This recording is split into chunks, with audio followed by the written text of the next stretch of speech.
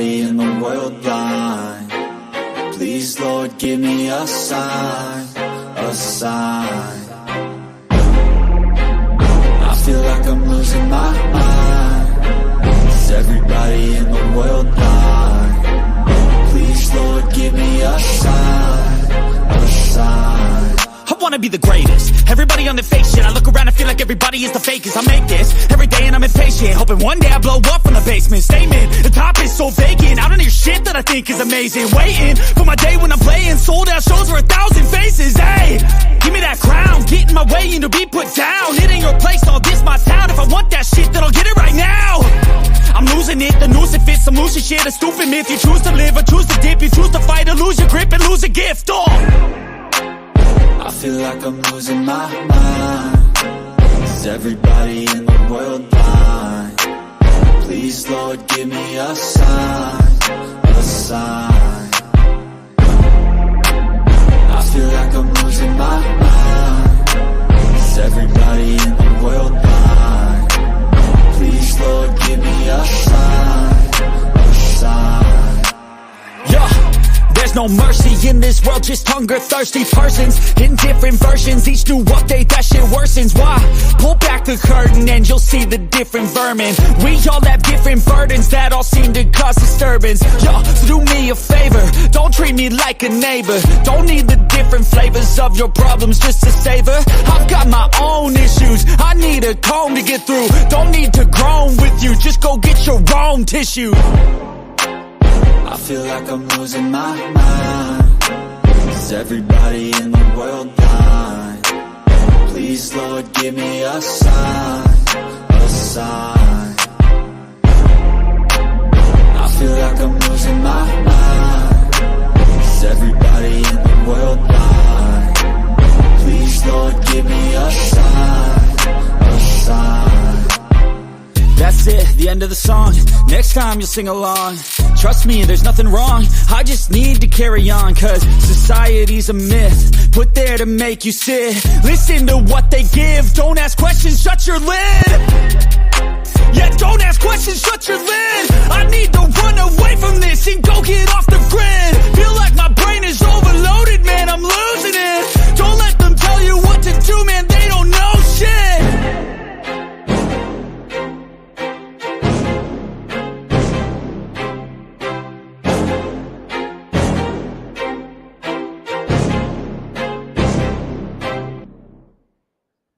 Hello and welcome to my Mind of Your Matter. My name is Rick. Let me turn this light back here.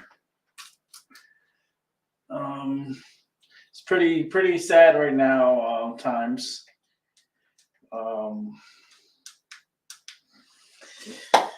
Yeah, there's another death, another high-profile death. I'm gonna send my condolences to Lisa Marie Presley, ex-wife of Michael Jackson. Has passed away at the age of 54. She died of a cardiac arrest. Her heart just stopped. They had resuscitated her and they had put her on life support today, and she just didn't make it. And she passed away. It's kind of sad, because, that's Elvis's daughter. So she's now with her father. And Lisa Marie Presley dead at 54. Pretty sad news coming in right now. Breaking through TMZ. You're born to die. You understand this, you know what I mean? And you are going to die eventually. Okay. And tonight's show, I actually named the show Paranormal Stories because I wanted people to share their paranormal experiences and their side of. Let me turn that candle off because the flame is a little too high on it. I'm gonna have to clip the wick off a little bit. But yeah, you're born to die, okay? And you're given a certain amount of time to live and to live life to the fullest, And I always thought this as a little kid, like, I'm going to die. How am I going to die? When am I going to die? Like, where am I going to die? It seems like, it's a burden. We're all going to die, and there's a lot of residue that's left behind of your soul. And I believe a lot of that energy stays behind here on Earth, because we're all energy. So that energy leaks out, and we end up having paranormal activities, paranormal like experiences. And I want everyone to share their experiences with me tonight and share your story of the paranormal and what you experienced. It can be at any point in your life, as a child, as an adult. I'm willing to hear your story, and come on to the show and express yourself. But this Lisa Marie Presley, I knew someone big was going to die. I knew someone that of her caliber was going to pass away. Just a lot of things has been happening that adds up to certain things that's been going on in this world. And we had a pretty large solar flare, right before we had the airlines with their computers going down. And they don't even know how or why their computers went down. I kind of have a figure of why and how. And then you have people like Jeff Beck, who passed away the other day. And now we have Lisa Marie Presley just passing away.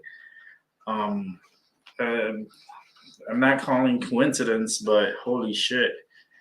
It's like, who's next? Because a lot of people are going to die.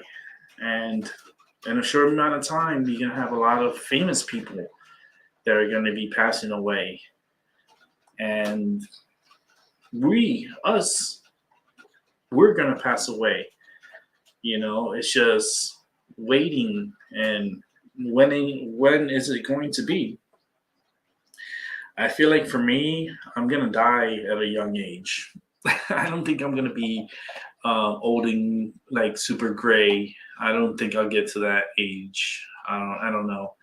I don't feel it. I feel like maybe I might go in my 40s. Maybe I could go in my 50s. But I'm here now. I'm doing my show. I'm going to try to do it for as long as I can. My health is not the greatest. And I'm still surprised of me being alive. And I have plenty of stories on that. I feel like I am a cat, and I have my 9 lives, and I went through pretty much all of them. I think I got a few left. But yeah, if you want to come on and share your paranormal stories, just let me know in the chat if you want to come on. That'll be helpful. Just kind of thrown off with Lisa Marie Presley, because she was just at the Golden Globes and she looked fine. But, cardiac arrest, a lot of individuals have been having issues with their heart. It could be something that's going on that we're not being told. I mean, there's a lot of shit going on, a lot of crazy stuff going on, a lot of distractions going on. I don't want to get into the political field, but fuck it. Let's just do it real quick. There's a big distraction going on right now. It's with Joe Biden, our president. With him, with his classified notes and information being pretty much everywhere. I'm pretty sure this dude's leaving top secret information just laying around everywhere. And it's just funny how it's just all of a sudden all this is happening, right? With all his whatever information that he's been leaving around, especially in his garage. In his garage of his private home, he has classified top secret information. I feel like this is a distraction. This is a distraction for Hunter Biden because of the laptop and the information that's in that laptop with regards to Ukraine, Russia, and China. I feel like they just keep pushing that narrative down the line, and they do not want to go after Hunter Biden, and they need to. They need to. You know what's the fucked up thing about it is that we're able to catch a murderer that murdered 4 people in Idaho, right? But yet we cannot prosecute or bring to justice someone that has committed treason. Him and his father committed treason, and yet we don't do nothing. The people, they keep working. They don't rise up. They don't talk. They don't march like they did or protest like they did a few years ago. Like, it just doesn't make any fucking sense. I don't, if I had the money, if I really had the money, if I was to win this fucking lottery, I will leave this country. I will leave this country. I will leave the United States of America. I just don't want to be a part of this country. I don't know. It's like, what country would I go to? Well, nothing like this here for sure. I would have to go buy my own island. If I had that $1.35 billion, I would buy my own island, and I would have it set up a certain way, and I can still do my shows from there. But I'll be more relaxed than I am now. And I would not have to worry about the United States. Unless they're going to come and attack my island, then we have problems. We're going to have problems. But yeah, I would leave this country in a heartbeat. I would either go to my country of Puerto Rico or somewhere else that's independent and that has more leniency, and I'm gonna have to buy my own island and just create my own fucking rules. Have my own constitution, develop my own constitution, and then not only that, but have maybe get a couple of people to pick out a couple of people like, you want to live with me? You can live with me. Come on down. Come live with a billionaire. Live life without fucking stress. That would be awesome. That would be. But we won't know until tomorrow who wins this Mega Millions. And it could be you if you play. I played only a couple of tickets. That's all. Probably like 3 tickets. And I got it with the Mega Play, with a multiplier. So looks like $3 a ticket. So, if I was to win, oh man, yeah, life would be life-changing for sure. I would be gone. I would be gone. I definitely would buy my own fucking island. I'll talk to Johnny Depp. I'll be like, hey Johnny, how I know you bought an island, right? How was the process of doing it? And what's the possibility and the chances of me buying your island? I'm pretty sure you'd probably sell it to me too. He's like, Rick, you want my island? Here's the figure. I'm like, give him the fucking check. I want the island. I want the island, all the staff, and let's keep the story, keep the show going too, because I want the show with higher production and a crew, and yeah, hopefully I can reach 1,000 subscribers. If that happens, I need more subscribers. But we're gonna light it up because this is a pop-friendly show. So if you're a smoker and you're here, smoke up with me, be a part of it, share your fucking paranormal activity stories with me. I want to hear it.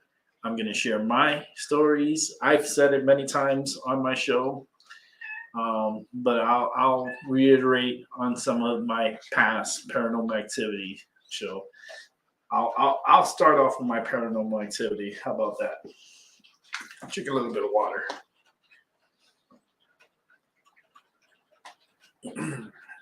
If I was to become a billionaire, I will fucking live in an island and eat fish every freaking day. I will eat lobster every day. I will eat fish every day and freshly caught. Like I will send somebody out to go get it and cook it for me. And that would be my breakfast, lunch, and dinner. I'll have my own chickens, so I don't have to worry about overpriced eggs in the supermarket. I was just so fucking like my mind was just going fucking crazy at the grocery store yesterday. I didn't come on the show yesterday. I wasn't feeling too good. I had a lot of things going on, and I wasn't feeling 100%. And when I don't feel good, I'm not gonna come on. It's not fair for me or anyone that I'm doing readings for to be coming on here not feeling well. But I went to the supermarket, right? And I was looking at the prices, and I was like, wow, okay. Until I got to the eggs. I got to the eggs, and for 18 eggs, this is a dozen and a half of eggs. 18 eggs, $10. $10 for 18 eggs. What the fuck are these chickens like? Yo, $10? I might as well buy the fucking chicken. I might as well buy chickens, keep them in a coop here, and have them laying eggs. And you know, when it comes time when they're not laying eggs, and you have a nice chicken dinner. And then you just replace that chicken with another chicken. And you'll have plenty of eggs. I'm gonna need my own coop. Because $10 a fucking for 18 eggs? Yo, I could be rich if that's the case. All I gotta do is just buy me like, what, 10, 20 chickens?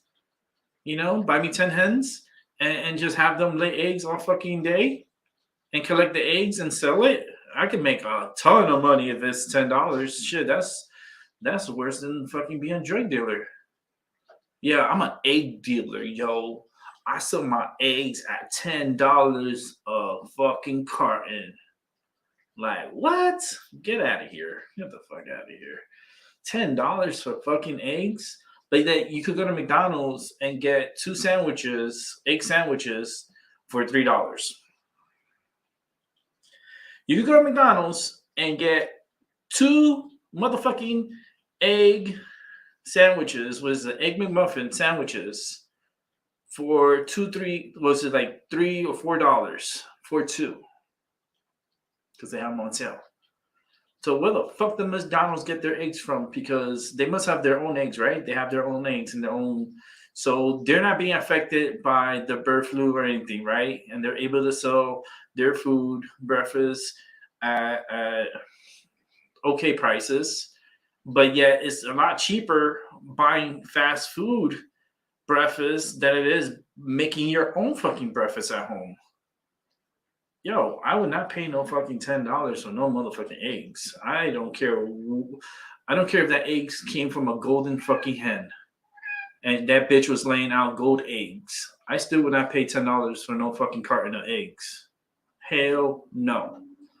You know, the dozen of eggs was $7. My cat is like trying to knock down my door. She's trying to knock down my door. She wants to come in. So I'm going to have to let my cat in because I always close the door and leave her out there, but she wants to come in, and it's not fair for me to leave her out. So let me go ahead and put the show on a quick little break. I'm sorry for this. It's just my cat comes first, and she wants to come in. I gotta let her in. You know, you gotta treat your pets with love and respect. And I treat my cat with a lot of love and respect. So with that said, let me go ahead and let her in. Be right back. Cause I don't give a fuck what you say. Yeah, I'ma do shit my way. So you can go kick rocks, I'ma stack bricks up, build what I want to make. Yo, I got a lot of shit to say, so I'ma do this every day. I'll be writing things until I'm fucking buried in my grave. 6 feet deep under, but my body won't decay. Cause my messages are timeless, so they'll put them on display. Oh yeah, I rap with a certainty, I have a sense of urgency. A message for eternity, for everyone internally. I had some people burning me, but now they fucking learn to see I ain't the one to fuck with, now they looking nervously. And I don't really care what you think of me respectfully. You can kick rocks if you think you're fucking better, see. I will outwork you, turn you to an enemy. Hurt you so bad that you're gonna need some therapy. I got the motherfucking recipe. I've been cooking up hits, I'ma leave a legacy. You'll be looking small when you're standing right next to me. I'm 5'10", bitch, but I'm 10 feet Cause I don't give a fuck what you say. Yeah, I'ma do shit my way. So you can go kick rocks, I'ma stack bricks up, build what I want to make. Cause I don't give a fuck what you say. Yeah, I'ma do shit my way. So you can go kick rocks, I'ma stack bricks up, build what I want to make. Yeah, I'ma do it my way.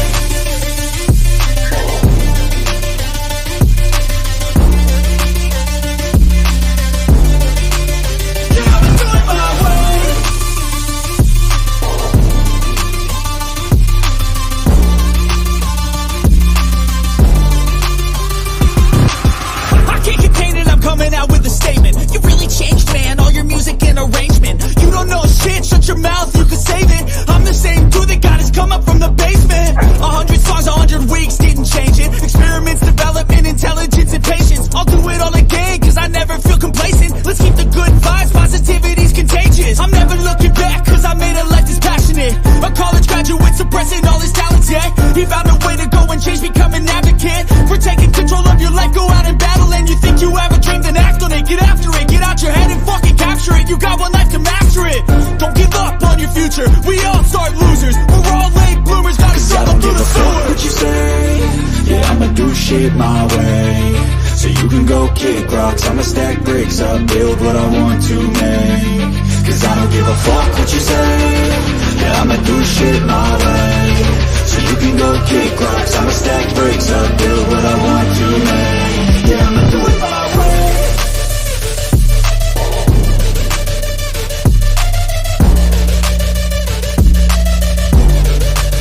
Yeah, I'ma do it my way.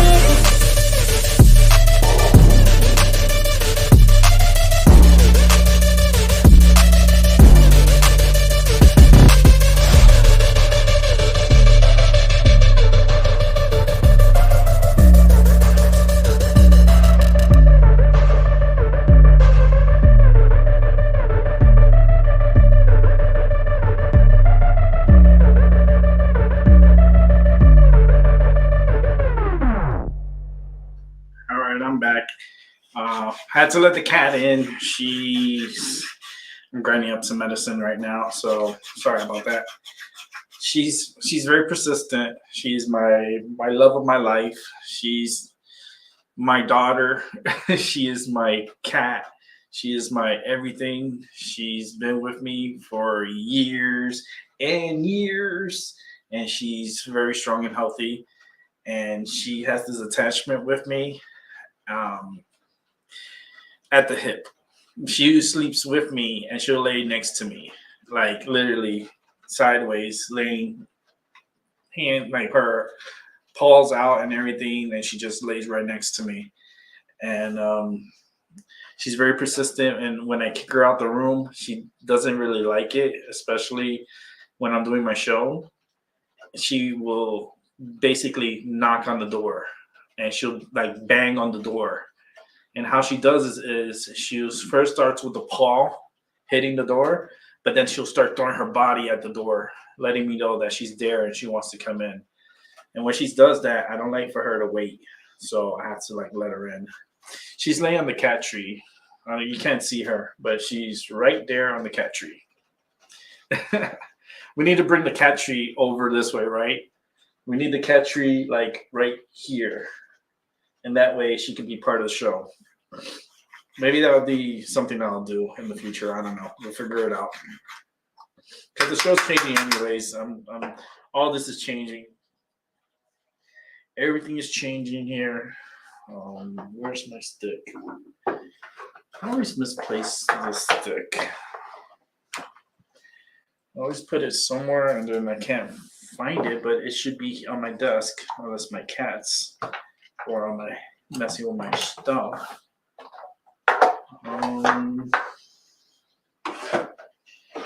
Okay, oh, here it is. Right in front of me. This little stick. It's like a little, you can't really see it. See this little stick? That's what I was looking for. Let me see the chat room. Albie, what's up, Albie? I'll be using my full name. Trying to hide from the FBI and the IRS and the Alphabet Gang. And I'll be using my full name. Like, damn, Albie. You have to go all full out Rick Rosado. Shit. Yep, I'm Rick Pink, bitch. Because Rosado in Spanish translated to English is pink. So when I was born Rick Pink. Rick Pink. I'm Rick Pink, bitch. Instead of I'm Rick James, bitch, which sounds a lot better than I'm Rick Pink, bitch. Actually sounds pretty good. Yeah, I'm Rick Pink, bitch. Rick Pink coming at you live from super rainy Connecticut. It is January 12th, 2023, and it is pouring outside. It's pouring.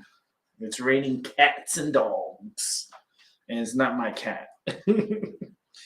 But I just grinded up some medicine because I had a pre-roll, but I wanted to mix it up with my Freudian C. It's my favorite, so I might as well just put in a little bit of my favorite.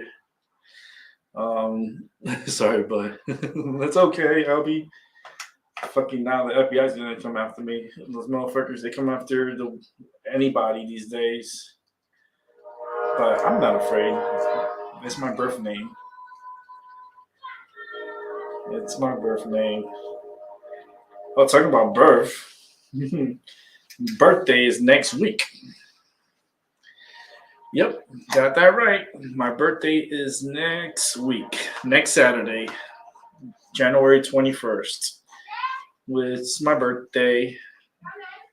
And it's going to be a good one. I believe, I hope.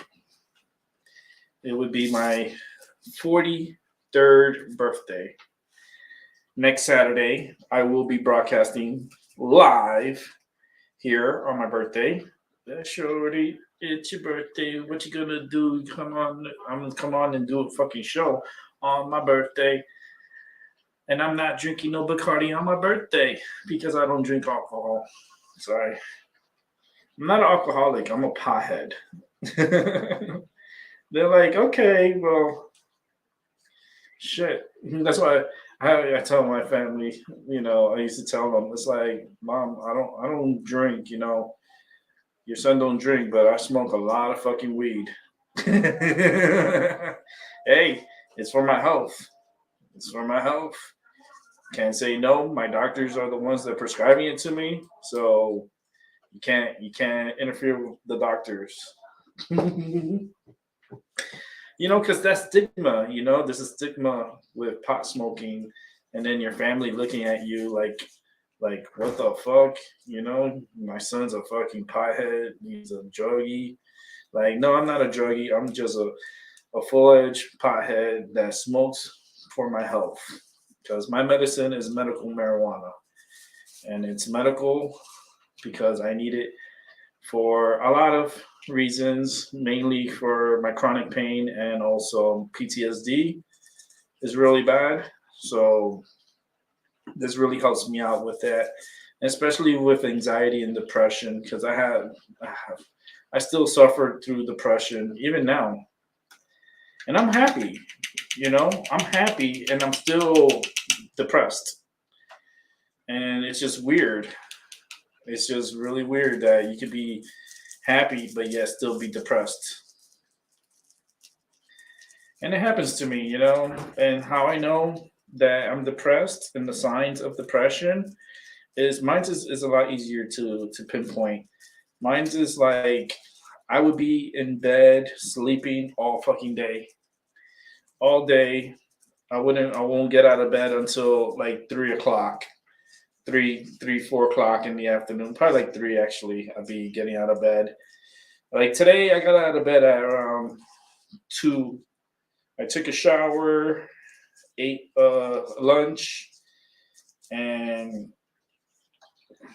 that was me being productive.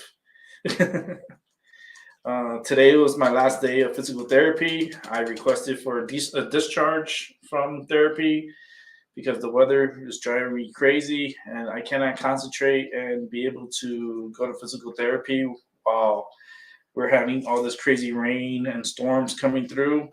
I would have thought that here living in Connecticut, you get a lot more snow than rain, but apparently I moved here and everything turned to rain. So we haven't had any strong like snowfall or any kind of like snow accumulations yet. We did have that one storm where it dropped about 3 inches, 4 inches, I believe. Other than that, that was it. For the season, that's not good. For our water, that's not good. For our plants, that's not good. We need a snowpack to develop so that way our trees doesn't get too dry during the year, because I have a feeling Connecticut is going to have a wildfire. They're going to have a wildfire and it's going to be hard to contain. I don't want it to happen, but I have a feeling it's going to happen. It's going to be like around upstate Connecticut. I have a feeling there's going to be like a wildfire. Sorry, I'm rolling my joints, so I'm really focusing on here. Just got this medicine rolled up, and I got to roll up another joint. So I want to just roll it up now, so that way I don't have to do it later while I'm talking. I know you guys are pretty interested on the paranormal activity, or the paranormal experience that I've experienced, and I'll share that with you tonight. I am. It's a creepy. I'll talk about my experiences with the paranormal, and I'm just gonna give a full rundown. So for people, this is the rundown of the paranormal activities of my life and what I experienced. And it's my story. It's my true story. There are witnesses to my story of my life. I went through a lot with paranormal activity. Go ahead and put this away here. Let's just move this out of here. And I want to share it again and speak upon it again, because I've done plenty of shows talking about it, but I want to go into depth. Like, I don't want to flip-flop a lot of things. I want to go from the beginning to now and everything that I have experienced, including my death, the 2 times that I died and came back to life. It happened 2 times, one in Florida and one time up here in Connecticut. And I've ended up in ICU plenty of times after I had surgery. But we're going to talk about all that and my death experience and what happened to me during that period of time. This thing is reading out too much weed. You can never have too much weed, but that's a little bit too much for what I'm going to be rolling. Because I like to roll 0.6 to 0.7. Once you go 0.8, that's a little bit too much and doesn't like smoke properly. And I like to roll my own medicine. I really do. I got the raw tips. These are a little box that it comes in. And you get like little tips, like little cigarette tips. You probably can't see it.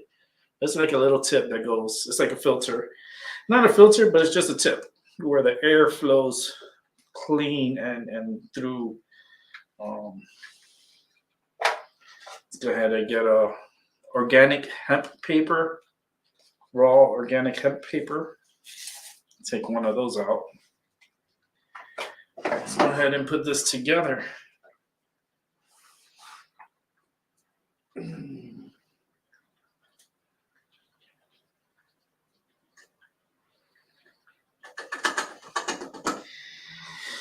Oh, let's get this rolled up.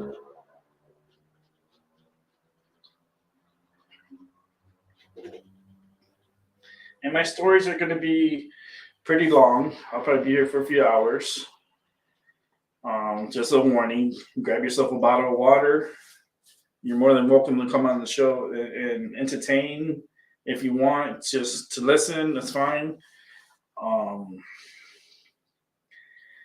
I'm going to start off from, like I said, from the beginning and move up.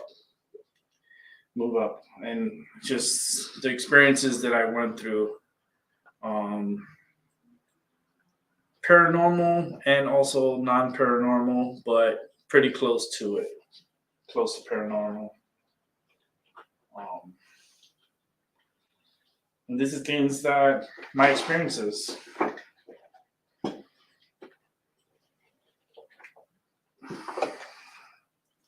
Let's go ahead and get the raw paper.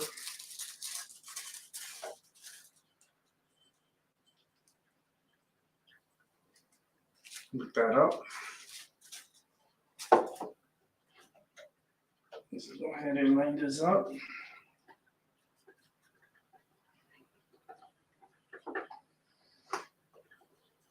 Okay, let's get this rolled up.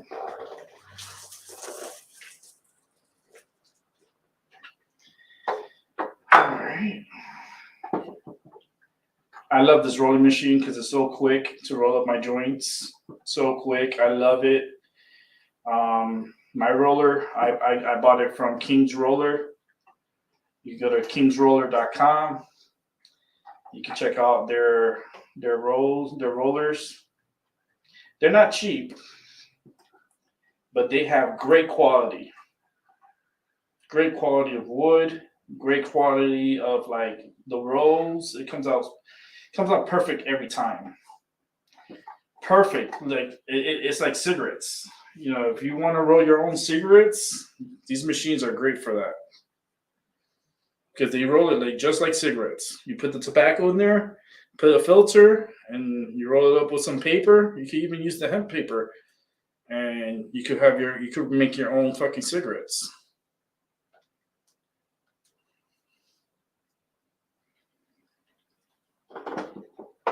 Okay, we're done here.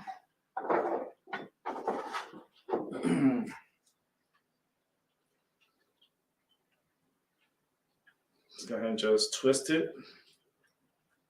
And that's it. Got my joint that I rolled up.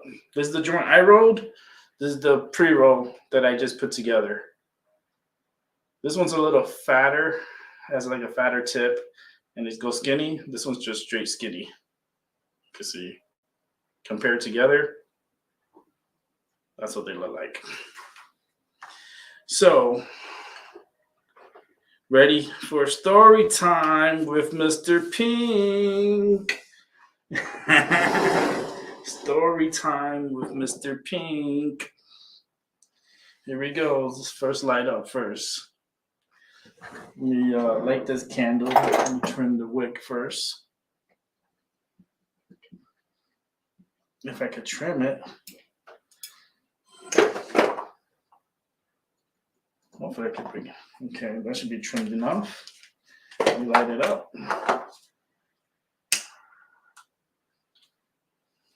There we go. Okay.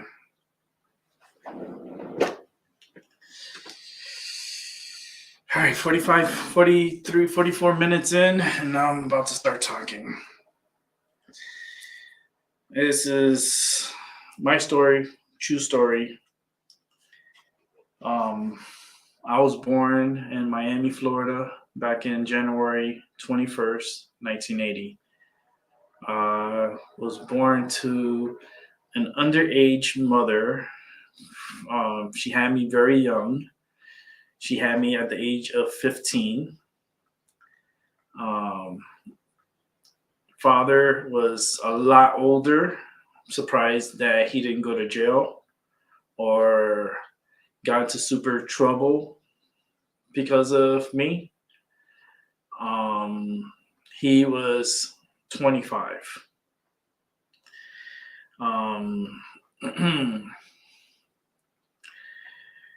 I was born at Jackson Memorial Hospital in Miami-Dade County, Miami, Florida.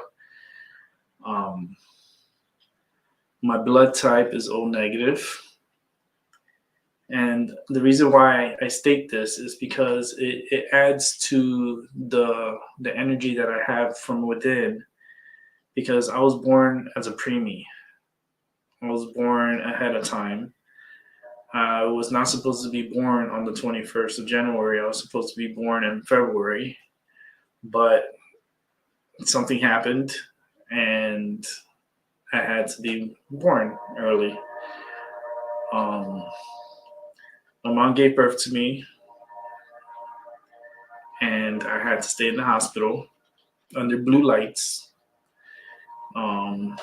because I was a preemie, and I almost didn't make it. I went through hell in the hospital, was able to get out of the hospital, and was able to. I was so little, but I made it, and that was the beginning of my life. Uncertain. Looking back, I remember when my parents used to change my Pampers. I remember when I peed on my mother. I remember when I peed on my father. I think I did it on purpose. I just pissed all over their face. just to make y'all laugh, just give you a little story. But I think when I was little, there was always something special about me. And the reason why I say this, right, is because both of my parents are light skinned. They're white. Not white like white out, like they have tan. They have a tan, but they're white. White Puerto Ricans. And when I was born, I came out dark. So there, right there is the first sign of uniqueness. Coming to my parents as a dark-skinned baby, preemie, O negative blood, straight black hair. When I got released and so forth, and my parents took care of me and stuff and brought me up the best way they could. I know I fell one time. When I was a kid, I was a little like 3-year-old. I remember jumping, like pretending I was Superman, and I would put a red towel around my neck, and I jumped off the sofa, from the top of the sofa, thinking that I was Superman, and I landed right on my head. My mom rushed me to the hospital. Face was all full of blood. I look like Stone Cold Steve Austin when he fought Bret Hart, and I Quit match where he had the blood gushing out of the face. That was me. I think that's what knocked a little bit sense into my head. I remember going to school. Well, before going to school, actually, let's talk about. I remember when there was a thunderstorm outside, and I was sitting at the entry of our apartment. It's like a step to get into our apartment, so I was sitting on the step inside, and there was a lightning strike that hit across the street from where I lived. And this lightning strike was so powerful and so strong that I felt the warmth, the heat from the lightning, and it threw me backwards. It threw me backwards, and I saw the flash. I saw, like, I felt like I got hit. That's how strong it was. My mom comes screaming, running to the door, and grabs me. And she's like, "You okay? Did you get hit by the lightning?"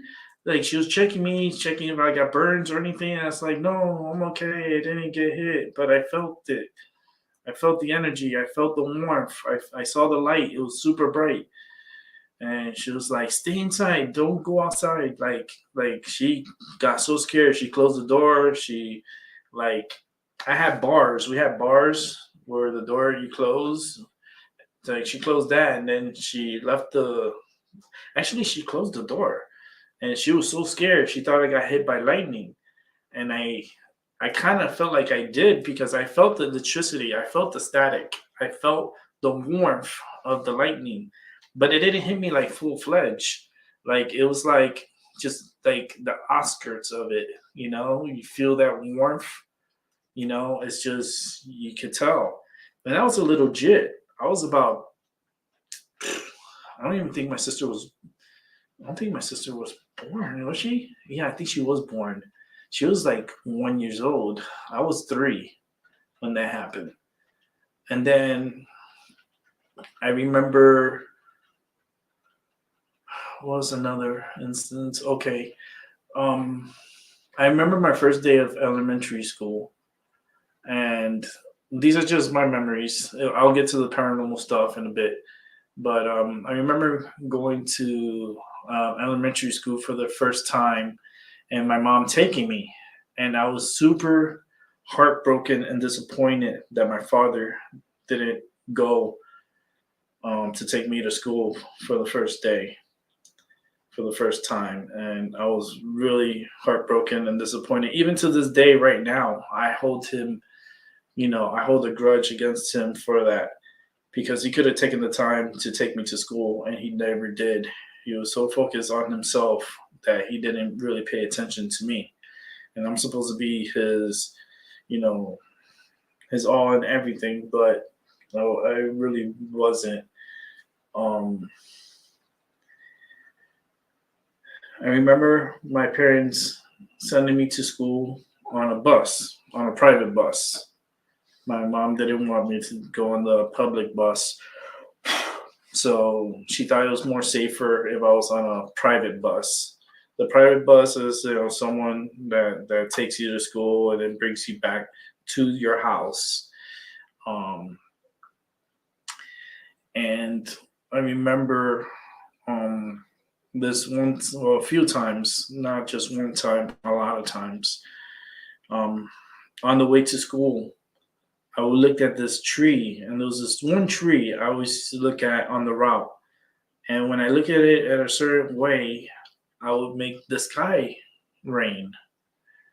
And it would be not regular rain. It would be like torrential downpour. In Florida, in Miami, we have a sea breeze. And the sea breeze, kicks up during the day and creates thunderstorms and rain and so forth. But this was something different. This was something unique. I would just look at this tree and just look at it in a certain way and just like really focus, and then look at the sky and look at the tree. And the tree kind of gives me like this confirmation, like, yeah, we're gonna make it rain. And sure enough, by the time we would get to the school, it would be raining. It would be pouring rain. And it would always happen every time I really focused on that tree. And every single time I focused on that tree, it always rained. Those days that we didn't go that route, we will go on a different route, and then it wouldn't rain that day. So that happened so many times. It's like I lost count how many times I used to do that. I remember getting to school and getting into class late because I would save the snails from the kids stepping on them, because the snails used to walk on the sidewalk, and then the kids, they're fucking idiots, they will come and they'll just smash them and jump on them. And it kind of broke my heart, seeing their guts all over. And I was devastated to the point that I remember in the morning just picking up all the snails and putting them by the tree. Even the caterpillars, I would pick up and put it by the tree and try to protect them from these fucking kids. Like the kids would piss me off because they were killing them, and I wasn't about that. I was more about trying to save them. Like I used to make a little pouch out of paper, and I used to put the snails inside of it, and then I would, make it into a little envelope and then take it to the tree, and then I would release them there. With the caterpillars, I used to do the same thing, but I was late one time, right? And they're like, you need to get inside. And it's like, I grabbed the caterpillars, and there was a few of them that I saved, and I put it in a paper envelope, and I grabbed some grass and some leaves, and I put it in the envelope. And I sealed it, I closed it, and I brought it with me to class. And once we had lunch break, I would take them out and then put them in a safe area, and put them outside. And I would do this all the time. I was always trying to save these caterpillars and snails and worms and you name it. I try to like really save it. And I think that was the beginning of me being in touch with Mother Nature and with that life and that energy. And I felt like maybe that was the beginnings of my energy with the earth. Then came a time where I was in the bus, right? And I fell asleep. I fell asleep in the bus. And this is a private bus. And I fell asleep, and she dropped off all the kids and didn't check the bus. And I was in the bus sleeping in the back row. I remember waking up, and it was 6 o'clock, and it was like 6 o'clock. It was evening time, and I was trapped inside the bus.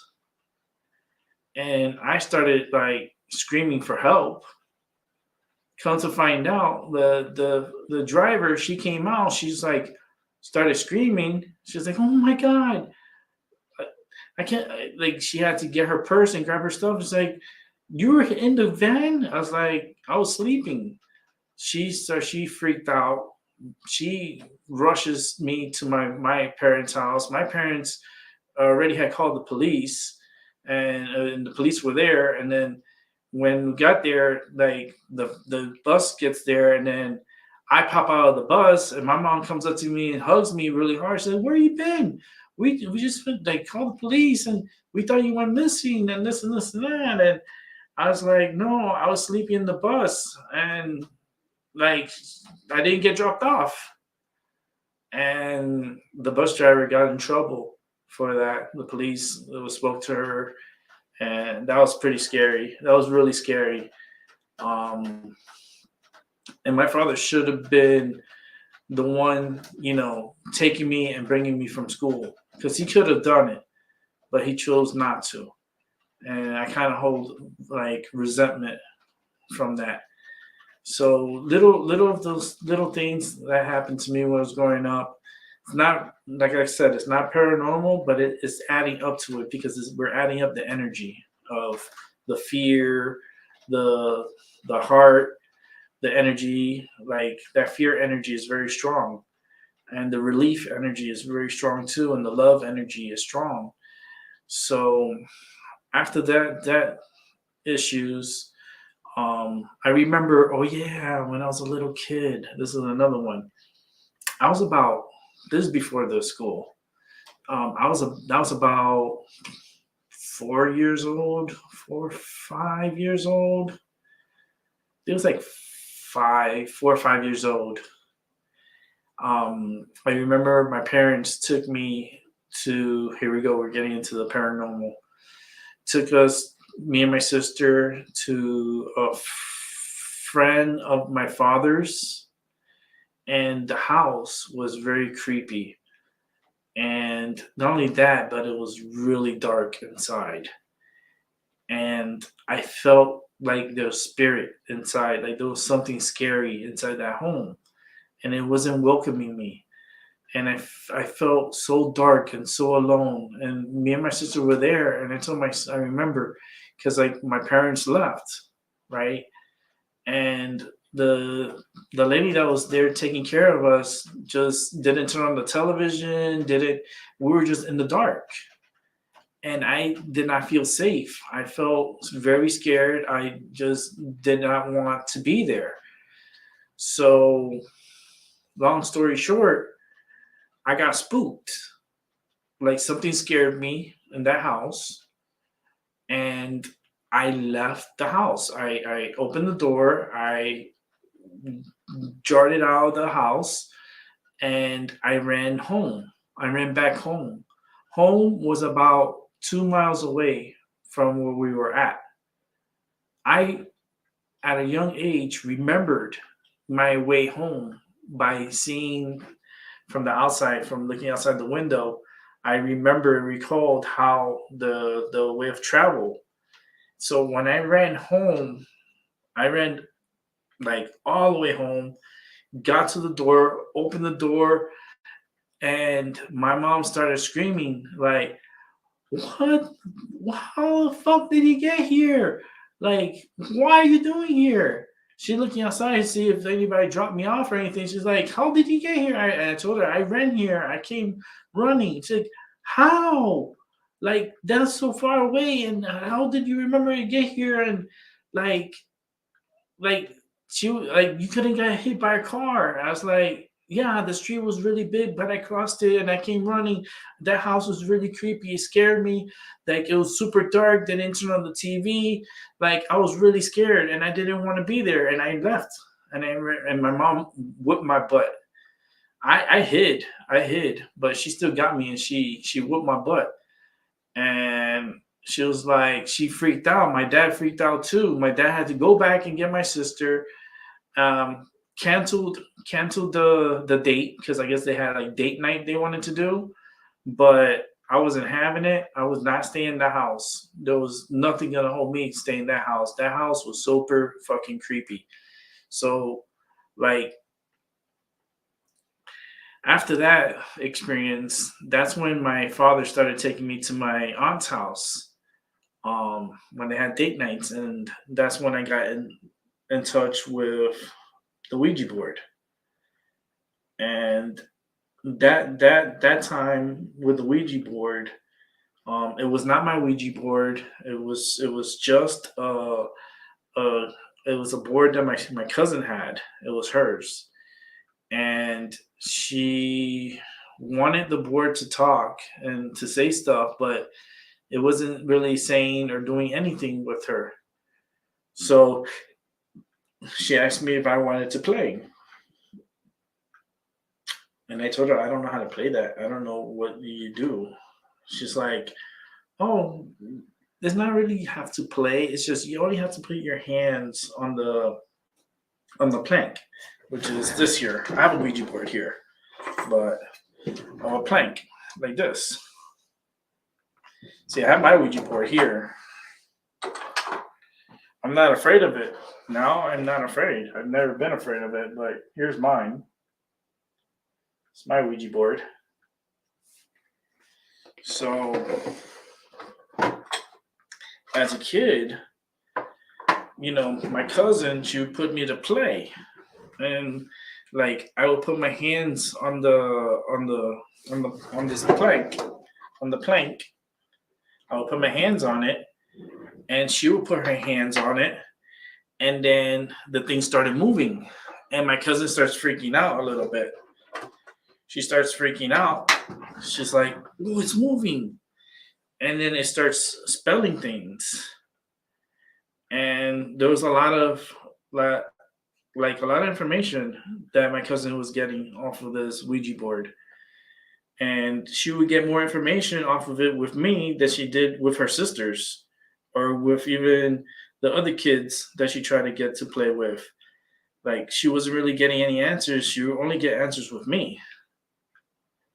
So when my dad used to drop me off at my aunt's house, we would go next door to her friend's house, and we would play the Ouija board there. Sometimes, I would say, like 75% of the time, we would play it there, and we'll have other people like watching, and the thing would be moving. It'll be spelling, and my other cousin would be writing down what the words are, like the letters that are coming out, and then spelling out what it's coming out, and it should be pretty aggressive. There was this one, I forgot his name. It was a name. He was a military guy. He had died in the military, and he was not old. He was in his 30s, and he had like, my cousin was asked all these questions, and it would answer. It would just answer. And then there was this one spirit. I think his name was James, and he was tough. He was a tough one. James, Zozo was another one. Sometimes we'll get a female. I don't remember the female's name, to be honest with you. But we would play a lot. And my cousin used to love playing with me because, like, it would move so much with me. And I'm like 5 years old, and I'm like, what the hell's, like, I don't know what this is doing. So we're gonna go to the story again with the Ouija board coming to my home for the first time. Mind you, this is an apartment that we just got and rented out. My family, we're moving into this apartment.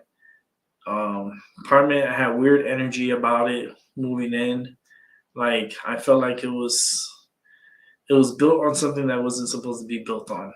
Okay, as a little kid, I felt weird living there, and like I explained that story and what happened, but I'm gonna do it again for this show because this is particularly for the show because of Paranormal Stories. My cousin comes over. My mom's cooking. I'm sitting at the table in the kitchen, and my cousin brings the Ouija board to my home. And my mom's like, "What's that?" She's like, "Oh, it's a board game where you can speak to the spirits and they like answer back and so forth." My mom's like, "Huh, okay." So, like, my mom didn't really care because she wasn't really into that stuff. So we start playing, and we open the session, and she opens the session, and then she starts asking questions like, "Who am I talking to? Who's here? Can you tell me your name?" And then it would move, and it will spell out a name. And then my cousin will ask, "How old are you?" then it'll give you a number. And we'll ask, what was it she asked? I forgot what she asked, because the next thing I know, like, we asked a couple of questions. She asked a couple of questions, but then my aunt came in. My aunt came to my house, and my cousin got up from the table and went to give my aunt or her mom a hug and a kiss. And she left the game open, and I left my arm on the board. And next thing you know it, like, my aunt came towards me, and my arm started getting cold, like ice cold, like from like my hand all the way up to my shoulder into my chest, like freezing cold. And I told my aunt, like, and I told everybody, it's like, I'm getting really cold, I'm freezing, like, I don't know what's going on, like, I'm not feeling good. And like my aunt touched me, I was like ice cold. She's like, oh, get him on the floor, get him on the floor. And she started praying over me, and she sent my cousin to go get holy water. And my cousin ran because it was down the block, so she ran pretty quick to go get it. She got a bottle of holy water and came a nick of time. And then my aunt started like all these prayers and doing all this stuff on me, took off my shirt, and then she put the holy, like, my cousin came, she put the holy water all over me, and then started praying even more and telling the spirit to get out of me, and so forth. And you're not welcome here. And next thing you know, I tell my aunt, I was like, I'm okay. She's like, what? You're okay? I was like, yeah, I'm fine. She's like, you sure? I go, I'm okay. Oh, she's like, breathes a sigh of relief, but I feel something still inside of me. There's still something inside of me, and I don't know what the hell it is. I don't know what it is. My aunt got mad, and she went to the table. She grabbed the Ouija board, and she broke it in half. She broke it in half because she knew what that was. They didn't specify what it did. It opened portals. It could, spirits could get inside you. You could get possessed by this board. And sure enough, that was the case. And she ripped up the board. We never closed out that session. We never said goodbye. She just ripped that board up in half and had my cousin throw it in the garbage. My cousin was really upset because she didn't want the board to be destroyed. She didn't want it, but my aunt broke it and threw it away.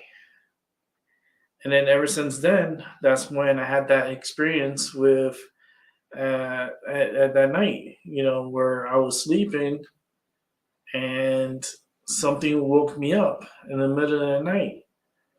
And like, I hear this voice in my head, like, telling me to shh, stay still, don't move. Like, I'm trying to figure out I was trying to move, and I couldn't move. I was frozen in place. Like, I was paralyzed. Like, it's kind of like your heart kind of freaks out and you can't move. I was trying to scream, I couldn't scream.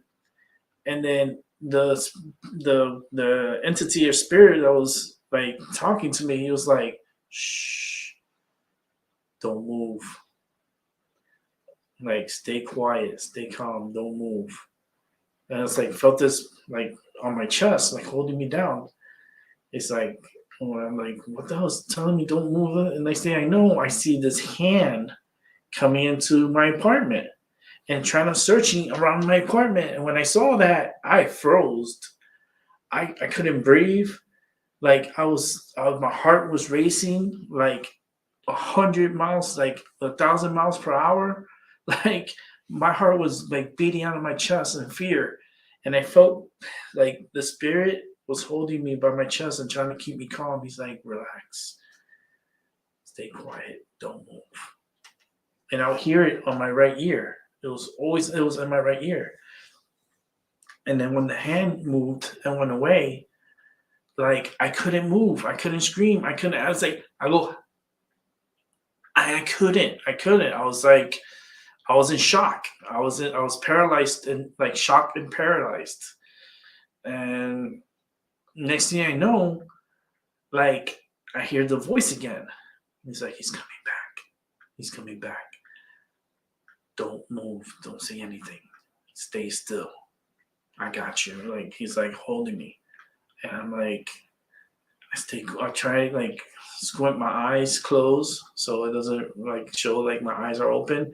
I was squinting my eyes and I saw the hand come back in and start searching and going like this all around in my room.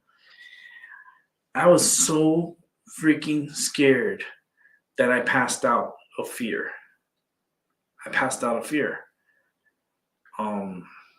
Woke up. My father woke me up to get ready to school. I explained this so many times.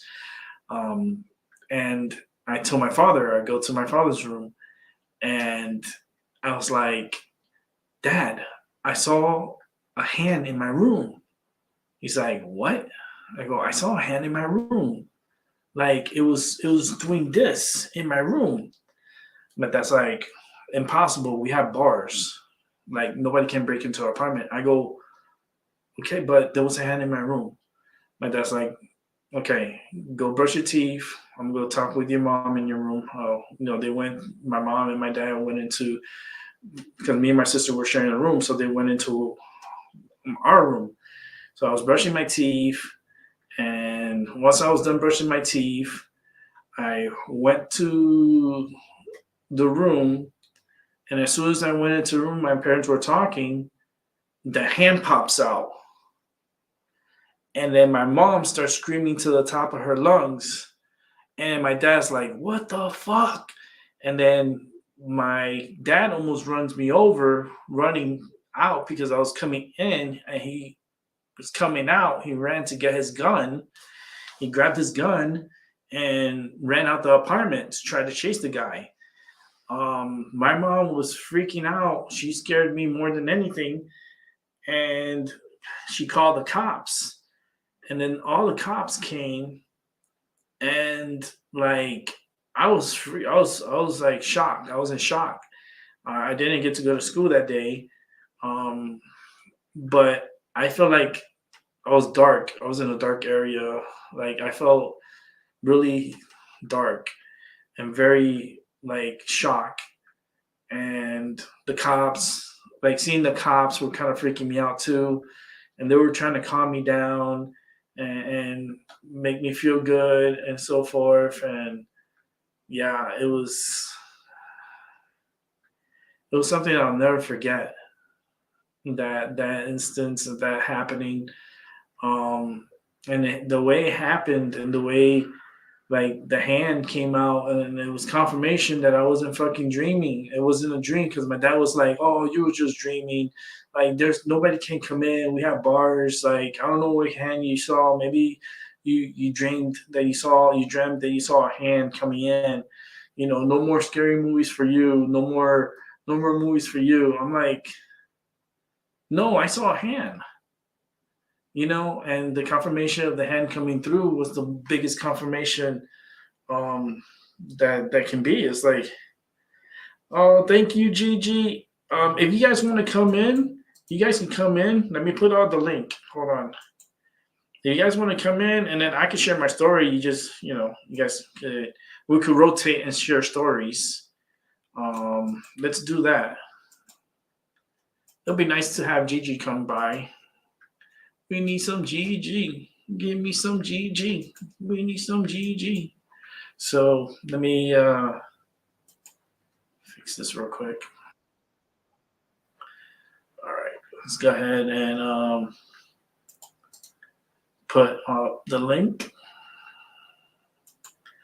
So I'm going to put out the link for 1 minute. 1 minute. So you can come in and enjoy the show with me. And we're going to continue talking about paranormal experiences. This is a Paranormal Stories episode where you talk about your paranormal activity experiences. I want to hear from you. I want to hear your experiences with the paranormal. How many times have you encountered these experiences? And yeah, share your story because I have a lot of stories, a lot. Like this series is gonna go on for a while because I'm just touching like the beginnings of my experiences, just the beginnings. Um, Albie, I hope your situation is fixed with your computer or with your phone. Um, you're more. If you're waiting in the background, Gigi, I'm gonna bring you in a moment. I'm gonna bring you in. I'm waiting for Albie to see if he comes through. Um, but yeah, let me finish up the story. But yeah, the cops scared the shit out of me more than anything because all those guns and all these people walking in and looking and taking pictures and asking me questions and what did I see? What like I didn't tell them about the voices because something in my mind was telling me not to tell them because I was like more between me and the spirit that was telling me, and I felt like it was an Indian spirit, like it was a native. I felt like I had a good spirit and a bad spirit within me. And when that happened with the Ouija board, they kind of infiltrated into me. And I feel like to this day, they're still in me. Um, Let me check here real quick, see if, okay, there we go. Let me go ahead and take down that app, that link. I'm gonna bring you both on right now. Let's go ahead and remove it. That's the only way I can control the people from coming in. So let me go ahead and bring in Albie. Yo, what's up, Albie? What's up, man? Oh, look at the woods in the background. Let's go ahead and bring in Gigi. Hey, Gigi. Hello. Hey, Hi, how are you? you doing? Doing good. I'm just here in the dark, so I have the camera off because the baby is trying, well, he's not a baby no more, but he's trying to fall asleep and stuff. And I'm like, well, let me just chill here for a little bit. How old is he? He turned 6 November 10th. He's a Scorpio. So yay me. Ooh, November 10th. Mm-hmm. Okay, that's what's up. Yeah, So what's everybody's sign? What's your sign, Rick? I'm an Aquarius. I'm on the cusp between Capricorn and Aquarius. My birthday's in January 21st. Hey, Albert, what's your sign? I'm a Sagittarius. I was born in similar trough. Hey, so I'm a Virgo and I was born on the very last day at around 11:50 something. So I think I was meant to be a Libra, but it is what it is. So you're the end of September? The very end of the very last day of September. I mean, the very last day of Virgo. Oh, okay. Last day of Virgo. Okay, yeah, because my sister's a Virgo. Mm-hmm. Yes, but she was born September 6th. Oh yeah, so she's in the very beginning. See, she's like a Virgo, and I feel like I should have been a Libra. Yeah, I get She along would have with waited a little bit longer. Yeah, it tends to happen, right? It's like, see, with me, my birth happened. It was just I'm a preemie. My mom was excited because she was supposed to fly to Puerto Rico because she didn't want to have. I don't know if she wanted to give birth to me here or what, but she got scared or something, and I came out as a preemie, and I was born January 21st. And then which makes me a master number 22. Oh, look at that. On September 21st. I'm also preemie. I was supposed to be born in November Yeah, you see? as an And incubator baby. yeah, me too. I was an inky baby. I was the blue Mm-hmm. lights. They put the blue lights on me and pretty much came out of the hospital a few weeks later and I'm here and I'm alive. And I think all that experience going through, especially as a preemie, makes us more clairvoyant, makes us more, Oh, for sure.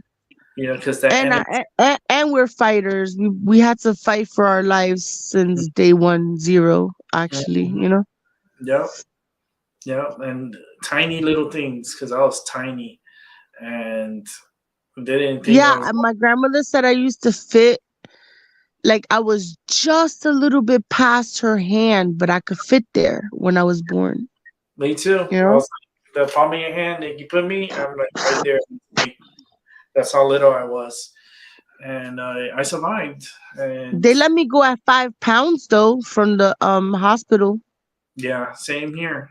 I think it was like five, Mm-hmm. 6 hours to let me out. But it took a few weeks for me to come out, and it was just difficult with me because they constantly had to take me back to the hospital, and I had issues. All in all, I made it through, and I'm good. I'm really good. But back to the story. Um, with that spirit coming into me, I felt like the spirit that got into me was a Native American spirit, and he didn't really want me to get in trouble. He was kind of Yeah, like a wasn't he protecting you, he if was I recall correctly? yeah, he was protecting me through that Yeah. instance that I with the window with the hand coming in. He was telling me Yeah, like he's coming or something like that, I remember. Yeah. he was warning me like he's coming back. Stay calm, don't move. Don't like. I couldn't scream. I couldn't move. I was paralyzed. I was Yeah, sleep paralysis. yeah. I had paralysis. I was paralyzed. I couldn't even scream. I couldn't do nothing. Like that's why. Okay, what they said about this case up in Idaho, where the four murders happened, and one of the Mm-hmm. witnesses, she saw the guy and she froze, and she had like that paralysis. She froze and passed out pretty much, and then she didn't wake up until later in the like after almost afternoon time, and that's when she realized like what happened, and then she called the police. But then there people are questioning, oh, why did it take you long to call and the police and this and that? But people don't understand when you get this paralysis, this paralyzing, where the fear puts you in a kind of like a coma. It puts you like in a Yeah. little coma, I've and never I never passed out. Remember when I was telling you about when I froze? Like I froze, like I couldn't move, I couldn't do anything when I seen the dog. Do you remember that? It's in hmm the last live. hmm I think that's our body's mechanism to, like, I think that was a response to fear. I had to literally physically tell myself, like, hmm nope, don't show it fear, because if you show it fear, it's gonna like either follow you upstairs or something. And yeah, yeah, I'm never gonna forget that. All of a sudden like I unfroze. It just sounds so weird. And it was broad daylight too, and I was outside. I unfroze and I walked right up the stairs without looking back or anything, because I hmm didn't want to show it fear and stuff. But that was very much there. Like that dog, it was one of the scariest experience ever, honestly, which is why I stopped fucking with big the dogs. Ouija and all that stuff. Yeah, because I felt like I was maybe opening portals that I wasn't ready to deal with, and I'm still not, and I would never do it now because of my baby, but hmm I, I don't know. Yeah, I totally understand you about that freezing stuff. Is Albert gifted? Are you gifted, Albert? Albert has his moments. Well, I'm kind of sort of gifted. I mean, I've been in special ed classes, but I have a slow mental process. I do process things slower than people because I've been through Mm-hmm. trauma growing up. And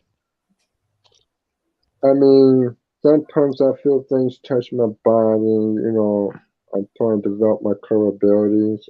Sometimes I hear things, my ear rings. Sometimes I get a headache, and sometimes I ache inside my body. But I know what that problem is, me being lazy. But in that way, I believe I'm gifted.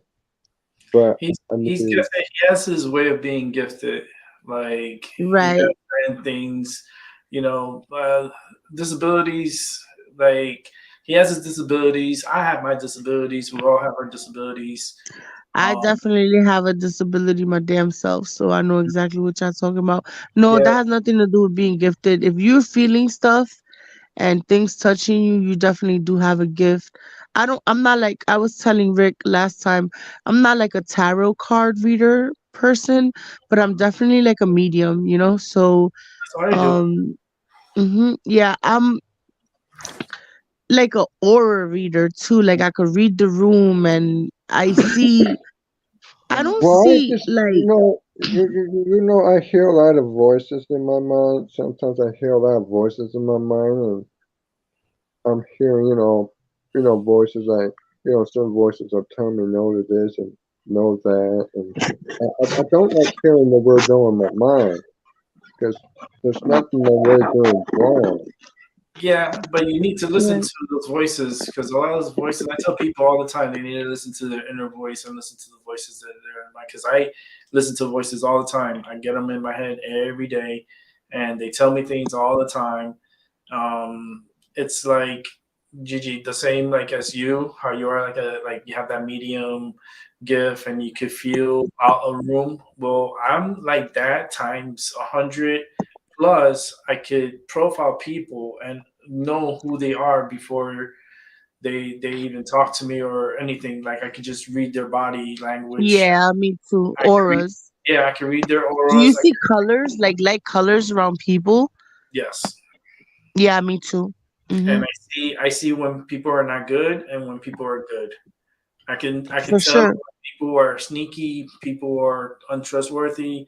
Like I could read them easily from a mile away. Like it's sometimes it prevents me from even going outside because every time I go outside, I'm constantly like profiling people, and then I don't feel safe sometimes.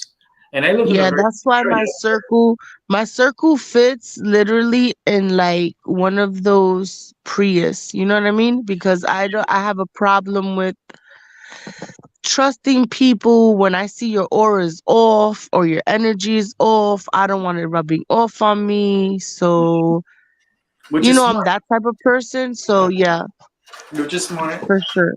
It's really smart. It's like you need to be that way because I was that way too.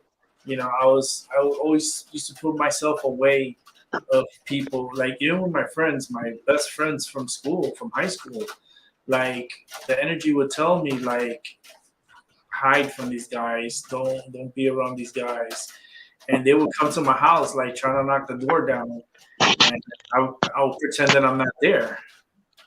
Because I didn't want to be around them because the energy that was telling me not to be around them because they were up to no good. So, I always listen to those voices, and I've had those voices ever since like I was like what I had those voices since I was what easily 4 or 5 coming into me, and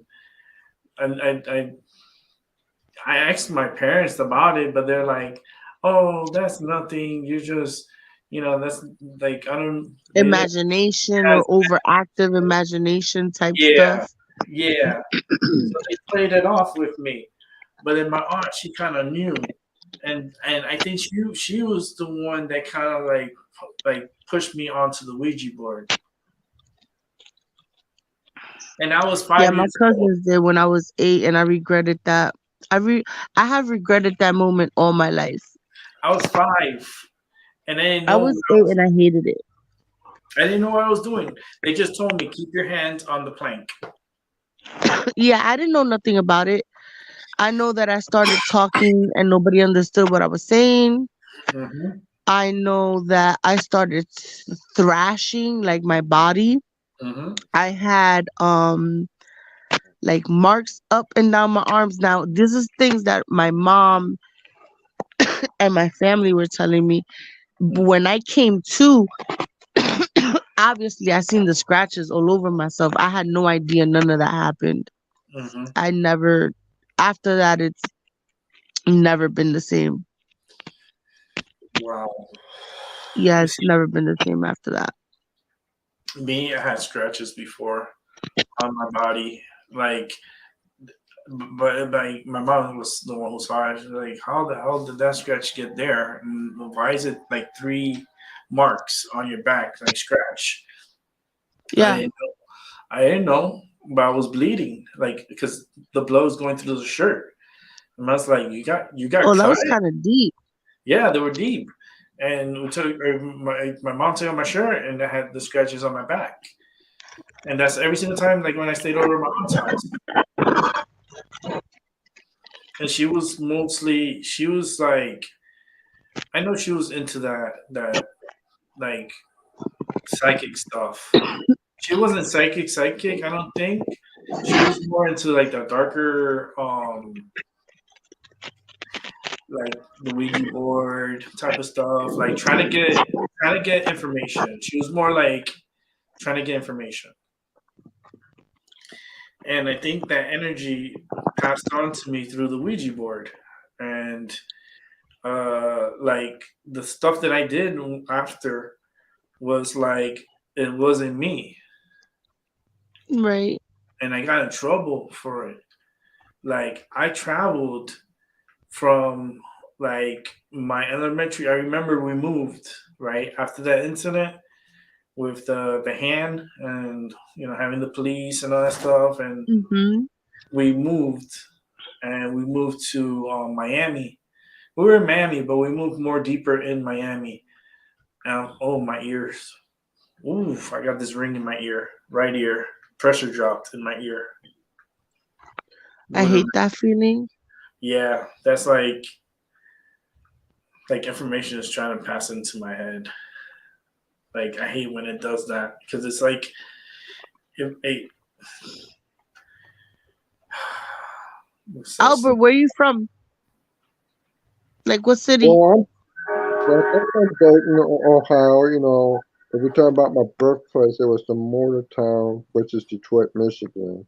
But I moved out of Okay. Michigan with my bro, and I reside with him in the state of Ohio in Dayton. Okay, that's cool. I like meeting people from different places, especially like in this type of situation. I'm Mhm. from the Bronx, New York. I moved upstate though. You're from the ghetto, Yeah, aren't but you? ain't no I ghetto. am from the I moved out the definitely the I'm ghetto. a Bronx bomber, my dude, to the death of me. Nice. Have you gone to the Yankees game? You've been to Yankees game, right? Oh yeah, like that was my father. Well, we're Dominican, so Dominican people love baseball, right? Right. Yeah. So um, oh yeah, that was like a when it was in season, that was like a weekend thing for us. Have you guys? Whenever there was a game at home, we were Mhm. there. Have you guys gone to the new stadium? Yeah, the new stadium is fucking amazing. Man, I haven't gone yet. I want to go. I want to go. Yeah, But it's pretty cool. you're in upstate now, right? I'm upstate. Yeah, I'm about 2 hours away from the Bronx. So I go down there every other weekend still. And now I Okay. like my peace. Now I can't even. Before, oh my God, don't laugh at me though. So when I first moved upstate, right, it was such a culture shock. I had to learn how to sleep without sirens, without neighbors talking through the walls. You know what I'm saying? Mm-hmm. Um, Like the So quiet. now, yeah, now I'm upstate and I go to the city and I could only be in the city for about 3 to 5 days. Other That's than that, I'm screaming to go back to my peace. dang. I don't have to fight for a parking spot. Ugh. You can leave your cars unlocked up here still. You know what I mean? Like it's just such a different life. So, what part of upstate New York? So so there's all right, I'm 30 minutes away from Albany, which is the capital of New York, and it's called Catskill. Oh, okay. Girl, you're not that far from me. You are not. No, hell no. You I are could not far from me. hell to the no. I'm really actually close to an exit to go to Connecticut. It's not that bad. Oh my God! Wait a minute. Hold on. Because I see here. Yeah. Okay. or Massachusetts. I'm really close to Massachusetts too. Actually, the exit to Connecticut is about 15 minutes away from Great Barrington. So it's Yeah. really close. Oh, you're close. Mm-hmm. All right. So, damn, I'm trying to find your area. Okay, so is it west of Albany, So it's south of Albany. south of Albany? Okay, you Yeah, said and it's not to be confused with the Catskill Mountains either. That's like a whole different type of area. okay, Catskill. Here it is. Oh, so Hmm. you got a little historical site there too. It's Okay. a little historical site. It is very active in the paranormal world, Mhm. ridiculously active. Right. The Oh, so Bronx you got Museum. So the we. people who they traveled, you know, those buggies and horses back in the Mhm. days before there were cars, Let me all the actually. way from the Bronx, all the way upstate to try to like get some land and acreage and do all that stuff that you really couldn't do in the city, because in the city back in them days there were tenements where, which is why we have a lot of buildings. We have a lot of buildings because there's it's such a small area that you Mhm. had to build up instead of building wide, right? So we have the Bronx Museum right here in Catskill, which is, I think that's so awesome. Well, it's actually Coxsackie, but that's only 5 minutes away.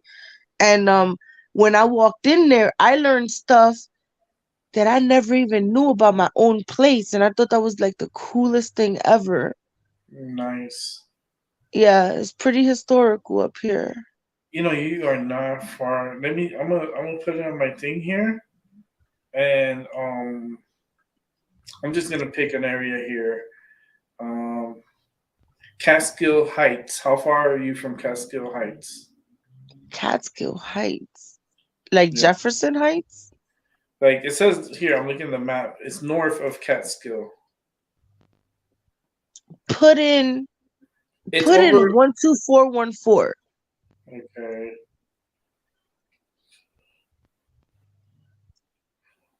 One, two, one, two, one, two. 414.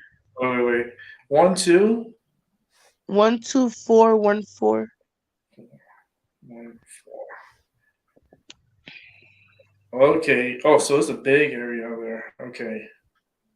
It's Okay. more rural, so it's like a big lands, but the Uh, village, like the Catskill village itself, is so small and quaint, and it reminds me of that's what I all was those looking freaking shows that I at. used to watch back in the days. Like it's so, and it's so clean, like it's a different world. You would not think I'm still in New York. It's such a different world. Yeah, it is. It is. I agree. Like I can see the Walmart there. Yeah. 2 hours. You're Yeah, two like hours. You 2 hours away from me. yeah, Two you hours. see, that's approximately about the same time. Well, an hour and 45 minutes from the Bronx, but about approximately the same time. Yeah, it's not that far. Yeah, because it takes me an hour and 40 minutes to get to the Bronx. An hour and 40 minutes. Albert, you Yeah. ever been to NY, New York City, or no? No. No, I want to travel, but I never traveled anywhere to other states. I mean, I want to, and I'm in a relationship right now with somebody who lives in California. Oh, nice. If it's successful, we're going to move to Massachusetts, same in Massachusetts. Massachusetts is, I recommend it. I love Massachusetts. Yeah, that's good. Um, it's a Commonwealth state, but it's actually a really good state, you know? Mhm. Well, I don't know about Boston, but like Great Barrington is awesome. Nah, stay on the west side. The east side, Yeah, that's for sure, Boston. for sure. The Boston is just like the Bronx is Mhm. another whole ghetto. You know what I mean? is I that like. good, Gabriel? Is a good ghetto. So there's always good spots in ghettos. Like Riverside in the Bronx is a whole different world than Fordham and Valentine in the Bronx, right?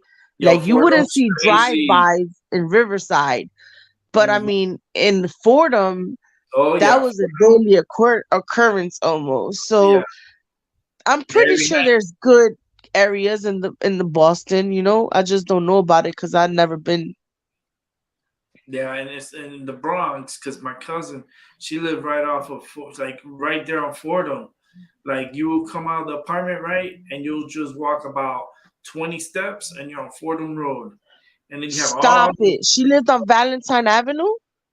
Yeah, I think so. No, she did not. I think it was closer to, man. I'm trying to remember where exactly it was, but it was like you would go right to the stores. Um, she was my Dude, I cousin. literally lived in the corner of Valentine 192. I Mhm. literally just walked down the street and Fordham was right there. Yep, yep, Literally. yep. That's what my cousin. That's what we used to do. We just like literally come out of the building through the gate and then cross the street and you're whoop, right up to Fordham. And I used to Only do thing, I used to do my shopping and get a couple of yep, things. that's where I did my shop. I still do my shopping there, no lie. I Yeah. still go shopping there for school stuff and Oh, like I said, I'm a city girl at heart. You could take me out the city, but the can't take. city's in me. You know what I mean? Yeah. You see, I like to shop there too, and I haven't been there in a long time. Like I've been to New York City and stuff like that, but I haven't been to the Bronx, like Fordham Road, and do that shopping there, and because that's like a whole day That experience. is a shopping mecca. Yeah, For real, for you real. find what you need too. That's the Mm-hmm. shit. It's like, and you find it better than you would in the mall. Mm-hmm. And Oh, and good deals. and good deals and like nicer color, like shoes and Mm-hmm. like, Mm-hmm. oh man, come on, man. They had so much good stuff. That's what I loved for them. I used to bring a bag just for my stuff that I buy from Fordham. Yeah, Like, I used to and I love was it too. I traveling mean, I still from Miami. do. At that time, I was traveling from Miami to New York and would stay in the Bronx. And then I would stay with my cousins. My cousin Lucy, like I would stay at her house a few nights, or I'll go to my aunt's house and then I'll stay at her house and they would take me wherever. But Lucy, my cousin, she was the one that lived close to Fordham, and I loved it because she knew if I was staying with her, we were shopping. She knew it. Damn straight. That's She like a knew daily it. occurrence over there. She knew it. Supermarkets are different in the city too. Yeah. And the food tastes better. It's sure that you know what I love. All right, so one of the things that I love about the city the most is it is so eclectic in people. You could find Indian food, Ecuadorian food, Cuban Yeah. food, Puerto Rican food. Yeah. It doesn't matter what type of food you're looking for, it's Everything. there. Yeah. And it's available 24 hours a day. Like Mhm. Yeah. another culture shock. I moved up here and closes and stores closed at 10 and I'm like, "What? Yeah. So Yeah. I can't get milk right now." Like, are you serious? That's crazy. Yo, when I moved up here from Miami, right? I moved up here 11 years ago, and Yeah. I live here in Connecticut, and it's like I got used to the fucking stores closing at fucking 10 o'clock, 9 o'clock, and then like beer, they stop serving beer at a certain time. I'm like, in Miami, they don't even fucking do that. In Yeah, Miami, yeah, culture shock. Like it so was weird, like, right? yeah, it was weird, and I don't drink and stuff, but everything was just. I had to get used to the times that they close, and then some restaurants they'll close on Monday, and then some other restaurants will close on Tuesday. I'm like, I don't know, it was different a little up here. I moved up here because I wanted the snow. I love snow. I that's another thing. I love snow. I love all four seasons actually. Me too. I ain't gonna lie to you though. I may complain about them sometimes, but I still love all four seasons, you know? Mhm. I hate. Okay, I used to love winter, but it's making me hate it now because of the rain. Because I have a lot of metal in my neck, so Oh yeah, that hurts. yeah, so I have a lot of metal, a lot, and it hurts. And the rain makes me hurt more. And it's been raining all Uh-huh. day today. It's gonna rain all night tonight. And I'm like, when is Yeah. the fucking snow Over gonna here start? too. It's been raining all day. Yeah, Remember, I got pig cartilage in my fucking yeah, shoulder, I so remember. Yeah, we talked shit about it. hurts. That shit hurts. We were feeling the pain before the fucking storm got to us. That's when Yeah, it lets us know almost. That's crazy, right? I had to stop physical therapy today. I had to discharge because I can't go to physical therapy. I'm in like I'm achy too much. I'm too achy. I'm too hurty. I don't feel like going to no damn physical therapy to do physical therapy. Like I had to Yeah. discharge myself a month early. I'm like I don't know. I just feel very out of it being with this rain. Like it should be snowing. It's already January. Like February's coming. Like when are we gonna get the snow? That's my question. It'll come. I don't know. I think global warming has really fucked up Earth, but it'll come. I don't even think it's that. I don't even think it's so much that. You know that, Gigi? I really think the I global. think there's so much electromagnetic frequencies in the air. I think HARP is causing That all this all too. around the world. I feel Or more them like contrails. What do you guys think about contrails? You know those yeah. them Well, jets that just be fucking mhm. pushing shit in our breathing air and You stuff, know and it why like they're doing that? They're doing that to block the sun. that's some bullshit. And Yeah, they're trying to block the sun. they've been doing it for a very long time. And the thing is that like the weather pattern is just going a little berserk. Because you Really have all though, this it really crazy is. rain. You have all this crazy rain that's dumping off in California. Now they're screaming, Oh my panicking. God, yes. California never gets fucking rain, bro, ever. And all of a Right. sudden, there's like a fucking ocean in Yeah. California right now. But what I'm Yeah, feeling because is it's happening. overfloated. This is what's happening. It has to do with the galactic. It has to do with where we're at in the galaxy. Like our Earth doesn't travel in a straight line. Okay, our Earth It Right. doesn't. it wobbles. Okay, It does. and when it wobbles, it changes the lining of how the strength of the sun we get and how our weather is going to be. Like if we're closer to the sun, of course we're gonna have really hot summers, you know. But then if we Yeah. travel a little bit more outwards for the winter time, that's when the temperature is like really cold, and then you get more snow, and so forth. I just think that now it's just like Earth is just like in the between stages of the wobble. That it's like we're not getting the snow, we're getting the rain, but we're not getting the snow because it's not like It cold. could be that could totally make that totally makes sense too. And the fact that it's not a perfect sphere, is an oblate sphere. So Yeah, that we're a rock. wobbling, We're a rock. We're a bunch of rocks yeah. that put together, and water is kind of like the glue that holds like everything together, and we're wobbling across the universe. So as we're speaking about, universe and grandiose things, have you burned yet? Has anybody burned yet? I mean, let's burn. Can we I'm, burn a joint? We I'm should smoking smoke. right. I'm smoking right now. Oh, look at that. I'm about to smoke right now because Aiden is knocked out. Mm. Well, I'm Gigi, smoking. I smoke too, but I'm out. I wish I mean, I'll smoke for you, Albie. Oh, I have, I'll okay. smoke for you too, man. I'll smoke I have for you a too, for real, for real. I don't like getting a spiritual high now. Don't get me yeah. flying to the moon. I got Right, right. I got a second joint here, so I got the one I'm smoking, and this is the You know, second. the first time I got high in my entire life from marijuana, The that's first the time you first got time. high, what was that? That was when I think that was in kind of like almost in my late, no, early 20s. Early When I 40. got Really? high, I wanted to pass out. Yeah, I passed out, and some of my black friends had to put me on their bike and told me to ride around the block a couple of times till I wore my high off. Knocked you on your ass though at first, huh?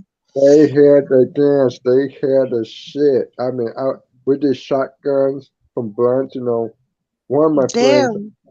I forgive him, but when he gave me a shotgun reverse, oh man, I was. It's like somebody it, it gave me 1,000 ass whoopings. I was like, Damn "What straight to the put you on your fuck?" ass. I started smoking when I was 14, unfortunately. You know, the Bronx, high school, you know, all that good stuff. It's the Mary same. Jane has been in my life. If It's the I definitely married Mary Jane in 1994. same with me when I was in Miami. I married marijuana forever. I I did Right, 14. right. I It's did like it. a forever love. can have marijuana anytime I want, but the thing is, I don't have money right now to get some. My friend is Oh, my nah, I friend has hear to you. pay for I've been there. Fuck I'm that. just lucky that my brother delivers it to me. That's what's up. He grows for a dispensary. That's what's up. So he grows for the dispensary called Wellness Theory in Great Barrington in Massachusetts. Okay. So he always has like a ton of surplus, Mm, and I never really pay for my bud ever. nice, GG. That's Ever, ever, ever. And that's it's like medical grade stuff good. like White Widow and Northern Lights and Wedding Cake, and it's really good stuff. Yo, GG. Yo, You're gonna end up being my best friend. I mean, we don't live that far. We might as well take a road trip one day and give Albert some White Widow. He ain't gonna know what the fuck to do with himself. He'll freak out. you damn right. I'll be At like, least I'll be you're gonna have to thinking go that around the block a motherfucker few more. I times. said, damn, Earth is so damn small. He's gonna have to, he's gonna have to go around that block. He's gonna have to go around a lot of blocks. I'd Yo, have to ask Albert 1,000 times. You okay? You okay? Everything's okay over there? You all right? You breathing? Okay. oh Lord. You see, like I'm gonna go to Every I'm gonna time go I to smoke some bud with my bro, every time I smoke weed with my bro, I kind of gag on it and cough. And I oh man, mean, I've been 'cause the smoking for way so I long. inhale, see, I smoke by a pipe. I smoke my weed in a pipe. Yeah, I do It's a too. I'm an small pipe. asthmatic, so or a Yeah, 'cause tumbler. mine's just a You know what a small pipe. tumbler is? Yeah, y'all know what a tumbler is, right? Yeah, we spoke about that. Oh yeah, we did. Albert, you know what a tumbler is? Not really. So it looks like, all right, picture kind of picture, one of those coffee cups that's ginormous Yeah, that you get this to is put the type coffee I in. All smoke right. weed out of. Hey.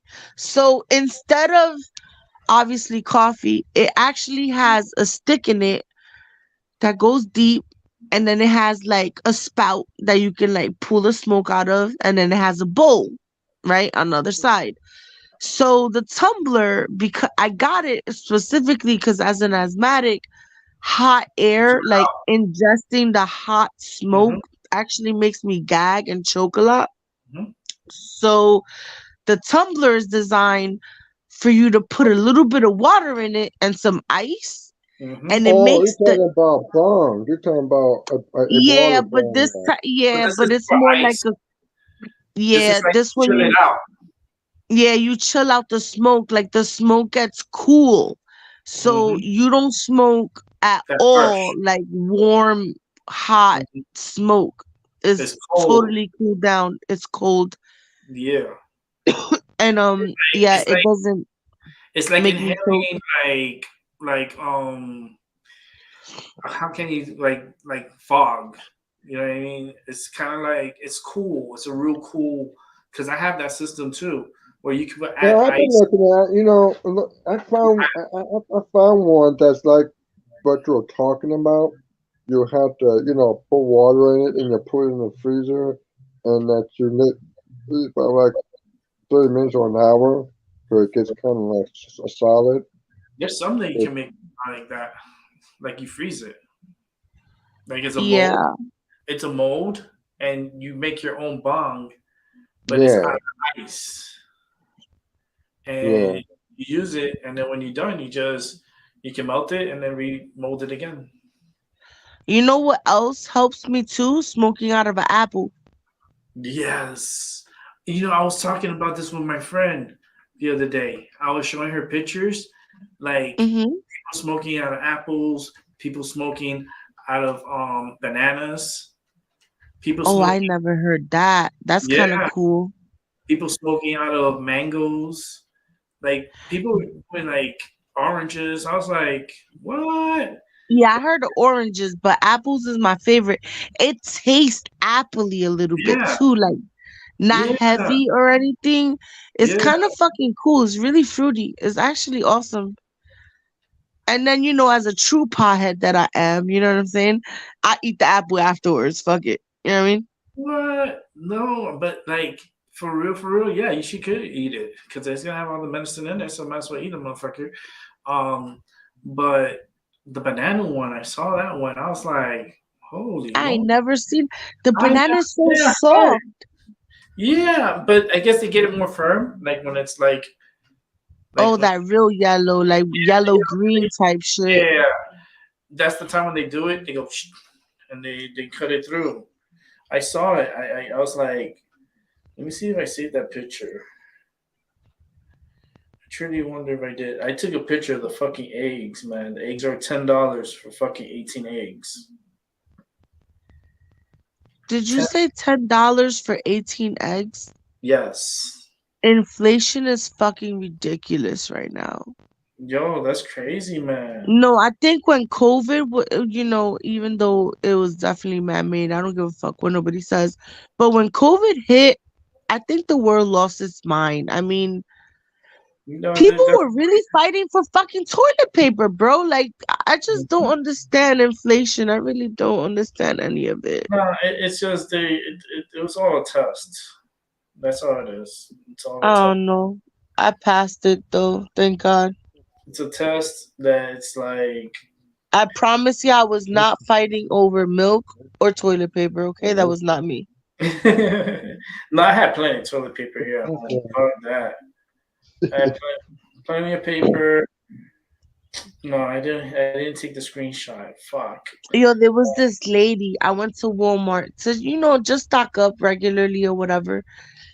And she had, those 24 packs of like Scott tissues? Mm-hmm. She had that shit stacked to the point where she had to like look to the side of the cart, right, to push it. And Mm-hmm. in my head, all I thought about was, I mean, how many asses are in this house? Because I don't understand why you need that much toilet paper. It was just never understood it. Really did not. yeah. I guess maybe she's reselling it. Oh, She probably was money. selling that shit for $5 per roll, bro, because Yeah. there ain't no way she needed that much toilet paper. There really was no way. Right. I had You know what enough. I mean? I've always got enough. Me So too. I don't think I've ever, during the whole pandemic, I never ran out of toilet, bro. I just don't understand. Oh my God. yeah. I'm just glad that's over with because that was What ridiculous. I did was I just bought one big pack. You That's know, it. And that would last me till the next time I have to buy one. That's it. You know what I it mean? lasts me months. Like Shit. easily, like 6 months. Yeah, because you don't have 13 asses in your house to wipe. Mhm. Exactly. Maybe she did. That's what I mean. Oh yeah, but for her, yeah, that if she would have bought a big pack, she would need a few of them. Oh, but it was so stacked. I'm talking about it was so stacked high in the cart that she dead ass couldn't push it just looking straight. She had to like literally move herself to the side while she was pushing the cart because she couldn't see past the fucking thing. It was at least 5 or 6 of them just stacked up. Boom, boom, boom, boom, boom. She dropped a few, put it back on the cart. And I'm thinking in my head, like, do you really need that much toilet paper? Like, how is your sewage? Like, I don't understand. Mm-hmm. I had so many questions. Yeah, no, for me, I was good with one big pack. It lasted me like 6 months, and I was good. Me too. Like, I was fine. I don't understand, really. People going, well, now, right now, it's the craziness with this fucking eggs. I mean, $10 for fucking 18 eggs? I mean, what the I mean, no, seriously though, like what kind of chicken? Like what Yeah, I are we know. selling golden eggs, bro? Like I don't understand. That's what I said. There must have been a golden geese and a fucking golden chicken that fucking laid these eggs, and they were like the perfect eggs that you have to pay fucking $10 for. I'm like, yeah, but then I could go to McDonald's and get a two egg McMuffins for like $3-4. So it comes out cheaper if I go to McDonald's and just get the sandwich. I mean, yeah. I mean, yes and no, because once you eat it, you eat it. Once you buy an 18 pack of eggs, you have more in the fridge. But $10 is still too much money for eggs. No, $10. That's crazy. That's a dime, bro. I'm sorry. That's what I see in Mm-hmm. my head. That's a total dime right there. That's Well, crazy. That makes you want to get a chicken. You feel me? yeah, that's what I was saying in the story. I was like, I was saying earlier here too. I was like, you're gonna need a loan to buy eggs, or you're gonna have to buy some fucking chickens and grow a coop or like a coop Word. and keep your own Grow it your chicken. damn self. Buy 20 hens and let those bitches just lay eggs. You know. Oh my God, true story though. I said that, but I don't really mean it. You know why? That is one animal that I'm afraid of chickens, bro. Like, why do they follow you and peck you all the time? Like, Mhm. that's so annoying. And I can't picture me putting my hand inside of a hen house to grab eggs and getting all picked on and stuff. Maybe that movie The Birds fucked me up. I don't know. Maybe. I don't know. Yeah, but I definitely can't fuck with it. I'll just buy him. Fucking crazy, man. But the chicken, the thing is that, when they don't lay eggs and they stop laying eggs, then you got chicken dinner. Right. Like, my grandmother used to get those chickens and grab them by the fucking neck and go like Yup. that. Go like that, twirl it around until it cracks. Yup. Yeah. And then hmm chop the head off and then start plucking.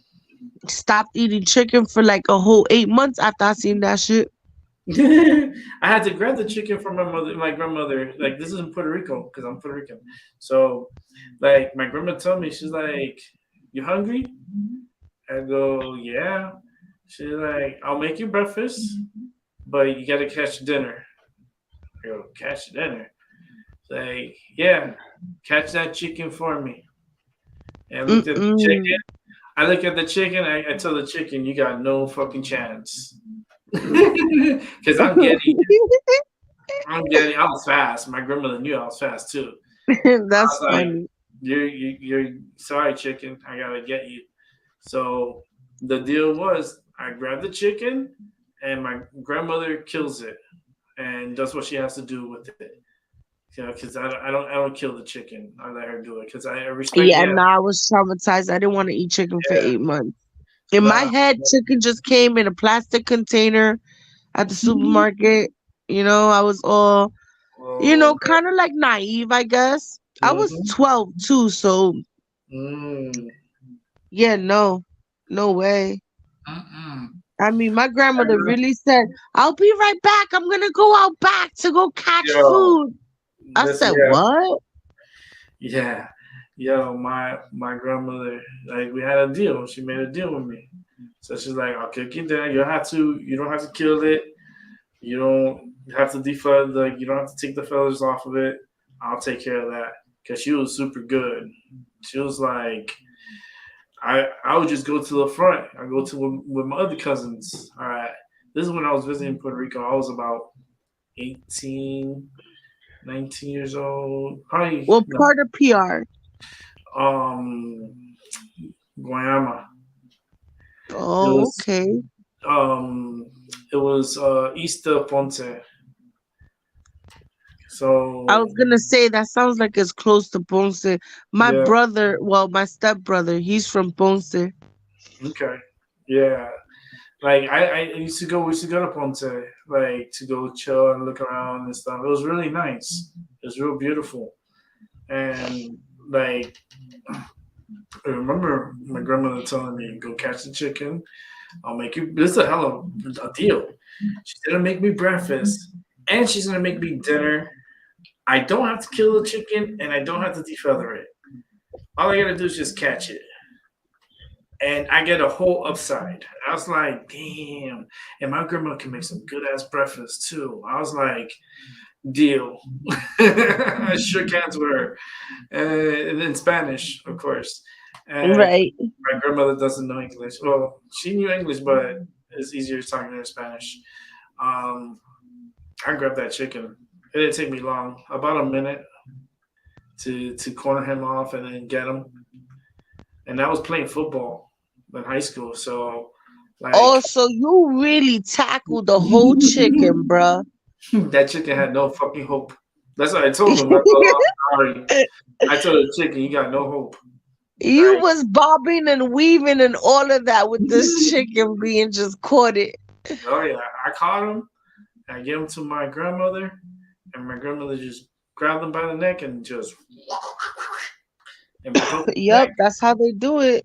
She let him But they go. used they used to do rabbits and chickens and geeses and stuff. They Mm, used to have a coop filled yeah, with my rabbits. grandmother, she wasn't feeling the rabbit that day because that would Oh, have been that's easy. kind of cool. I never had like meat like that or snake or rabbit or I have a story anything. about the rabbit. Want me to tell you a story? You ate it? No, but my dad he took me to his friend's house, right, and they were doing a barbecue. So then they had like a complete setup outside and everything, like really cool. And then like they had a rabbit on the inside. I was like, oh, this is freaking awesome. Like I was a kid. I was a little kid. I was about 5, 6 years old. So like 5 years old actually. And then like um this is around the Ouija board time. And then like they I was playing with the rabbit for a while. And then they're like, okay, I gotta get the rabbit. So he grabs the rabbit, right? And then I go, what are you gonna do with the rabbit? It's like, oh, they're gonna eat him. I started crying and I started freaking out. And then my dad's friend was like, yeah, Oh.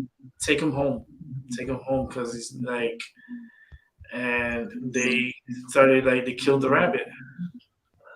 I heard it was gamey, kind of like I guess what deer meat would be like gamey like, but I would never know. I I never, never tried it. I never tried it either. Like, my dad took me home. I was crying. My mom was like, what happened to him? He's like, the rabbit and stuff, and so I was like, oh man. So I had traumatizing experiences when I was little. Yeah. And So again, did I actually. and And I always named every animal, even if it wasn't me, mines, or in the wild. So in my head, that animal already had like its own little animal soul. You know what I mean? mm-hmm. Yep, yeah. So as long as the meat came plastic packaged with the styrofoam, I was okay. But if you was like, yo, we're about to peel this snake and just eat this snake, no, Oh, it would not work out. mm-mm. It Or the wouldn't work out. frogs, or the frog legs.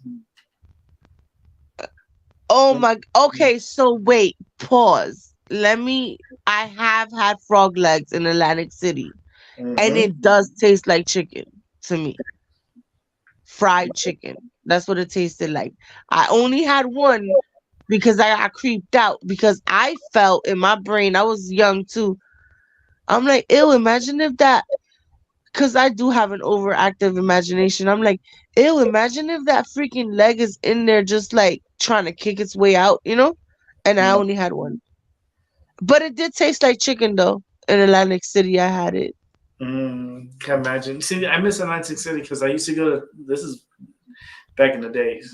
I used to go to Taj Mahal when it was Hey. Trump owned it, and I used to go to eat all you can eat snow crabs, Mm-hmm. and you will pay like a cheap amount. Like it was like $10. Because my aunt, she was a player there, so she get like really good deals. So she Right. had to pay like $10 for me. Like she would eat free, and then $10 for me and then all you can eat snow crabs. My favorite. Did you say all you can eat snow crabs? Yep. You would have needed a fucking tow truck to get me out that place. That's what I'm saying. You should. I have a picture of me eating it. I have it put away with my aunt, and you see me. I'm eating the snow crabs, and you see all the snow crabs. Like That's my kind of dope. yeah. Albert, you've eaten weird meat? I had horse meat one day, red meat. Wait, did you say horse Liver, meat? yes, How the hell? What? and How did all it that cow taste? tongue. I also had cow tongue. Well, horse meat. Well, Was it tough? Like, I don't know. They seem like muscular, it like, you kind know of what I like mean? tough. I mean, when I first had horse meat, it kind of. Well, I'm trying to go back in my mind on some of the weird things I did. It didn't. Well, it tastes like sort of like a steak. It was sort of like a steak like taste. I don't quite remember the taste because I ate it once. I didn't like it because it was so hard to bite into and swallow. Oh yeah. Yeah, they seem muscular. It seemed to me like it would be tough because they're Yeah, like muscular animals. yeah, Damn, that's the first time I ever heard of and I that, think, Albert. You won the yeah, cake. yeah. I want to say it's a sin to slaughter certain animals. I mean, even though if you attack it, if you can run and take shelter and avoid killing an animal, I mean, that's good. I mean, but we all need to eat. We're negative. I'm a negative type O. I mean, type. So I gotta have a certain meat, a certain meat diet. I want to be Right. vegetarian. I want. See, what I'm trying to do is trying to, like you got your vegetables and whatever, and a little, well, with a little meat to it. I mean, I haven't eaten for. I mean, well, yeah, I do eat, but what I'm trying to say is that I love chicken. I do have pork chops. I mean, like I said, I'm trying Yeah, to the usual. because I'm a native Indian. Because I'm a native Indian, and it's in my it's, it's in my genes. I don't want to kill sacred animals. Horse is a very sacred animal to me. And at the time, at the time when my dad could, barely afford to, but he was always working, and I don't know, everybody, it's just that I try to Yeah, be my careful grandmother was with the make same sense growing of, up. yeah, I mean, she never told me she ate horse meat, but there was a lot of meat that she ate that was non-conventional meat. yeah, Um, because she comes from a really poor, really, I mean, really, really, I'm talking about like poverty level crazy in the Dominican Republic called Enriquillo. Mhm. So it was kind of like a fend for yourself type of thing. So they had to like sometimes they had to deal without meat, but when they could get meat, I mean, like I said, it didn't matter. It was go time for her. Oh, you have a snake? Sure, let's make snake soup. You know what I mean? So Yeah, she ate a lot of weird stuff, and Have you me ever as had a frog? Dominican American, I was You know, I ate spoiled. frog. I ate frog meat one day. Like frog legs and shit like that.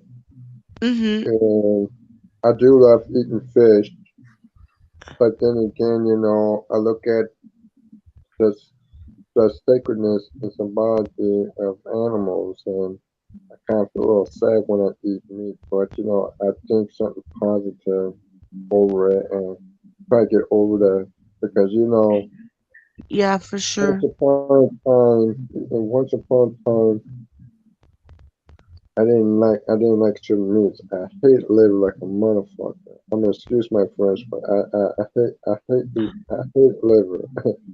My dad once made a pea soup, and I didn't like it. I mean, Yeah. I mean, but those were times Yeah, you where took the cake. First time in my whole 40 something years life that I ever heard anybody eating horse meat. So you took the cake.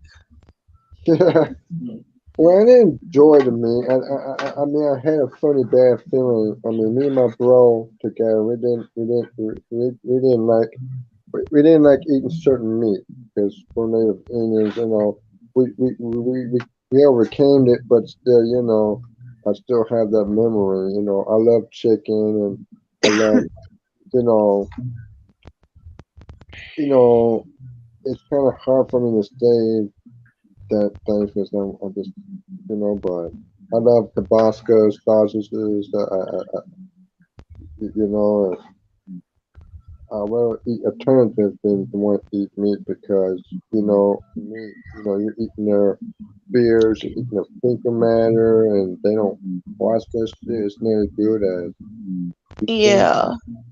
And you could be buying expired meat, and there you go. You got tapeworms in your stomach, and now you got to go to the doctor to get your shit pumped because they showed you some Yeah, dangerous that's meat. so true though.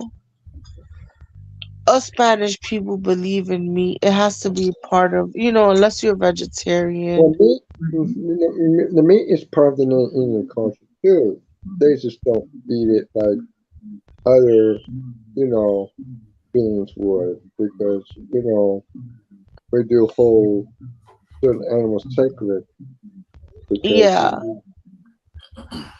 I think I that's mean, super it's dope. in our That's really stories. cool. You can read how when we were first on the land,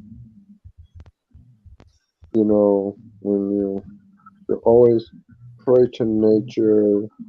We didn't believe in Jesus at the time, but when the white settlers came to America, they fucked shit up. But sorry, white people, and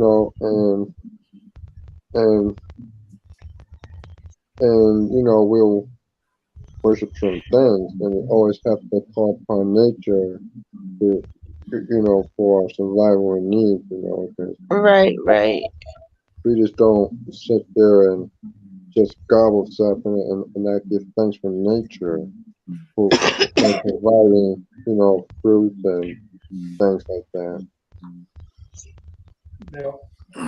But Oh my god, if you guys hear snoring in the background lightly, it's my son. My apologies. no, that's fine. That's fine. I don't even hear him. But I was looking at some news, and here in the state of Connecticut, because medical marijuana, actually the recreational went on sale on January 10th. Congratulations. Yes, big time. Congrats. And for the first day of sale of recreational cannabis, the state recorded $251,276 in the first day of Look up, recreational. now that you're saying that so you can laugh, look up recreational sales for the first time in New York City, okay? They had to close the place down. The block Well, turned saw. over like four Yeah, times. I Like it saw was that. bad. I Yeah. saw that. I saw Well, that in the we news. have medical marijuana in the state of Ohio, and they're passing a bill that can recreational legalize it. I heard about like 3, 4 months ago. If you go to hell marijuana The good thing about legalization. it, the good thing about it is that they could do deliveries. You could deliver because Mm-hmm. you have to be 21 or over to accept it, but they verify it with Mm-hmm. the license and the credit Yeah, card. all you need is an ID and you get to go. Well, congratulations to you too, Albert, for recreational. You know what I'm saying? That's we moving up in the world. Cause I Yeah, remember when marijuana was looked down upon. yep, big time, especially in Miami. Miami, oof. It was like you had to go to your dealer and stuff like me. I used to go to my dealer and I was like, fuck it, like I need my shit. So I used to go get an ounce or half an ounce. But I used to get an ounce because I didn't want to be there all the time, because there's Right. people that go like daily to fucking buy. I'm like, fuck that. I buy a whole ounce at a time and I'll come see you next month when I'm running low, you Yep, know? that's what I got delivered. I got delivered an ounce and an eighth. That's what's up. I need to put an order in. I'll be like, yo, get me some White Widow. No, Mm-hmm. I like more the Northern Lights. The Northern Lights is good for nighttime for sleeping. Yeah, Northern Lights is so perfect for you to like Like relax, nice. chill, go to sleep. That White Widow, bro. Oof. It's one of my, And the but wedding my cake. favorite is wedding cake. I love Yeah, wedding cake to death we because gotta. it allows me to be active and still have like the perfect head high, you know? That's what I want. That's what I need to get. I need to get me some wedding cake. I haven't had it in a long time. Ice cream cake is good too, but it's not as good. No. What I have here, like what I could grow, I have a list of what I could grow. I got like a little Bible here of all my medicines that I have. I can't grow. Listen, I can kill a cactus. You understand me? Like, there's nothing I could grow. I have a black This thumb. Like, it's crazy. I got strawberry kush, blueberry kush, super silver Mm-hmm. haze, pineapple haze, OG kush, gold leaf, Girl Scout cookies extreme, Oh, uh, nice. California dream, amnesia haze, white widow. Amnesia haze is official too. Oh my God, Albert, don't ever smoke amnesia haze, okay? Just a heads up. Okay. Don't do it. Don't do it. They make them too hyper. Oh my God, amnesia haze will have him on his ass too. There's a reason why amnesia is in the front of that. Knock your ass out. Shit. It's medical. It's good. It's like a medical strain. Yeah. Yeah, it's I think it's for yeah, it's like for chronic pain, I have it here. I have a chronic list. anxiety. Um, I have information on it. Here it is. I it'll have put you on your ass. It's a medium height tree. It grows about high yield, 19 ounces. It's spicy and sweet, and it's a Mm-hmm. concentrated flavor. So It is. it's very concentrated. Helps with anxiety, Mm-hmm. migraines, Yeah, it's for ADD, pain. ADHD, PMS, and fibromyalgia. Mm-hmm. Yeah, fibromyalgia is like pain all over your body. It's like for Yep. chronic pain. Hmm. Amnesia haze with dead ass is like better than Percocets and all that. Like that's definitely not my cup of tea. But you know that how there's control substances, in the medical field, like for pain or whatever, even morphine or whatever. Yeah. I'm not comparing it to morphine, but I'm not saying that it's not that far off. You know what I'm saying? Like, The effects of this, it's a head high, clear mm-hmm. uplifting, social, cerebral effect. Yeah. Doesn't It really doesn't last long, but clearly noticeable effect after like 10, 15 minutes of smoking it. You're gonna fucking feel it.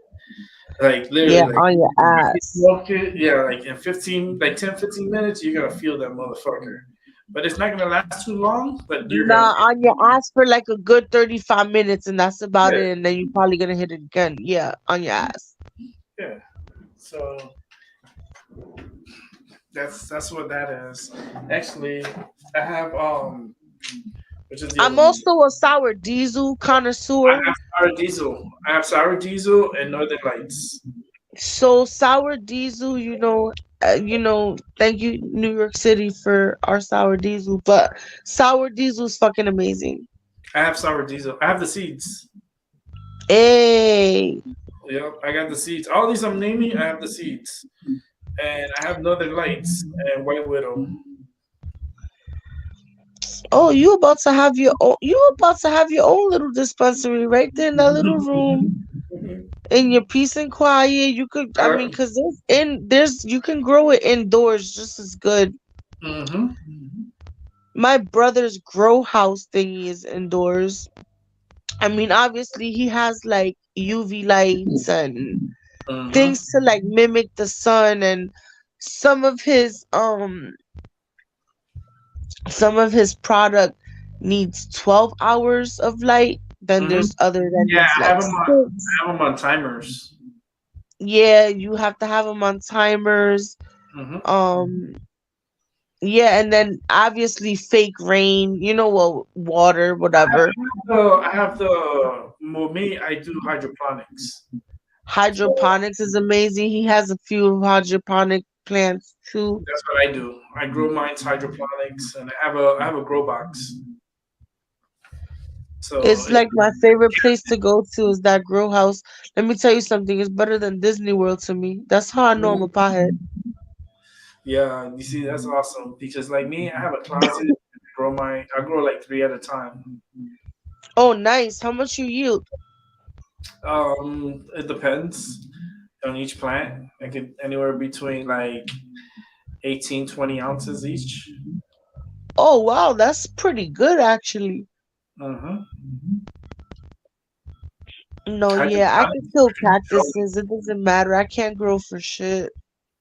Yeah, I get it. It's not. It's to me. It's the physical part of it, but it's like once I get it going, it's just controlling the water. Once you have the water under control and you have it scheduled and you Yep. change it out and you put new fresh water and you put the chemicals and stuff, it's gonna grow. It's And gonna grow no matter what. hmm And so many people don't know that pH balance. There's so much to go in that go. It's I have a not just system. like a house plant. Yeah, I have a system, a filter system from my faucet that is separate from like the top. It goes Yeah. through a filter, a special filters that I have that comes out pH down water. Oh, Like it that's comes super out, cool. yeah, it comes out zero, so I don't need to pH down it because I have pH down and pH up, but I don't need to use it because I have the filter. I bought the filter system, so I fill up the water here, so it's super clean water. Yeah, that's awesome. My brother has the same, well, he doesn't have the same thing, but he does the same thing. Hmm. Like his water's always pH balanced perfectly. And each plant needs a different pH balance. Like you see, I don't understand the science of it. I just know how to roll it and Yeah, pack it. but You understand? once you get it to a certain point with the pH balance, like you kind of get them that similar balance, and then when you grow them, you could put them at the same, and they grow a lot, man. I grow a lot. Like when it comes out, it be like big ass nuggets, like huge, like it look like a fucking corn, Yeah, yeah, his does too. They're really, really big big, buds. bigger than a corn. Oh I my god, always have to help him. So on when it's harvest, right, and it's mhm. harvested or whatever, That's the I time I have to hate. help. Yeah, it's, oh my God, I have to help cut it. I have to help hang it. It has to dry for a certain amount of time. You And gotta in my separate. head, I'm like, you sure we can't just smoke this shit? You know what I mean? Nah, you have to wait, and even But you before gotta you take wait. it out, before you take it out of the water, you have to drain the water out from the chemicals, and then you have to put Yeah. in regular water, like not regular water, the pH down water. You got to put it in there for a few weeks to dilute the Mhm. plant from the chemicals to to take the It's so chemicals out. worth it though. Harvest is so worth it though. It really is. The wait sucks, but it's worth it. Yeah, it's just the fact is this it's a lot of fucking work, and then the clippings So because you have much to work, trim. so much You have to trim. cutting, Yeah, you got to trim, so and much trim, and oh my god, so much work. yeah, it's a lot. It's a lot, and then you have to after you do the trim and everything, that's when you put it to dry. All right, so you know how you're saying it's hard work, right? Now picture 250 plants. Fuck that. I hire people. Nah, like I would have to hire someone to come and do it. Dude, we be having a crew, you know? He has his two friends. We have my other brother, me. Like there's no way one person can't do all that in one day. Like I don't It's a it's lot so of work, tedious. It's so much work. and it's constantly going too. It's a circle, you know. Yeah, Cause, you just gotta keep on going. Yeah, and especially if it's indoors, like hmm you don't even have to. So now they have something that you call, what is it again? I think it's called auto seeds. Okay, yeah, the auto seats are the smaller ones. I'm not a fan of the auto seats. So we're not a fan either, but Yeah. auto seeds, if you tweak it the proper way, they actually do you good. However, and they're fast, so we don't have to wait as long as a regular plant. And it doesn't yield as much, so hmm you have to like double your auto seeds. hmm But he just started dabbling in that. He doesn't really like it. I'm not a fan of But it. what he's noticing that in the streets though, people will buy it. So Oh yeah, yeah. People buy anything that's like if it's done right, yeah. people are gonna buy it. Like Yeah, mine, and you know how there's people that put fentanyl now in fucking weed? Can you believe that? that's That's so disgraceful. That is so disgraceful. that's trying to kill people that the people that that's fucking with you. You trying to kill them. They put I fentanyl just don't exactly. I just don't stupid. understand. Like, why would you tarnish the greatness of Mary Jane, like with that bullshit? Like that's so crazy to me. So my brother, he has a good reputable, business. Mm-hmm. So a lot of people go to him because they know his shit is always clean. So Sure. nowadays, like there was a guy in Albany who died of a fentanyl overdose over a blunt. One blunt didn't even Mm-hmm. finish the blunt. The dude didn't even finish the blunt. Yep.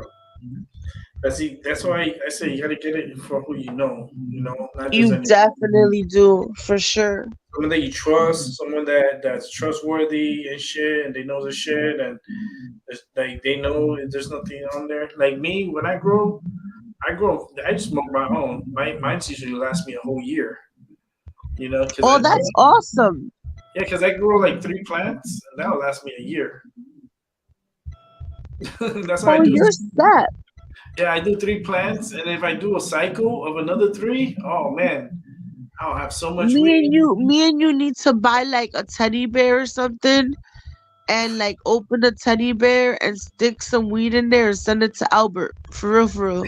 They're all over. It's stuffed with weed. For real. It's the one of the special bears. It's the weed smelling bear.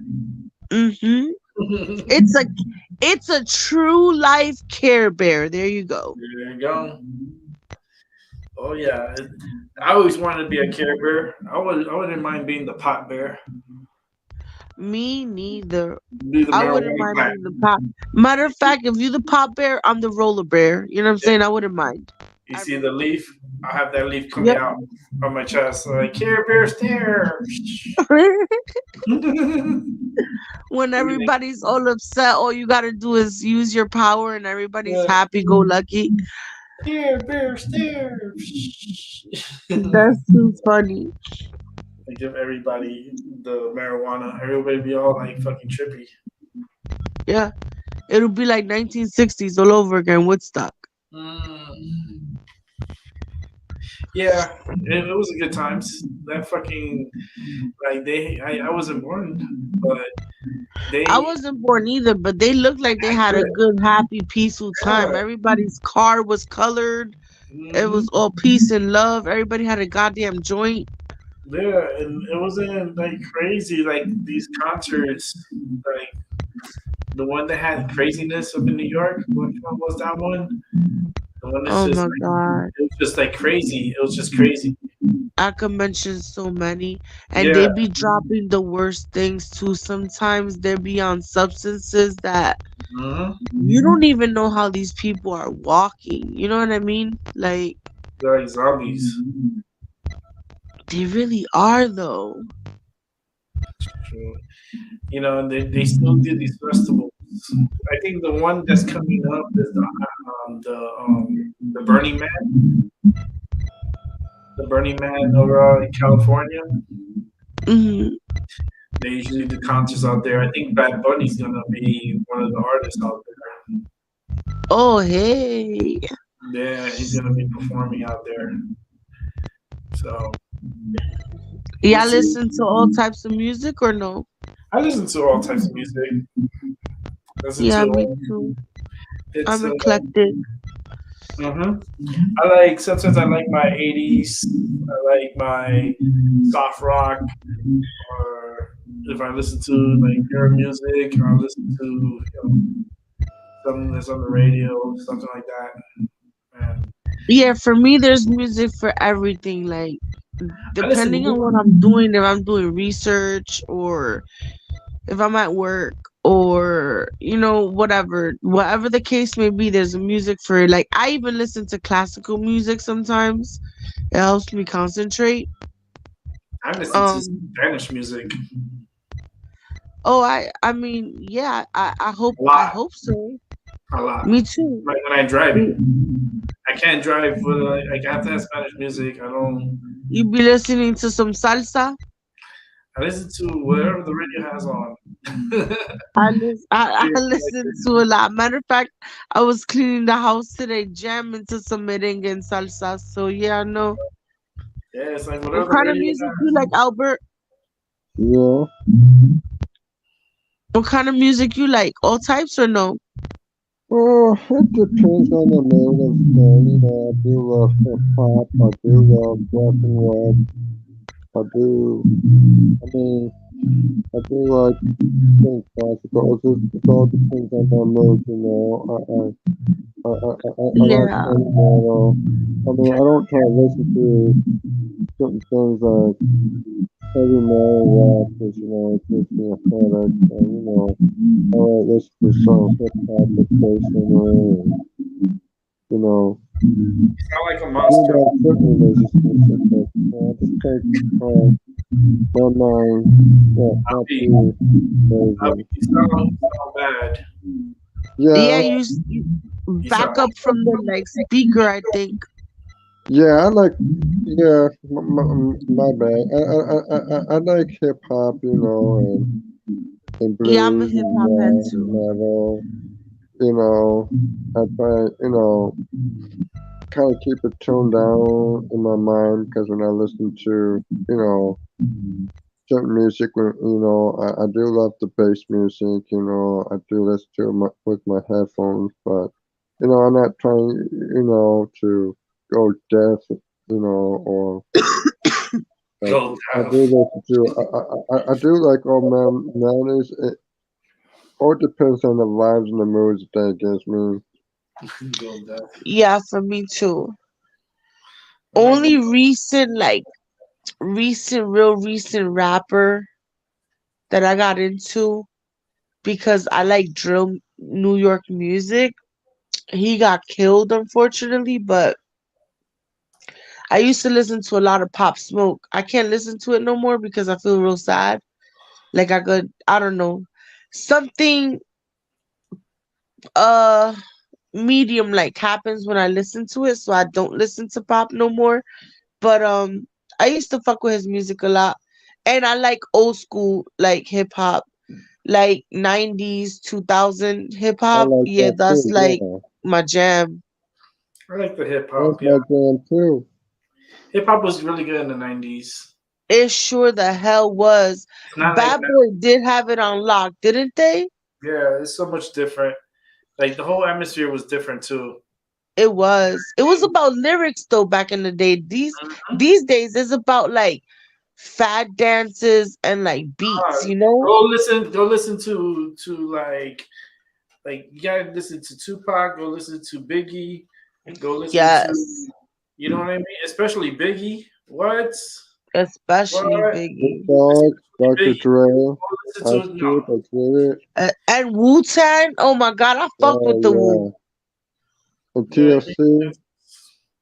TLC's really good. I like their music. It just I think there's only like one of them alive or two of I them. like Lisa Lopez. I like Lisa Lopez that far, Yeah, you know, that song. she passed away in Honduras. You said TLC? TLC. I fuck with TLC. Hard body. Don't go chasing waterfalls. What? That was like my jam. But you know, Lisa, we're talking about she passed away in Yeah, she Honduras. passed away in that air. Wasn't it No, an it's a airplane? Honduras. No, it was a car crash. It was a car Car, crash. Aaliyah. car plane. Aaliyah was the airplane. Yeah, she was my favorite artist. Yeah, I Yeah, like Aaliyah was Aaliyah. awesome. She was my favorite artist, and it went down. Aaliyah was super duper awesome. A lot of I good don't I know if think y'all remember somebody Blackstreet, sabotaged but Aaliyah's Blackstreet was plane. awesome too. Blackstreet. Yep. hmm We used to listen to us down in Miami. Um, especially What? I thought I was the shit when I used to be like, no diggity, no doubt. You know what I mean? When I was little, you know, the um, little Boys crazy to things I remember. Boys to Men Oh also was yeah, Boys to Men was a must. yeah. See, even that R&B's in the 90s R&B was so was like different. it So meant something. You know what I mean? Like different. these days, you R- got Trey songs talking about stupid. crazy shit. You know what I'm saying? So like it's not the same. And I don't really I vibe with a lot of old school stuff. Hmm. Really. Yeah, it's Oh not. my god, full disclosure, I also listen to some country music since I moved upstate, all right? I I don't really like I don't really like publicizing that. I guess I just fucked up because I'm on YouTube. But I do listen to some country. I ain't gonna front. that's all right. No, country's not bad. You know, I'll be listening to freestyle too. A lot of freestyle down in Miami. We used to listen to freestyle. A lot of Lisa. She's a friend of Hell mine. yeah. She's a friend of mine. So Maria was the hell yeah. I used to love some. Wait, how old are you? 43. Gonna be Oh shit, 43. me too. That's why the songs are the same. How old are you, Albert? I'm He's 40. 47, 48. Okay, so there you go. We in the same era. That's the problem. That's why we like the same music. Mm-hmm. I was born. We were in the 80s. He's in the 70s. So I was born in 79. see, 70s. Yeah, I was born 1975. I was My born right in the beginning birthday.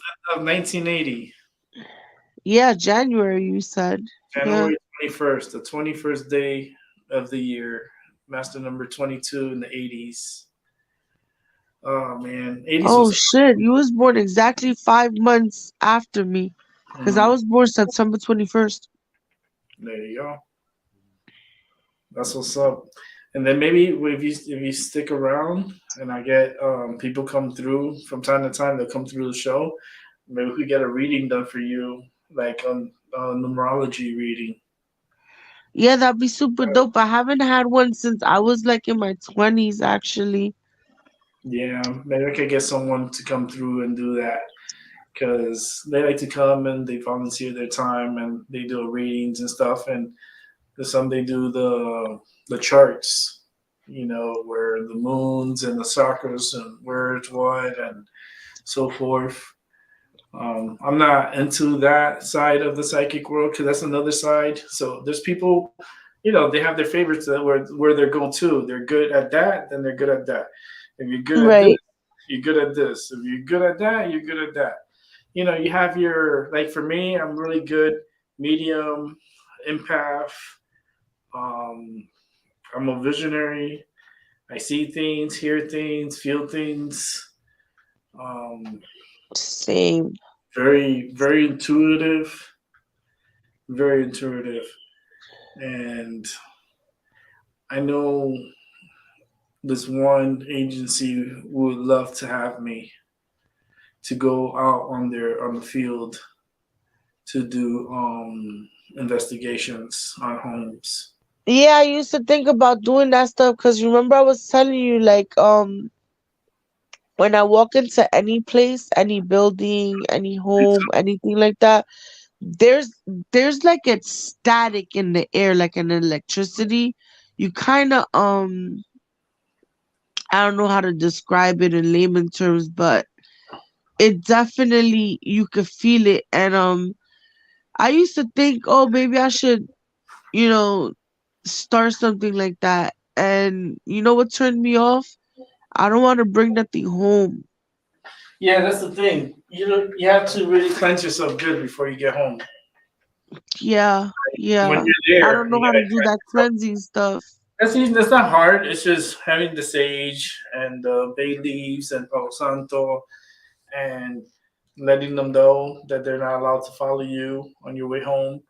And a lot of these guys has to follow them and stuff is because they didn't cleanse themselves. They do the investigations and stuff, but that's like walking into a portal, and you're gonna just It walk out. is. That's not like you have to say goodbye to the energy. So you need to cleanse yourself off that energy. Listen, definitely that makes sense. And the reason why I'm scared of it is because as a Bronx bomber, right? Hmm. I don't back down from shit. So I'd be the one getting fucked up by a poltergeist because I try to swing at it. You know what I'm trying to say? Like that would be me. So yeah, so I never did it. Never did it. I should have though. I mean, there's still time, but still. Hmm. So I'm about to smoke my last joint of the yeah, that's what I'm night. doing right now. That's all I'm smoking. I might have to roll up another one. I'm almost done smoking this one. This is my second one. Did you check out those channels? I have to check up on it. It's on the thing is like I didn't. I have to screenshot the private message, and I forgot to do it to get it. So I have to. Oh, she stopped out. She stepped out. She must have hit the back button. Push the forward button, and maybe it'll get you to the show. We push the forward button to go the other way. But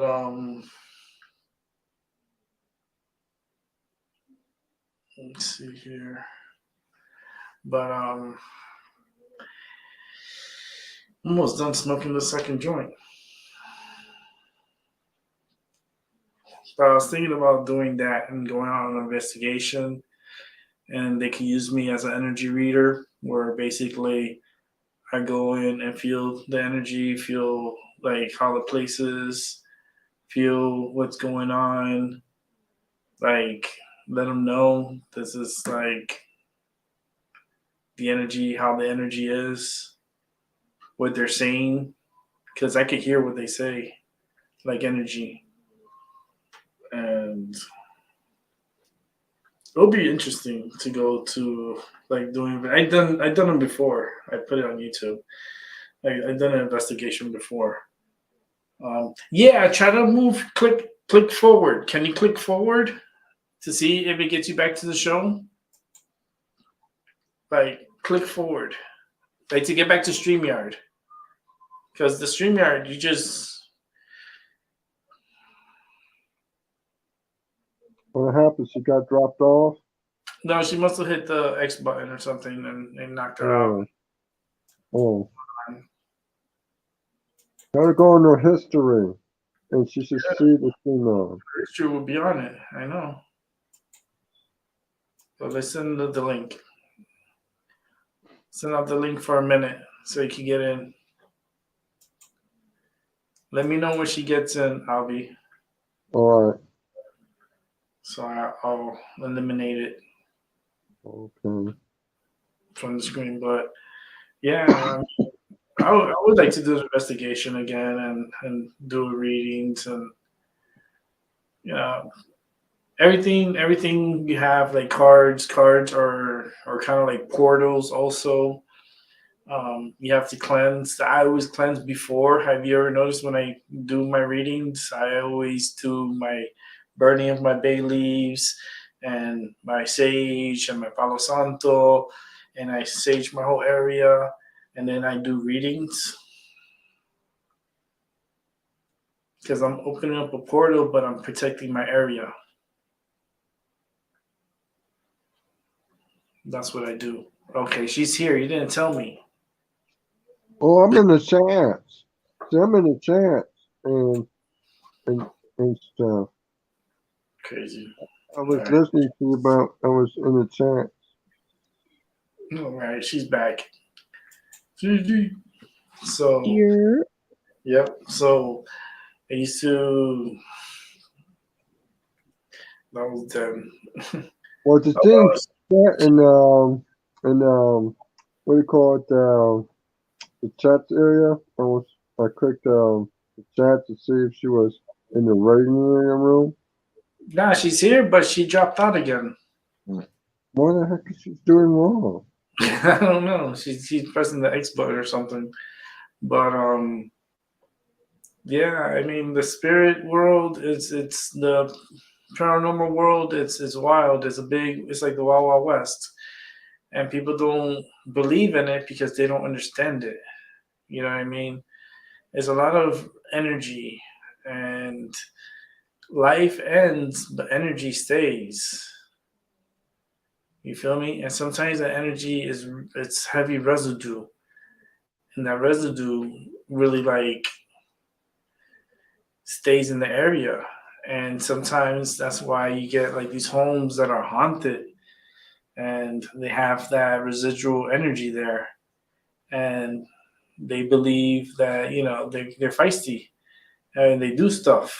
They're able to do the most impossible, and you freak out. I freak out. I look at it. I was like, wow, that's impressive. But then when you see what they do, like this one house that's really like incredible with the chairs and stuff, and the way they move, and the way the house does this thing. It has a lot of energy, a lot of paranormal energy. Like the house it is you know it's a poltergeist house. Okay, let me know when. Yes, she's here. The poltergeist house, you get it's you can't say anything until you experience it. I mean, I had a home where it was very paranormal, down in Miami, down in North Miami Beach, Florida, down in Miami-Dade County. And the only reason I moved there because it was really close to my job. It was very convenient for me. It was super convenient for me. And the apartment wasn't a beautiful apartment, but like there was something up with it, right? And it started happening the day I moved to the apartment. So I moved into the apartment. Then I started hearing these bees, sound like bees, in the closet, like in the wall of the closet. Now, mind you, I'm kind of allergic to bees. So I was wondering, what the fuck is that sound? It sounded like bees. It sounded like bees. So I get in contact with the owner. I go, "You still here?" He's like, "Yeah." I was like, "Can you pass by my place real quick to check something out for me?" He's like, "Yeah, yeah, I'll be over there in a moment." Comes over, right? I go, "Yo, dude, can you check the wall for me? He's like, what do you mean? I go, I don't know. I'm hearing bees. Like, bees? Like, yeah, I'm hearing like bees. So he listens to the wall. And you don't hear shit. I go, you don't hear nothing? He's like, nah. So I go to the wall. I don't hear nothing. I go, damn, that's weird because I heard bees. And then, like, he was walking away. And then when I listen to the wall again, I hear the bees. I go, look, I'm hearing the bees again. He's like, all right, I'll go up there and I'll check. I'll see what's up there. So he went up onto the ceiling, and he was walking up there, and he was looking, and there's nothing. Like, there's no bees, no nothing. Like, nothing. Then he came down. He told me, he's like, no, there's nothing there, man. I don't know what to tell you, but I go, but I'm hearing bees in there. It's like I don't know what to tell you. It's like, all right, if it keeps happening, I'll just let you know. So he's like, all right. So he probably thought it was already crazy. So then the next day, there was the noise of the bees. So I listened to it, and it sounded like bees. I'm like, what the fuck's going on? Like, it's so fucking weird. It's a beautiful apartment, but fucking weird. And like, I don't know, that room was just pretty dark. And then one time I had an issue. I was smoking my weed, right? And I started having chest pains. As I was taking a shower, I was having chest pains. And I was finishing up taking a shower, but I was having this weird pain in my chest. And I ended up having to go to the hospital with this pain in my chest. I didn't know what the fuck it was, because I was fine. And come to feel, I had this thing that the energy that was there was causing me to have issues with my chest. It made me feel weird. And it was just really weird. It was just weird because you wake up in the morning, the TV is turned sideways, or the video control is on the floor, or the remote control is on the floor, or the door is closed instead of being open. You would see just different shit that would happen in an apartment. You see a globe of light that would fly from one end to another, and I was the only one that saw it. And then I felt violated when that happened, when my shorts started raising up to my showing my thigh, and I'm doing dishes. I'm like, wait a minute, no, don't do that. You do whatever the fuck you want in the house, and first of all, you're not allowed to be here, so I don't know where the fuck you're here. And I got mad. I was like, don't ever touch me. I don't care. You just don't do that. That's disrespectful. Now leave my house. And I kicked the energy out. I'll never forget that day. Never. After that, I was with my partner at that time. I was like, yo, we out. I'm moving. We'll move to Miramar. I don't care. I'll pay extra. I don't care. I need to get out of here. I can't live in a paranormal house that keeps bothering me. And at that point, and I was busy with work and stuff, and it was just do things. It's just stupid. I just didn't want to be a part of it. And I ended up moving. And until I come to find out, the neighbor told me that the person below was doing witchcraft. He was doing brujeria, and he was into the Haitian Santeria, and he wouldn't close his portals, and shit would happen, and then shit would happen in my apartment. And then I'm like, what the fuck, man? My apartment would be fucking crazy with fucking activity. Just it was just crazy. I just couldn't take it. Couldn't take it anymore. It was just too much. Ended up saging, like not really saging, but like I saged and moved to Miramar, and it was just like a different atmosphere. Felt better. Like I didn't have that darkness that I felt in that home. Like felt really dark, and yeah. Anyhow, but it's like, what's your story? Do you have a horror story? Do you have a paranormal story? Okay, Gigi wants you to send her the link. Okay. Give me a moment. Tell me your paranormal stories. Uh, so let me come over here. Send the link. Tell me your paranormal story.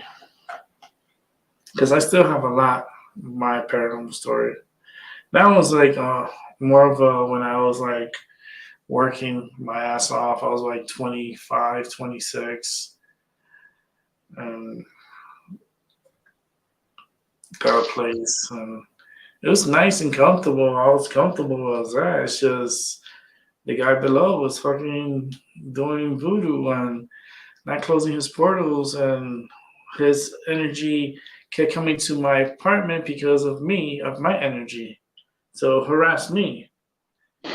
And I wasn't so like how I am today. I wasn't like that back then because I was really working my ass off, and I didn't really focus on the psychic world until later in my life, until I got disabled and really focused into my gifts. It really happened after I died and came back to life. Really kind of like make me more psychic and make me more clairvoyant. I always had that spirit inside of me, but the clairvoyancy is basically me dying and coming back.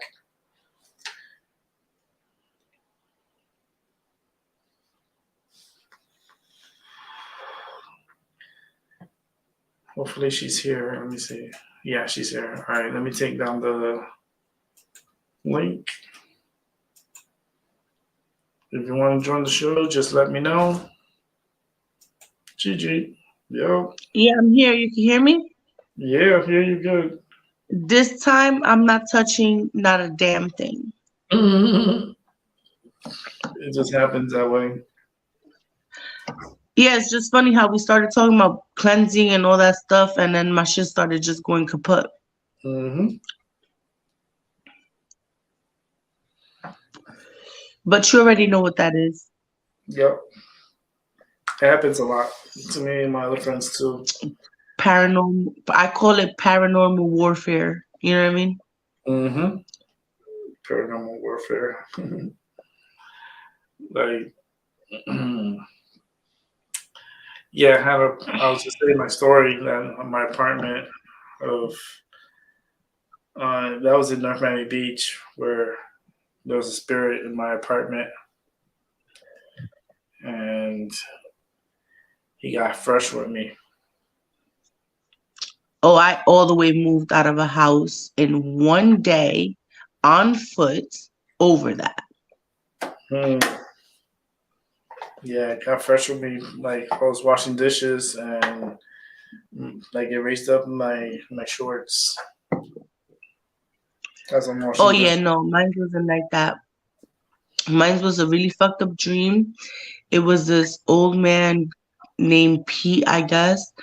And at the time we lived in like it was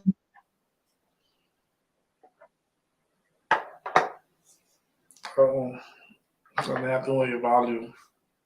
and I had this dream, and people used to always say the weirdest things, and oh my god, I just felt somebody sit down next to me in the couch, stupid stuff like that, right? And I'm Uh-huh. like, oh, that's normal in my world, whatever. So, but I had this dream, and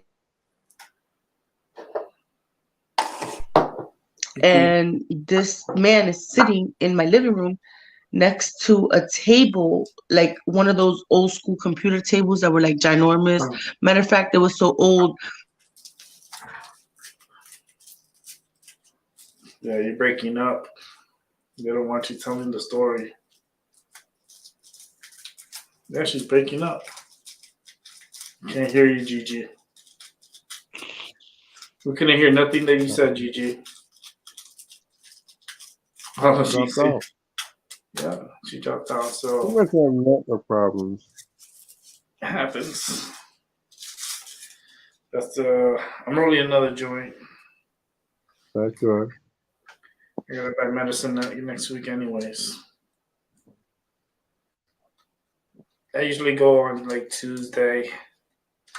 Depends how much I have. I have enough here, but Oh, they share me some weed.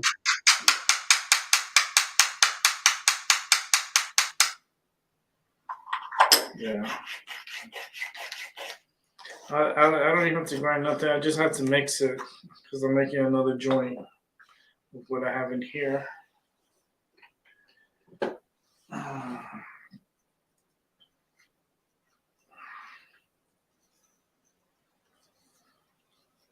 Paranormal. I'm pretty sure Gigi has probably some kind of paranormal story from New York. I have mine from New York. And I saw the little boy. We'll talk about that one next. Paranormal Stories / Open Talk live. My Mind Over Your Matter. Thanks for watching. Appreciate it. Love you guys. Let's bring back Gigi. Gigi. Yay. Next time we get on live, I'll share this story about Old Man Pete and why I moved. But yeah, I heard you. I definitely have a whole bunch of stories in New York over Yeah, I bet you just do. Because I crazy have stuff. from the Bronx. Which I think I told you the house, the apartment burned down because the little boy he wanted to play with me with the ball. That's right, in the fire escape. And yeah, he was in the fire escape with the ball. He was And asking me all. it validated your aunt. I remember because your aunt thought she was bugging, but Yeah, yeah. she really thought she was bugging because she thought she would see the boy, but she's like nobody else sees him, and she thought she was going crazy. By the way, just pardon my accent. It can't go nowhere, and it's always there. And sometimes it's really thick. So I I'm the same way. apologize in advance. I'm the same way. I got mine is more deeper. It gets because I had surgery in my neck, so I can't.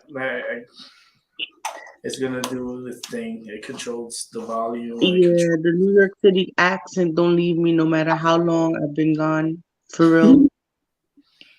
Yeah, you can't change that. Not even the country. No, nothing. And when I first moved here, especially, people would be like, "You're from New York City, huh? You're from Brooklyn, huh?" Because everybody thinks that everybody's from Brooklyn, and it's like, "Nah, I'm from the Bronx." And it's like, "Oh yeah, I could hear it," and I'm like, "Well, it's not gonna go nowhere." You know what I mean? Mhm.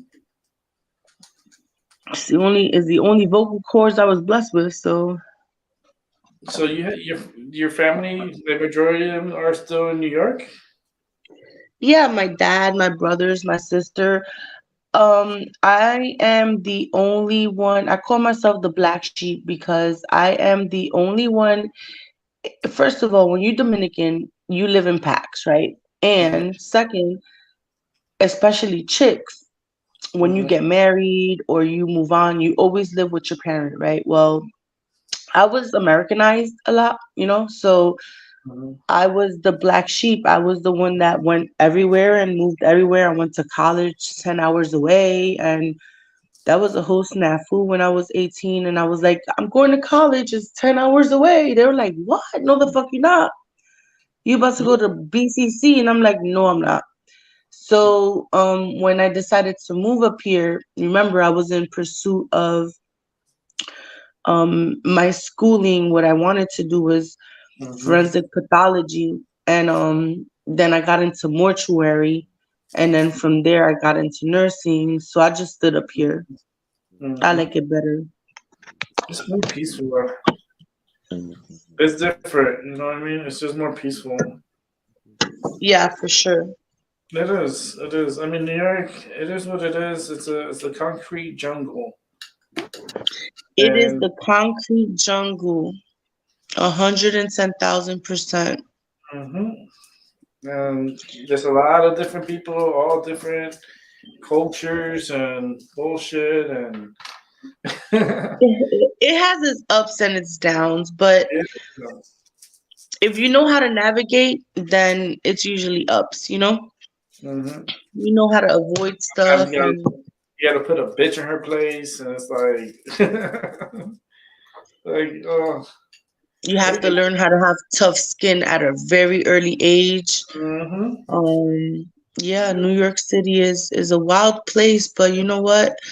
I totally am grateful for having my childhood There. in the city, even though I was exposed to a whole lot of stuff, but it made me more aware, you know, like and besides that, the ice cream truck was amazing, and opening the fire Oh, hydrant was the best. oh yes, the summertime fire hydrants. Oh, Nothing beats that. Nothing beats opening up a pump in the summer. I'm telling you right now. and it's just the fanning of the water, and it's just like it feels Mhm. so good with that heat. Mhm. I remember in New York because I used to stay in the Bronx too. And I used to go and get wet and go to the corner store and That's get why me I can't swim. That's why I don't swim, because I mean, in the concrete jungle, we don't really have many lakes and beaches and shit like that. let me go And our waterworks was literally a fire hydrant. We had to dodge cars and shit. You know what I mean? because the cars want to wash their car. They would put soap on the car. They would go around wet the Mhm. car. Then they would soap Mhm. it up, They will roll up their windows and let you know to wet them. It used to be fun. and then you just go and wash the car for free. You don't come in For and free. rinse the soap off the car. It was, Nothing beats free 99. you know, that was back in the days. Oh, the Bronx. I remember going to the Bronx Zoo, and like that's when my grandma slapped my mom. Happens. It happens. Grandma, man, grandma don't play. She's like, what? Nah, I don't know now one mama that played. Like for real, that's They a were grandma. serious. My grandma whooped that ass. Like my mom was like what 19, 20 years old, maybe. My grandma, what? My grandma got her and slapped her up. Like put her in a taxi and bye. He's staying with me. Like I was the reason why they fought. Like you see that experience I had to go through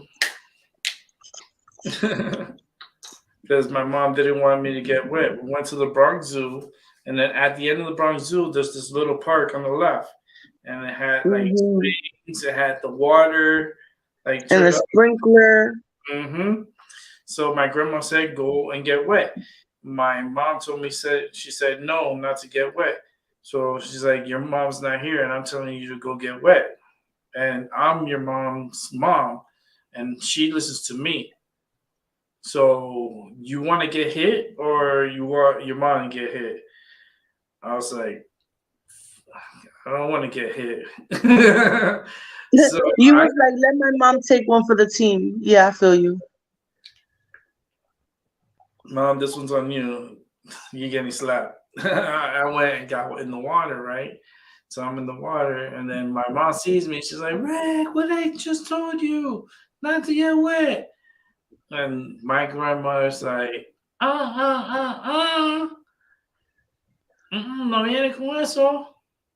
Like, told him to get wet. I told him he could go in there because he wasn't going to stand here by himself looking stupid. So I sent him to get wet. And my mom got mad. She wanted to hit me. And my grandmother came on and said, "Oh, yeah?" And bitch slapped my mom. And sent her to the taxi and told her, "Go home and I'm going to take care of him and don't worry about him." Yeah. My Those were grandma grandmas. don't fuck with. Yeah, that's the point of the story. Don't fuck with a Bronx grandma. Don't fuck with a Spanish grandma, period. Do not. Not from the Bronx. No. Yo, Leave and them alone. only, oh my God, I don't know what it is. Do they go to a class? Do they teach this? Because how do you throw a chancleta and it Yo, curves around the corner, my the nigga? Matrix. The Matrix. That's part of the Dude, Matrix. my grandmother never in the history of ever, she should have been a baseball player, bro. She never missed her aim. It Mm-hmm. don't matter if you was hiding behind the fucking side of the corner, the door, that chancleta curved, bro. Mm-hmm. That is Like, I like, used to ask her, like, did they teach you this in a class or something? Cause oh no. that's crazy. Part of like some martial arts thing or some boomerang. Definitely tapped into some Bruce Lee shit. Definitely. Dang, that's wild. My brother used to call her Mr. Miyagi all the time. Wow. Mr. Yagi. Yeah, No. that was the code word. So she didn't understand we was talking about her. He Mm. would be like, "Yo, don't play. Mr. Miyagi is right there in the kitchen. Don't be playing yourself." And that used to be so funny. That is But yeah, fun. my whole family's still over there. I'm the only one that's upstate. I do have a cousin that moved to Schenectady, which is not that far from here, but he moved to North Carolina. Mm. North Carolina? Yeah. It's okay. North Carolina is all right. I've been out there before. They have good barbecue. He Mhm. loves it out there. He's a postman. He's been working for the post office for like 15 years, so he makes really good money over there. So he has a maid out there. It's pretty cool. Yeah, it's comfortable. It's really nice. It's good Hmm. to, like, for a vacation, like to go like for a vacation, like to go even to the beach. Like it's nice to go on a vacation, get some sun. That's what we should. That's like this year. Like for you, like I feel like you could take a road trip, a nice little road trip, and have a good time.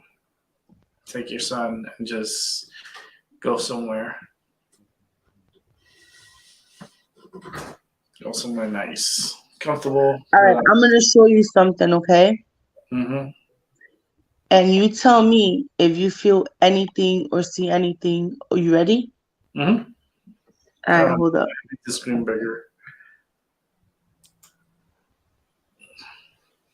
Hold on. How do you turn the camera around? Oh, this is setting. Turn off the camera and then go Mm-hmm. to. Hold on. Go Man, to settings and settings. Where then the fuck was change. settings? Be? Oh, hold on. Let me show you All from right. my All I see is Mike, Cam, chat, cam. more, and leave. Cam. If I hit the cam is just gonna open up, and that's it. Oh, wait. Hold on. Let me do it on my phone. I could guide you through my phone. Hold on. I'll tell you real quick. Dude, something is on them stairs.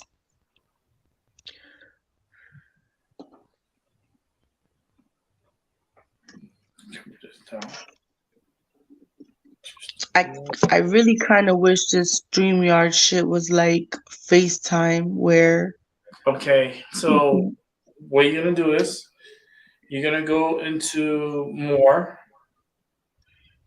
oh my God, if I leave this chat one more time, all right, I'm gonna go to more. Hold up. Hmm. And then Boom. Oh, I see settings. settings. Click settings. Click Hit camera. camera. Yeah, and then click the arrow facing down, and then press the last one that says camera 20 facing back, Oh, and then oh, hit I done, see. and then hit the back arrow. Hit the Hit back the arrow. hit the X on the setting. Okay, ready? And there you go. You see those stairs? Yeah, creepy ass stairs. All right. I like it sounded like the first three of the top, like somebody came down and then stopped right there at the third step. So that's why I was like, do you feel anything there? Oh yeah, that's what I said. Creepy Yeah. ass stairs. Creepy ass Yeah, stairs because well, it it's needs to loud go too. somewhere the fuck else. Someone died in this apartment, right? In this home. Bruh, your gift is crazy. Yeah, he did. He passed away in the upstairs apartment. Yeah, he used to come down the stairs like that. That's why you Well, have. I'm not his friend, so he needs to leave me alone, bruh. Yeah, just tell him that. Tell him to please leave you alone. That your time has come. And they need to move on. Do you have Hmm? sage? Hmm? Do you have sage? I do. Okay, then I sage stage this hallway all the time.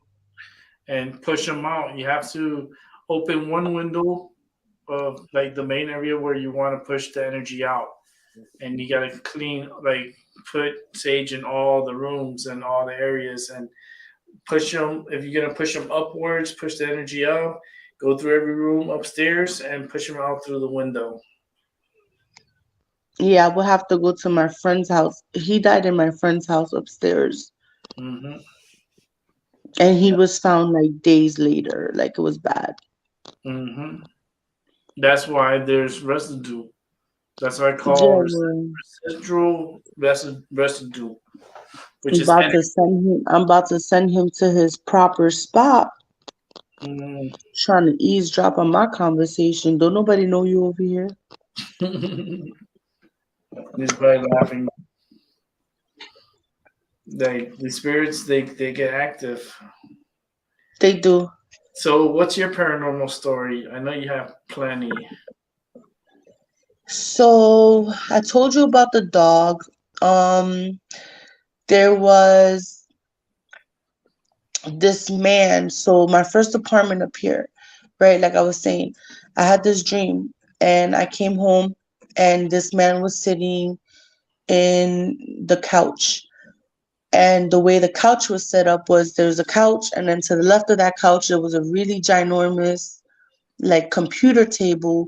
It was so back in the day, it was a compact Presario computer. So that's how back I'm talking. I used to have one of those. Yeah, I have mine. I just have the tower. I don't have the screen. But Oh, anyways, my first computer.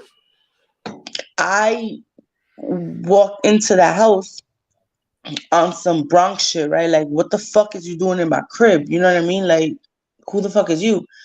And he just looked at me like, you're in my house. This is my house, and you need to get the fuck out. Um, so there was a table lamp on that computer stand that you had to physically like turn the little knob to turn it on or off. Mm-hmm.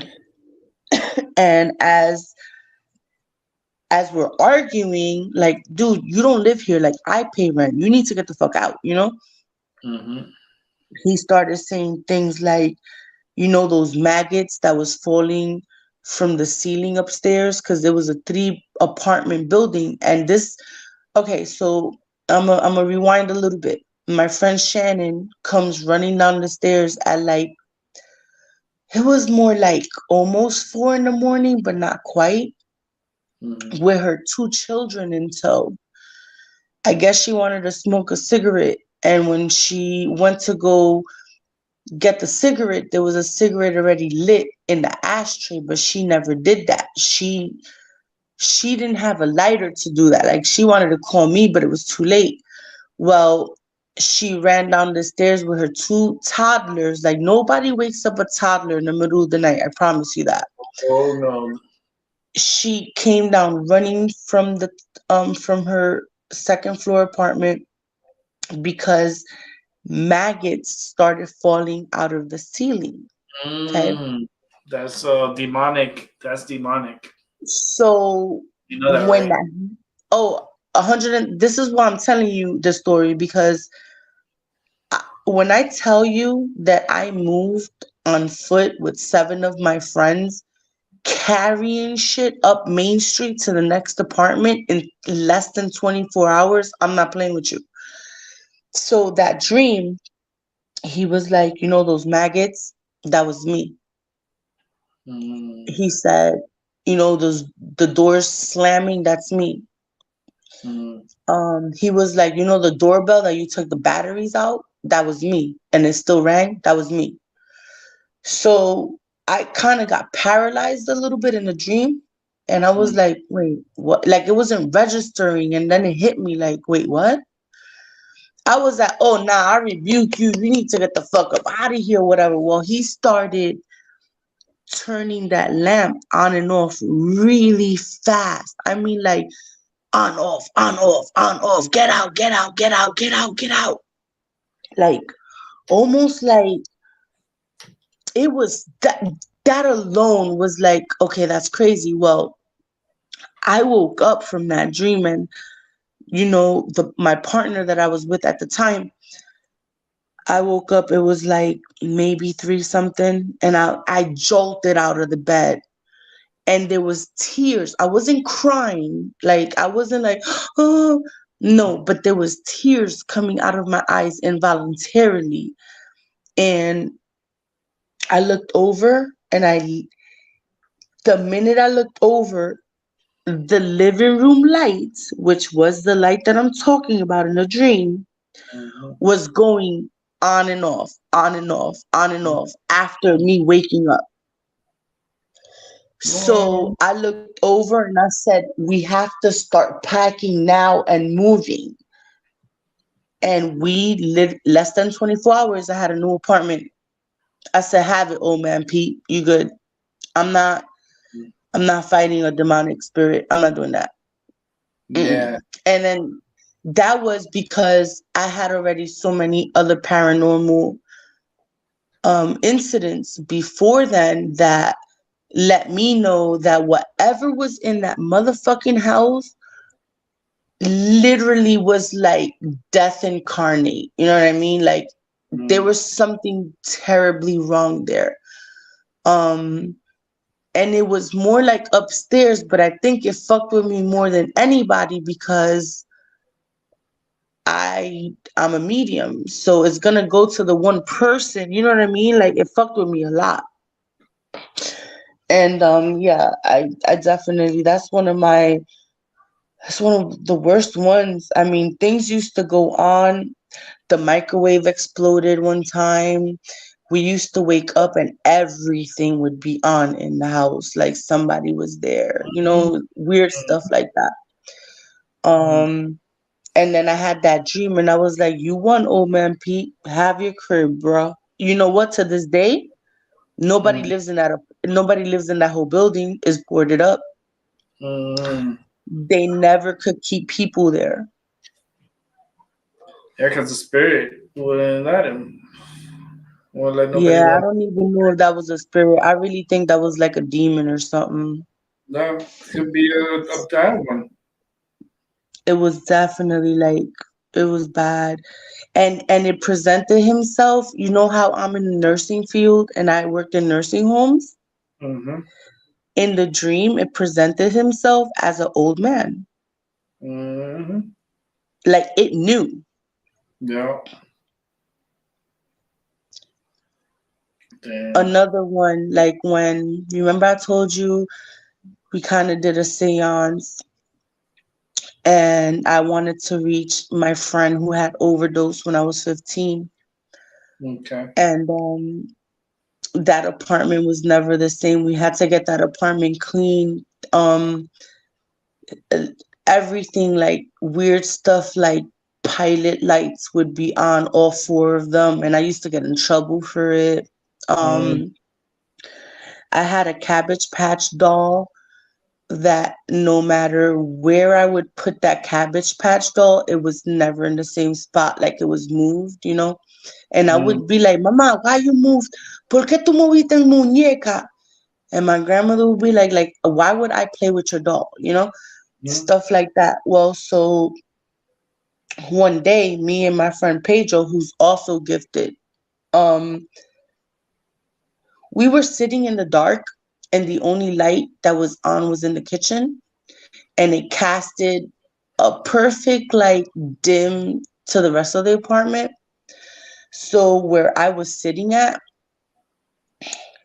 I could see clearly into the bathroom.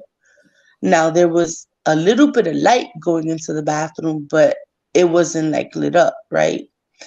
Well, I kept on telling Pedro, like, dude, I see something really tall standing in the bathroom. Mm-hmm. Pedro would get up to go see in the bathroom, and there was nothing there, and whatever. But the minute he would sit back down, and about a few seconds later, I would see that. Well, it was sitting, it started sitting like on the edge of the bathtub, and it got up. And when it got up, my body, it was one of the first times that my body didn't do the fight or flight. I Mm. did flight. I didn't, I knew that whatever the fuck was in there was, I was not gonna be able to fight. So I'm 15, so I took flight. I threw the keys at my friend and everything, like, yo, I'm out this bitch. And I just left the whole apartment, and then the very next day we got it cleaned, and thank God, because it was peaceful after that. But it was whatever it was so tall that I couldn't see the top of its like head. I could see the neck, Mm-hmm. but I couldn't see like the head or anything like that. So it was humongous, and it was fully dark. So it was definitely a shadow thing. You know what I'm saying? Like a shadow figure. Um it had no, like, there was no definition. It was just like a really ginormous like shadow like figure. And then once that shit got up after it sat down, it was like I said, on the edge of the tub, and they Mm. got up. In my head, I'm like, oh, now this is ready to get out that bathroom, and I am not gonna be sitting here when that happens. So that was another. Other than that, usually the paranormal activities that I have had, like sending people to the other side, or like seeing if a place had activities and kind of debunking, all of that was fine, and I could do that all and dandy. But when it comes to like the demonic dark entities, Mm-hmm.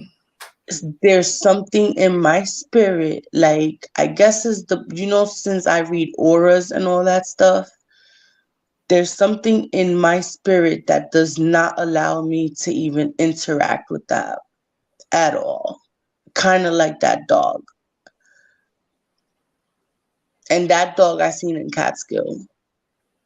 And he was huge. Like, it was the biggest Rottweiler I've ever seen in my life. No. Yeah. Yeah, those dogs I are great. I used to have, quote unquote, an imaginary friend. Her name was Emily. And Mm. I vaguely remember her, but I used to play with her hard body. And the one thing that I do remember was Emily had said, turn on the stove, but don't put the flame on. Kind of like leave the gas on type thing, you know?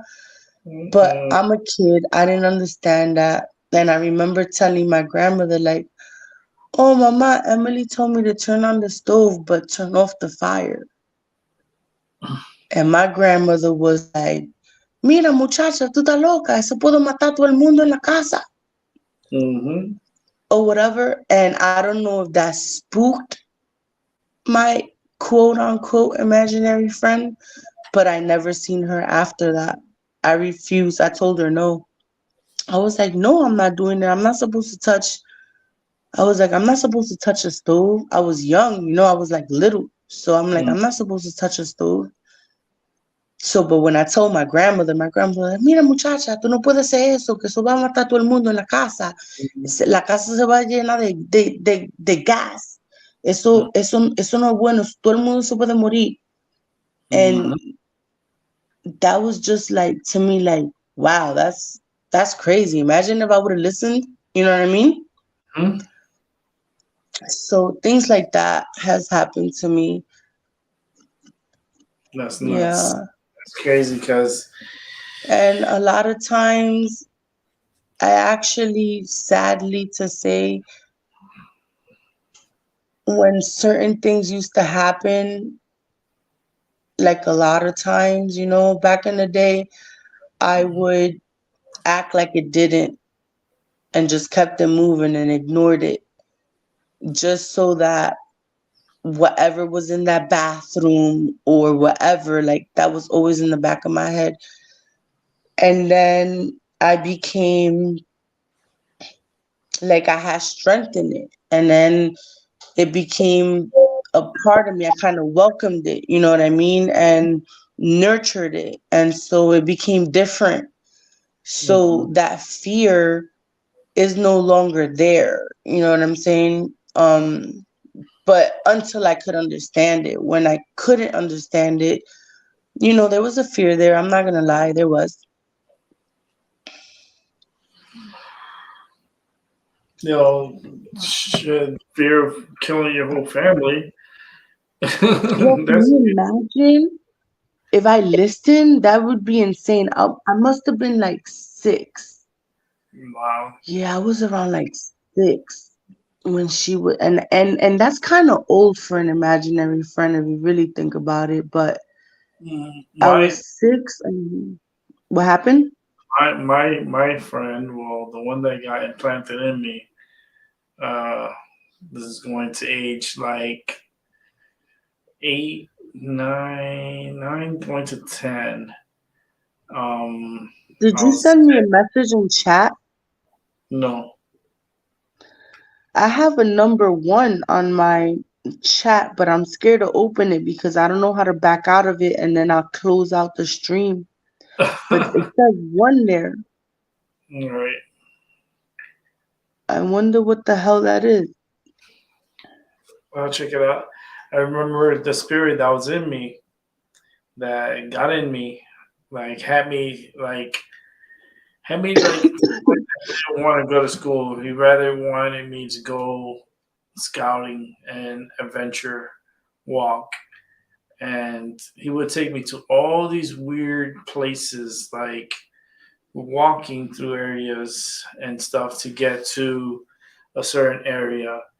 And we would get there. I would get there. I did it a lot of times by myself, and then some other kids wanted to join me and came along with me. It was just crazy.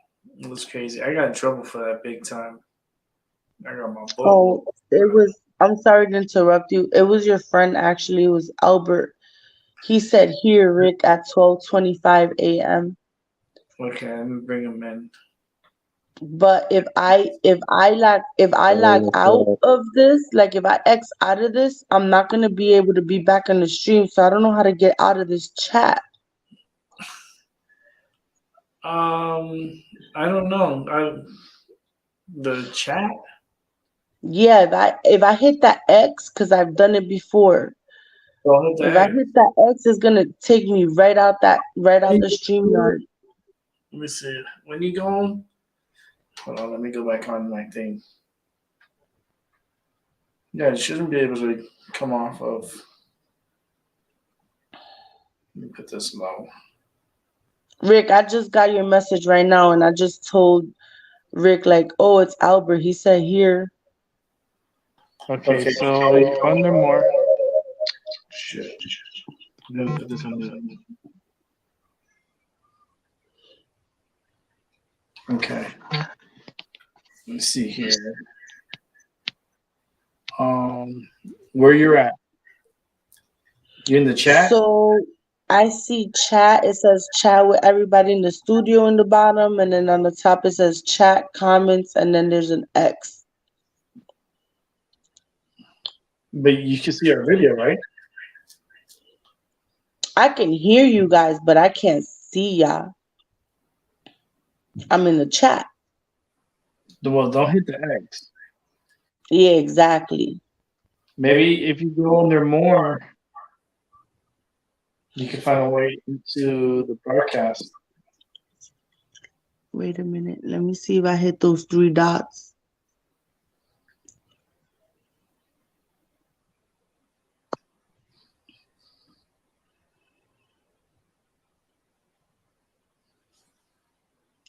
Oh, I could add this to my home screen and add myself whenever I want to. Can I do that? What do you mean? You know when you hit the 3 dots on the top and it says add to home screen? Would I be able to jump back into the stream? Yeah, I think so. Let's see if that works. Yeah, my camera here. I'm about to just leave y'all in the chat like this because fuck it. Because I feel like if I hit the back button, I'm gonna leave the thing, and if I hit that X, I'm fucked. I'm fucked. It's gonna take me right off. Yeah, because I'm trying to see where you're sitting. Because Yeah, I don't know how to. Man, I wish I could send you a fucking screenshot. I don't have a. I don't know. It's weird.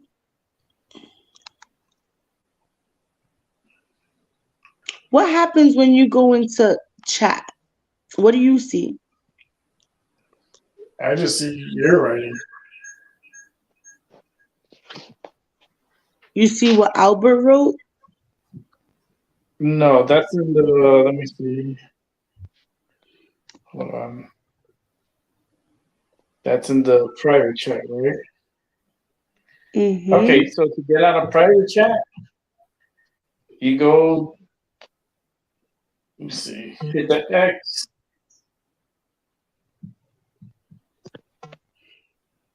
So just hit the X next to comments. Yes. Okay, here goes nothing. You ready? Yep. Don't fucking laugh at me when it just. It could be that dude that died upstairs. I don't know. Hold on. Oh, okay. Here I am. There you go. There you go. Teamwork. I don't know. I'm new to this whole StreamYard shit. Yeah, it's like learning. As y'all can both tell. Yeah, we still learn every day here. Okay, how do I get myself off? All right, I'm back here.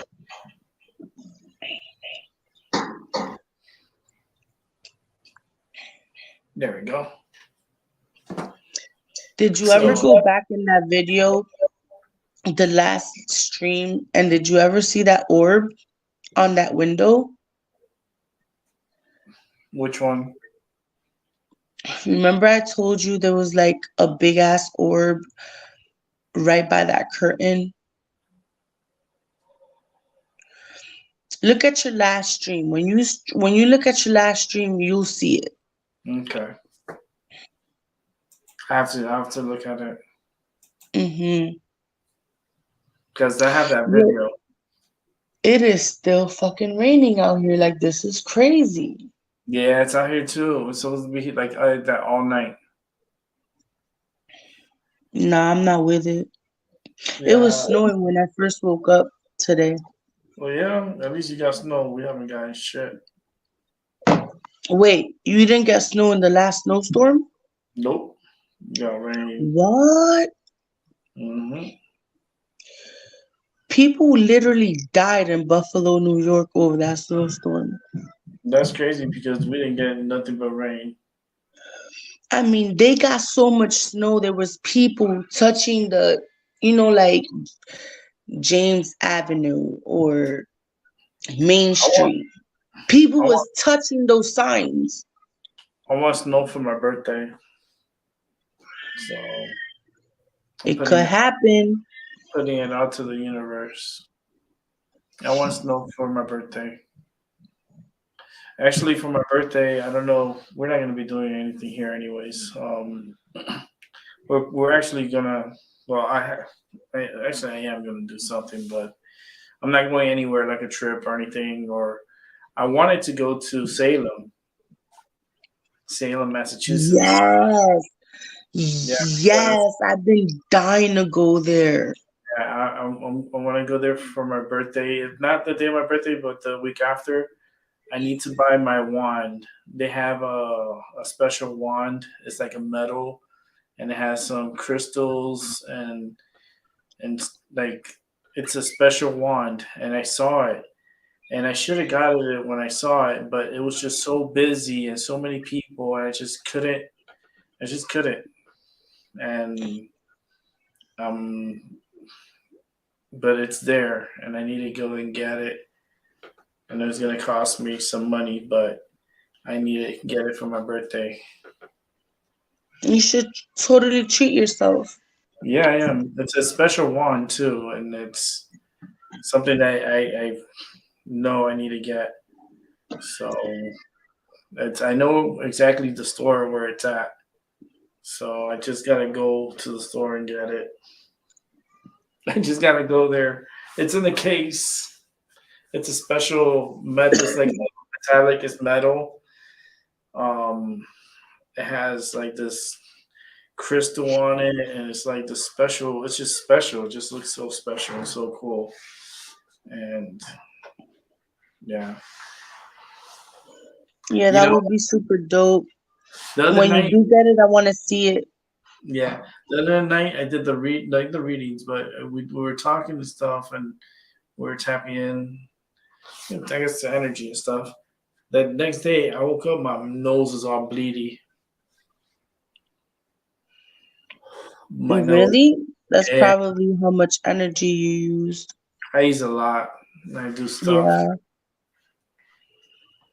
It takes a lot out of me. It's like a lot of old negative blood coming out. Yeah, when I use a lot of energy, I don't really nosebleed. I feel depleted of energy. Like I feel lethargic. I know. I know. I'm probably go out to a restaurant to eat somewhere nice. Oh, nice. Yeah, I'll probably go somewhere nearby. Not like a big chain restaurant or anything like that. It's more of a like a mom and pop's restaurant, but it's kind of like it's Italian. Um, it's like Those Italian. be the best ones. Yeah, it's an Italian restaurant, but it's a fancy Italian restaurant. And it's really nice and pretty inside, and they cook really good food. The food, it's worth it, and the price is not as bad either for that type of restaurant. So, and it's a chef. It's a real chef that works there, and they have the owner, and they take care of the establishment. And the chef is the one that preps all the food. Gets all the food and all stuff. It's kind of like a show, what you see on TV. Oh, that's kind of dope. Yeah, but they're actually pretty good. They're I might end up going there for my birthday dinner, and looking forward to it because they do have good food, and the chefs are really good there. So I know that Saturday I'm gonna. Uh, I don't know. I'll probably be so tired because I don't know if I'm gonna go to Salem before my birthday. Because if I go to Salem, it might be that Thursday. It might be the Thursday, the 19th. So to get my wand, that's That like would be so cool. it's a 2 hour drive. Your And then, birthday is right around the corner too. yeah, next Saturday. My brother's birthday is tomorrow. Oh yeah. Yeah, we're doing a whole little. You know me, I have to. They have. I'm always the cooker, so I gotta cook. We're cutting a cake. Damn, He, that's what's up. it's gonna be so many people over here, but you know, Spanish households. They bring food too. Yeah, they're bringing some food too. They're bringing some cuchi frito from the Bronx, so you know I'm hyped. Oh damn, oh, then it's worth it Yeah, then. I'm hyped. It's worth it then. Yeah, I'm And super hyped. it's cool because it's not that far of a drive. It's just a 2 hour drive. That's like it's a chill to get away. It's a day trip Hmm. drive. It's good to get out. Shit, Yeah, well, everybody. he's getting here more or less like around 5:30. They're gonna spend the night here, so we'll be packed like sardines, but that's all right. Yeah, it's only temporarily. You kind of miss those days because I remember Yeah. when my family used to come over from Puerto Rico or from Michigan, down to Florida when I was a kid. It's bringing up stories now and memories. I remember my aunt, she used to come and she had three boys and a girl. And we have a two-bedroom. And it was like, at least the sofa, we had a sofa bed. So Hmm. at least we did have a sofa bed. So majority of them slept there. But then the other ones, they slept on the floor. They prefer to sleep on the floor, like not on the floor, but they would put like shit on the floor, like comforters, so they could feel more comfortable, like more comfortable. But I guess they were like used to sleep on the floor. Coming from Puerto Rico, I don't know. Damn straight. I know I've been there. They're like they don't because all they need is a pillow and a blanket. That's it. And you good to go. Yeah, because like the blanket, they wrap themselves in it, and they're like a cocoon. So it's like then that's how they slept. I was like, well, I need to sleep in my bed. So you move your foot over, let me get on my bed.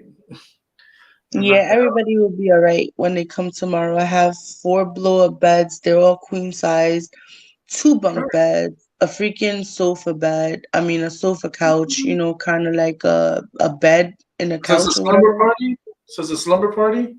Oh, yeah, it's an all-nighter thing. You know Yeah. how Spanish people are.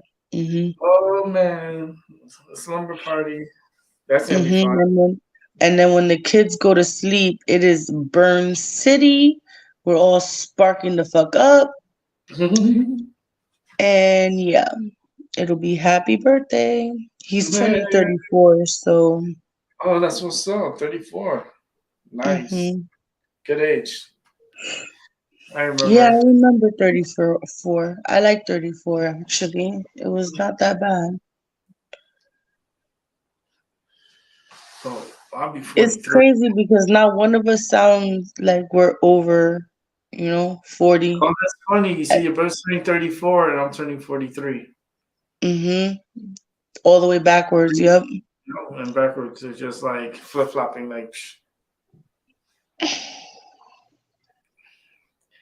43 on Saturday, next Saturday. I'll probably be on here too. I'll probably be on. I'll probably do a show. Probably do like a morning show. Well, depending on what time it is, me and Albert will be like, happy, happy, happy birthday, you know?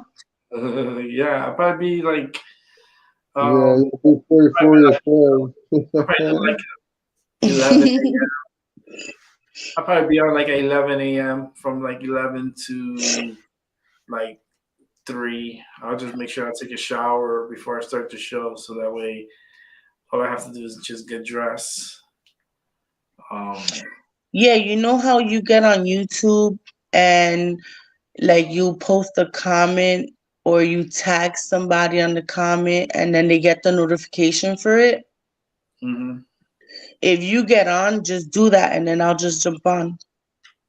Yeah, I'll probably be on. I'll be on. I'll have it set up the day before, and I'll just come on like around 11 and be on for a few hours. Maybe do some readings. Would be nice. That'd be super awesome too. Mm-hmm.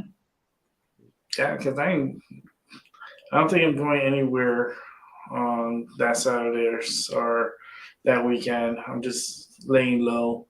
I'm actually probably going to Big Y and getting myself a strawberry cake. A strawberry, Nice. like the real strawberries, the big plumpy, nice red strawberries. Mm-hmm.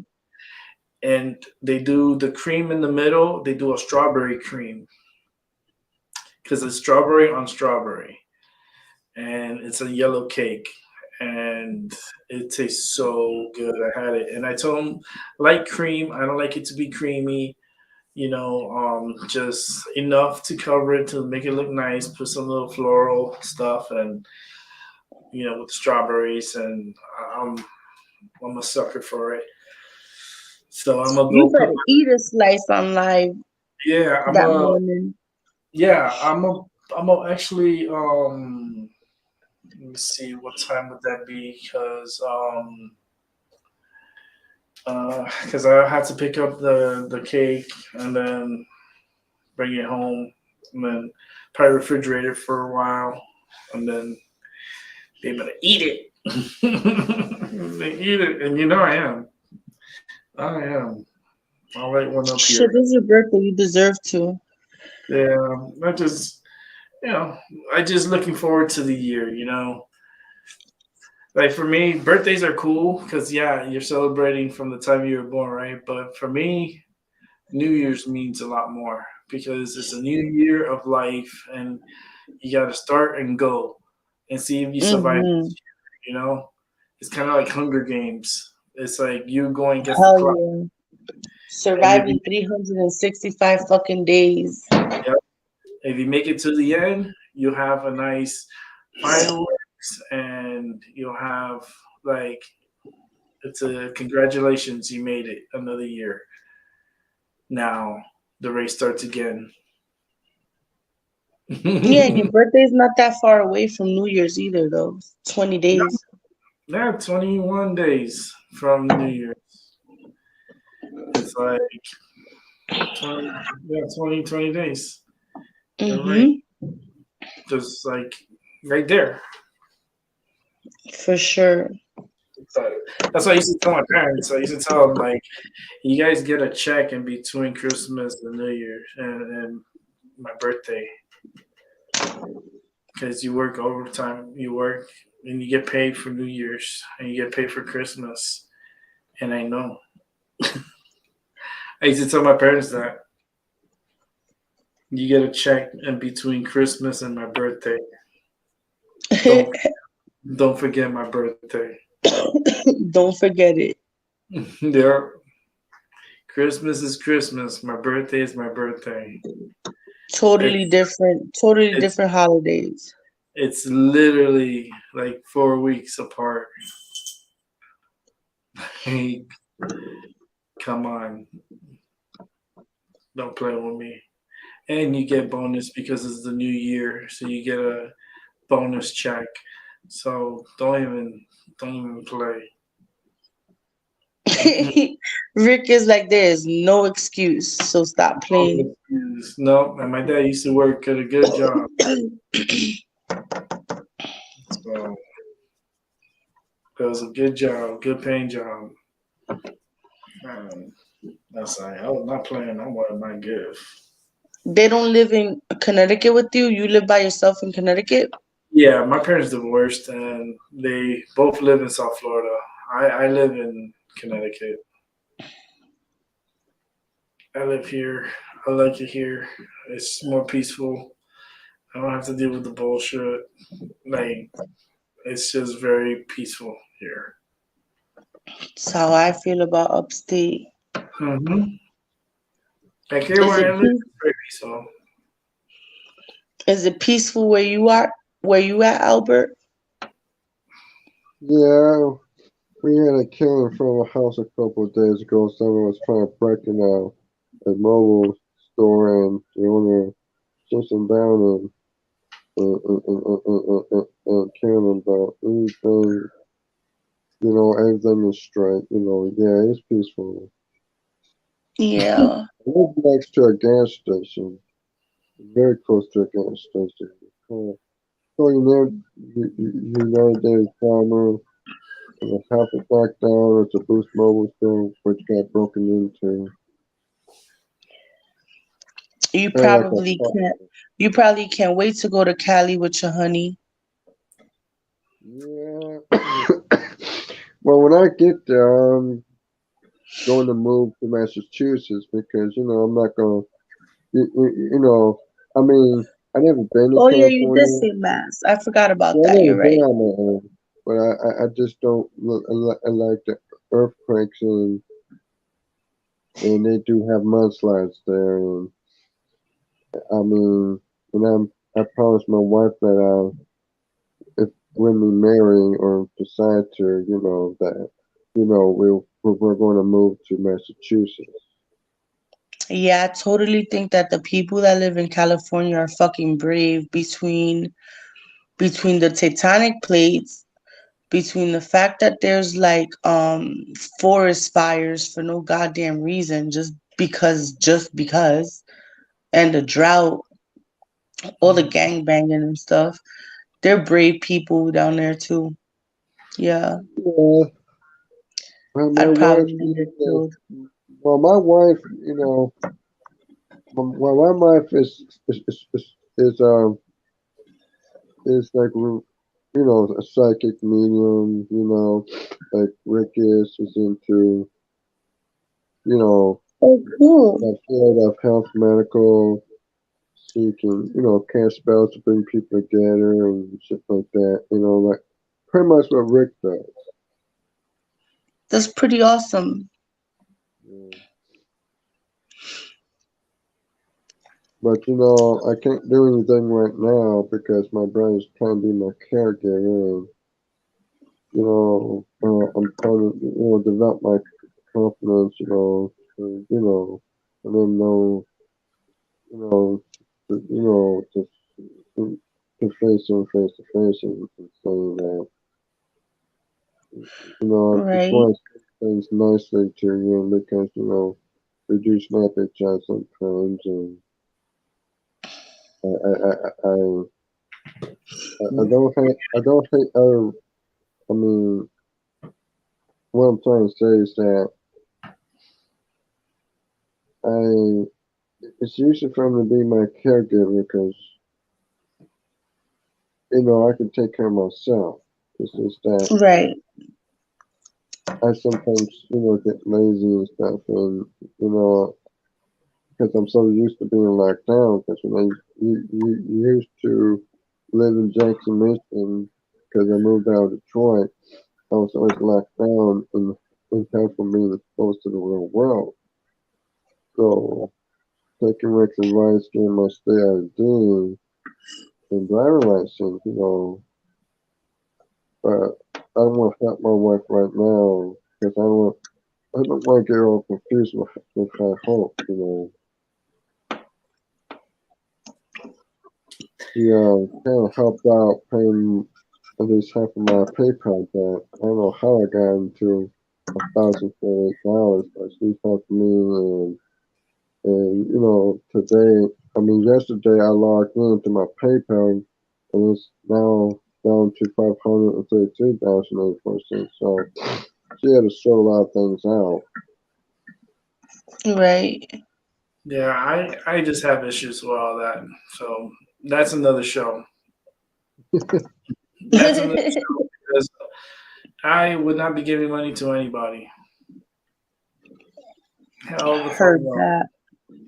Like for what? Like no.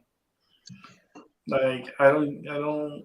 If you're not living with me, you're not sleeping with me. You're not getting anything from me. Well, I was just gonna say it's different when you're in love, you have a relationship. That's a different kind of situation. But just anybody, hell to the no.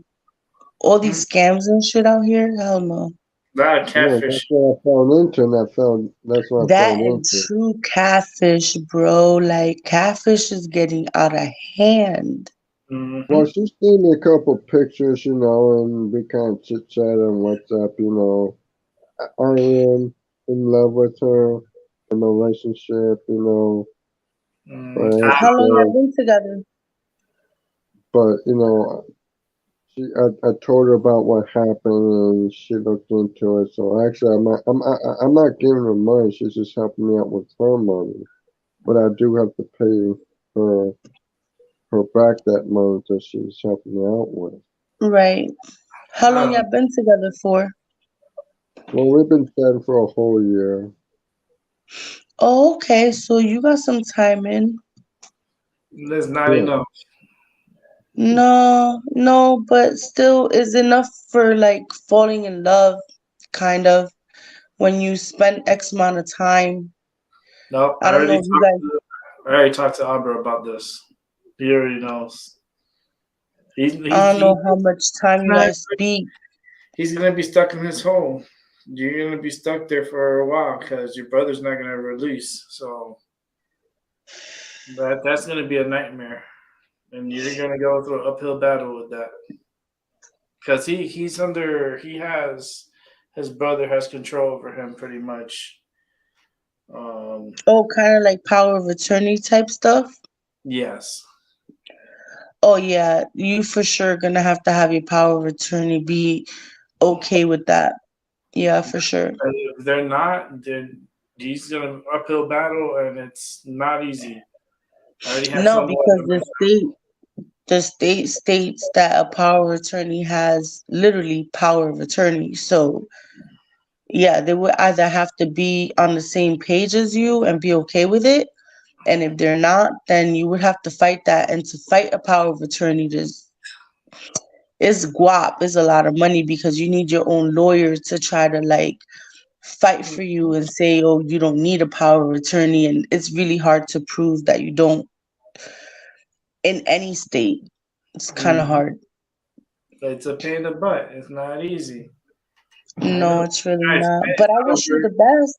I'm I was, sending you positive vibes and lots of love and light, Albert, okay? Okay.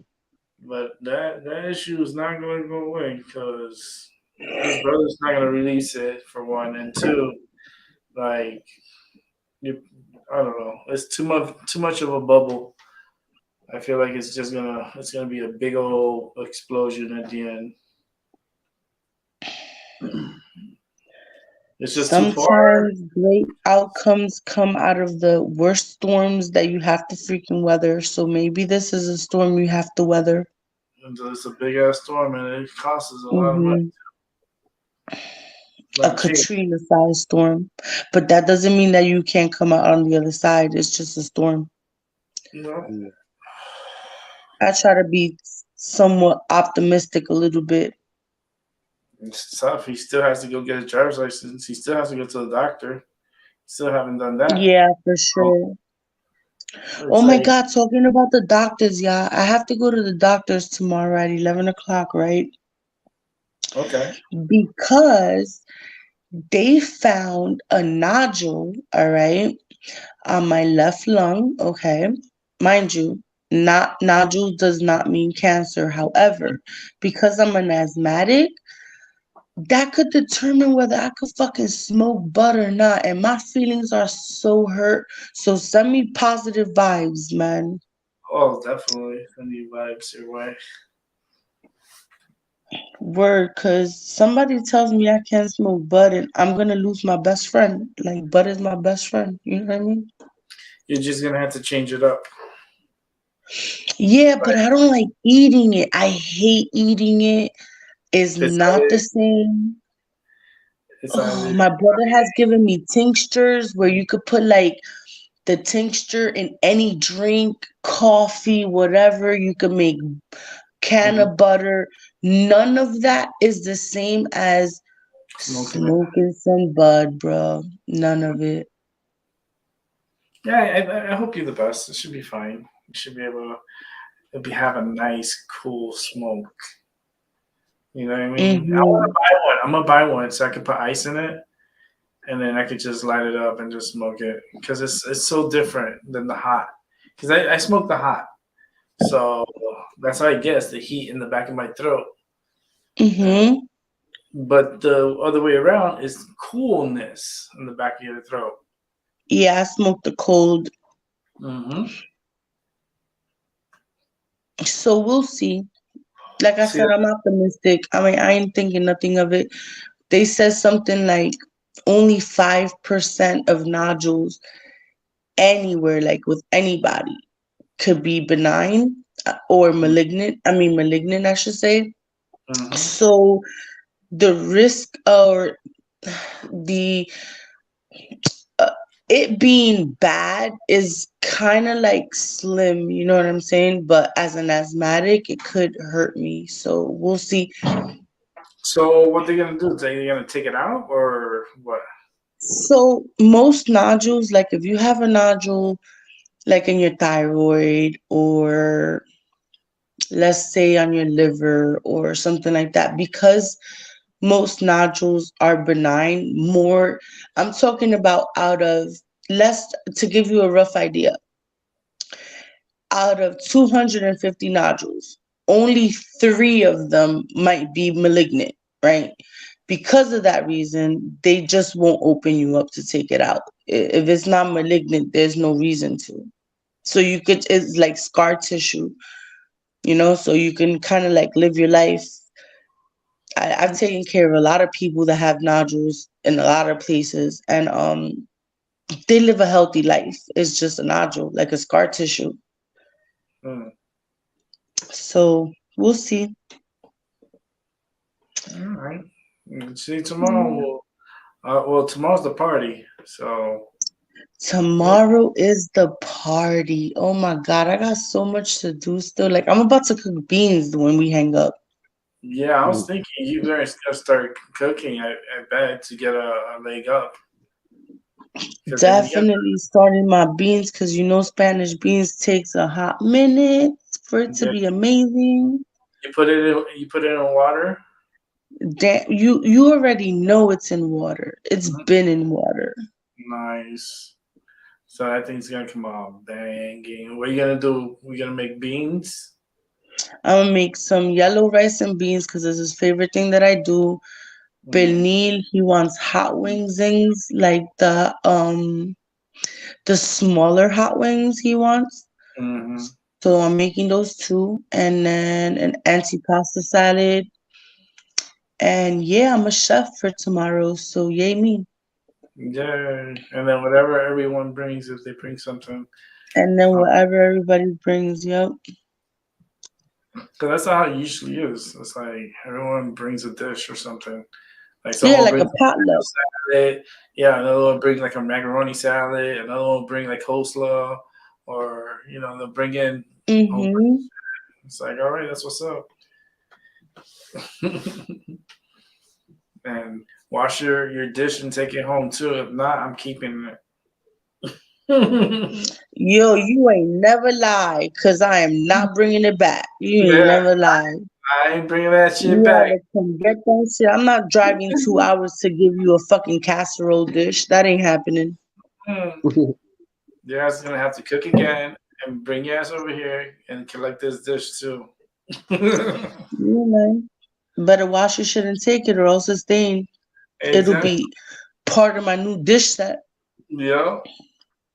To contribute to the collection.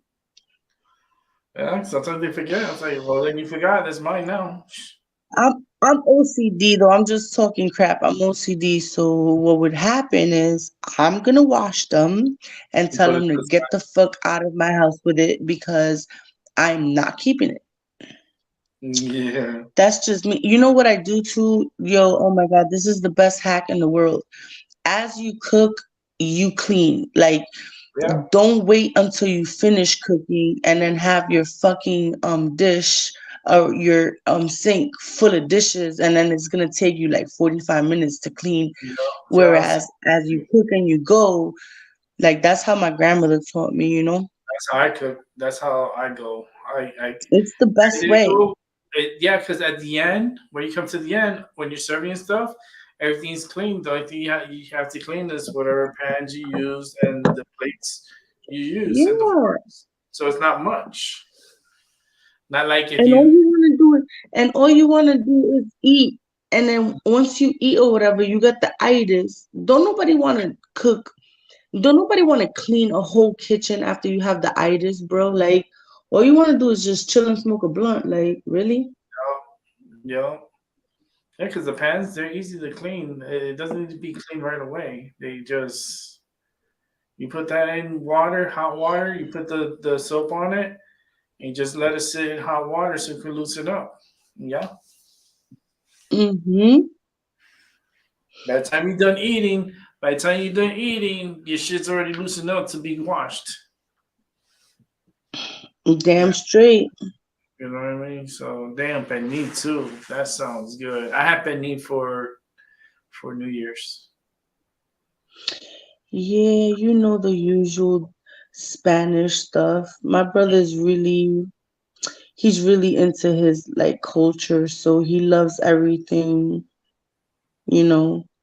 But it Hmm. has to be pernil, authentic rice and beans from scratch, you know. You Mm. have to make your own sofrito by scratch, that Yeah, type of stuff. But I do my own sofrito. It's so much yeah, me better. It's too. so much better because you could control It it. If is. you want, if you want to make it a little spicy, then you put a piece of Jamaican pepper. You put one of the Jamaican peppers in, and that shit gives it so spicy. The sofrito, if you like spicy, the meat to be a little spice, because I kind of like my food, my sofrito to be a little spiced. I ain't never thought of that. That's actually a great idea. Yeah, and that's how I marinate the chicken and the ribs or anything that I do. Like I use that type of sofrito with the Jamaican pepper. And yeah, it's really spicy, but it's when you cook it and you eat it, it just has like a normal spice. Like it tastes good. Nah, you're gonna have to give me the recipe for that because I'm totally making that. Okay. Yeah, I have Discord. You should get Discord. What the hell is Discord? How am I This so late to social media like this? Like, this I is don't know. I'm crazy. late too. I'm just trying to figure it out. But Discord is you could download it. Yeah, you're the This. first person I ever heard of StreamYard. So this is Hmm. just the first live that we got on. That's the first time I ever been on StreamYard ever. Yeah, I mean it's not so bad, because No, it's really not. I'm broadcasting. I'm on YouTube, but I use Streamyard. It's a nice little spot. It's kind of dope. Just chilled out, smoking. I'm almost done with this joint. Yeah, I'm almost done too. About to take it in I'm about and to then to wrap. go attack these beans. Yeah, I'm about to get off here in a moment because I've been on here already for 4 hours. I'm gonna stop Wait, at. y'all don't have Facebook? Y'all have Facebook or no? No, I don't do Facebook. I don't trust it. No, I don't do well. I should what I should have said was Messenger because I don't do Facebook either because I don't like people in my business type shit. Mhm. That's why I do Discord. Because Discord So is more. Discord is kind of like, It's like a what is messenger. Discord?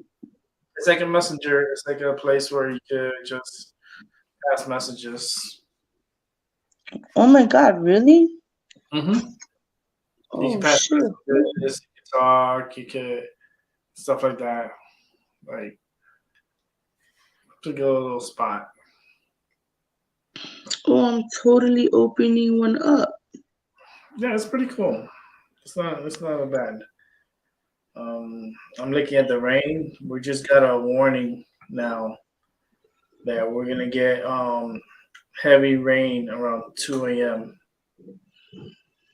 Are you serious? It's over here That coming means down we're getting too. heavy rain. You're getting heavy rain too at 2 a.m. Mm-hmm. That's Well, what I'm it's saying that because East Coast shit. it's coming from Jersey. So I was like, oh shit! If Jersey we're could have getting, kept this shit. you're getting rain all night tonight. I've been getting rain all day. Like I woke Yeah, up, here it was snowing. I had to put Aiden in the bus. I was like, are you effing serious? It's freaking snowing out here. We can't even have respect from the weather, right? And then all of a sudden, waiting for the bus, then it starts pouring. And I'm like, oh my God, there's just no hope for today. So it's been raining like all day on and off. But Yeah, now it's just nonstop. it's just been nonstop rain. It's just no snow, just straight up rain. Um, Hopefully you get snow for your birthday. yeah, I'm thinking, I'm hoping that we get snow for my birthday. Um, it's It's gonna been a be slow snow. It's been a slow snow winter though. So yeah, it's been a weird winter. Very, very awkward energy. I feel like Russia thank has you. Do you know manifested. how warm it was in November and parts of December? Yeah, it was like 60s. I was like, I ain't never in the history of my whole 40 something year old life Never been felt in a warm fucking November, bro. Ever. it was just weird. And then I was like, it confuses the birds. It I confuses. mean, bubble jackets and Tims and face masks is what I remember back in the day. So I don't understand this weather right now.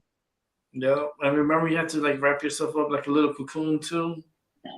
It's like it's Mm-hmm.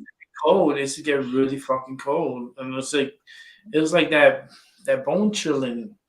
Like it gets in your bone, It and does, and it doesn't go away. At least it goes away to me. Like if I take a warm shower, it'll go away. But other mm-hmm. than that, once that cold gets in your bones, you're fucked. Yep, yep. And if you don't get warm, that's you get frostbite and shit because of it. Um, but it hasn't been like that, and it's kind of creepy. It's creepy because we're already in January, and we're halfway into January, which is, Mm-hmm. and we still haven't seen snow, a good heavy amount of snow. The only thing we've seen so far was like 3 to 4 inches, and that was like early in the season of last year. And we haven't seen anything. Surprised. So maybe I get more snow than you because the Catskill Mountains aren't that far away from me. Mhm. And living by the close to the mountains like that, oh, we get dumped on. Like if it's gonna snow, we get dumped on. Mm-hmm. Yeah, but it's just for us this year. It's just been rain. I Yeah, it's mean, been weird. just the rain makes me hurt. That's all. It really does, though. It's just I just wish it was just snow. If it was just snow. It's just snow was falling. It makes me feel better because everything looks prettier, and then like it's a different like even the humidity the it just feels different, and then it's cold. You get it's It like the does. cold after. It just changes up. Now it just feels like spring. It just fucking sucks. It's just weird. We need the rain. Hopefully, the climate gets back to damn normal. Yeah, we need snow, but we do need rain too. So it's like, California with all that rain they're getting, and they're like, oh, they're bitching and fussing that they're getting rain. I'm like, yeah, but you guys are in a drought. Yeah, but it's flooding everything. Well, then, you be careful what you wish for. You want rain. No, seriously, but right now they're swimming in there. They're it's like a ocean. Like I don't even know what happened in Cali, but there's like That's just an insane amount of water right now, just in the streets and everywhere. they need to build a dam, not a dam, but like a reservoir to collect all that water. You see all that water how it's just making into rivers. Well, they need an area where they could put that water at. Yeah, for sure. It's just like they're not prepared. They've been like that because people just started infiltrating those areas and building and building and building, and then they had this crazy wildfire, which pretty much destroyed a lot of the trees that actually absorbed this type of water. So Right. you know you're All fucked. I'm saying is with all this water that they just got, they better not be a stupid ass just fire for no reason this summer. Yeah, or they need to make sure that their reservoirs are filled so that way they have enough water to last them a long period of time. It's just like need is very low, and hopefully, they need more snow. It's just everything that they're getting now. You think it's a lot, right? But it's still not enough. They need years of rainfall like this to be able to be at tip top with the reservoirs. Right. So yeah, it's just listen. This is not a surprise to me. They get rain just like Buffalo. How Buffalo gets snow, and Buffalo gets a lot of snow, and we know this has happened before. This was more aggressive because people started being looked at us and wanted to hang out outside and Mm-hmm. out and about trying to like sightsee and shit, and then you end up in trouble and then you die. Yeah, just like people in Buffalo. Like, let me ask you a question though. If there's a fucking blizzard and you can't see not 1 feet in front of you, why the fuck are you leaving your house and walking? Yo, I heard the news and this lady died 100 feet from her house. Literally. Why the fuck were you walking in the blizzard, boo? Like, And not protected properly. literally to the point where you died 100 feet away from your home. Yeah, you have And to there be. were so many people who died in their cars because their cars was just, it's just was a mess. hmm Their asses should have stayed home and been at home. Mm. They just They shut down. should take a page out of the New York book because once it starts really snowing like that, You stop. nobody in the history of ever out here comes outside. No, no, we're inside. We already bought what we needed to buy 3 days ago. We already hmm heard the news. We Yep. ain't trying to, we already parked cars in certain areas where we're not going to get stuck. Like, no, That's we're movie not playing day. with that. That's movie day. That's popcorn. That's chilling at home. That's Hot like cocoa day. You know what I mean? hot cocoa. That sounds so good. I'm It crying. really does, though. I'm sipping on some coffee right now, and I wish it was hot cocoa with marshmallows. I ain't even gonna hold you. That's what I have in the kitchen. I have that in the kitchen. I was gonna heat up some milk and make some hot cocoa before I go to sleep. Yeah, Cause that definitely is a sleep putter for sure. oh yeah, it's just the warmth, and then you feel so good and warm, and then you just knock out. I like the one with the extra mushroom, the extra mushrooms. I wish I had mushrooms in there, but marshmallows. Yum, me too. Mm. And I usually use 2 packs instead of one. Oh, so you make it extra chocolatey? Damn straight. Mm. I gotta have my chocolate somehow. Damn it.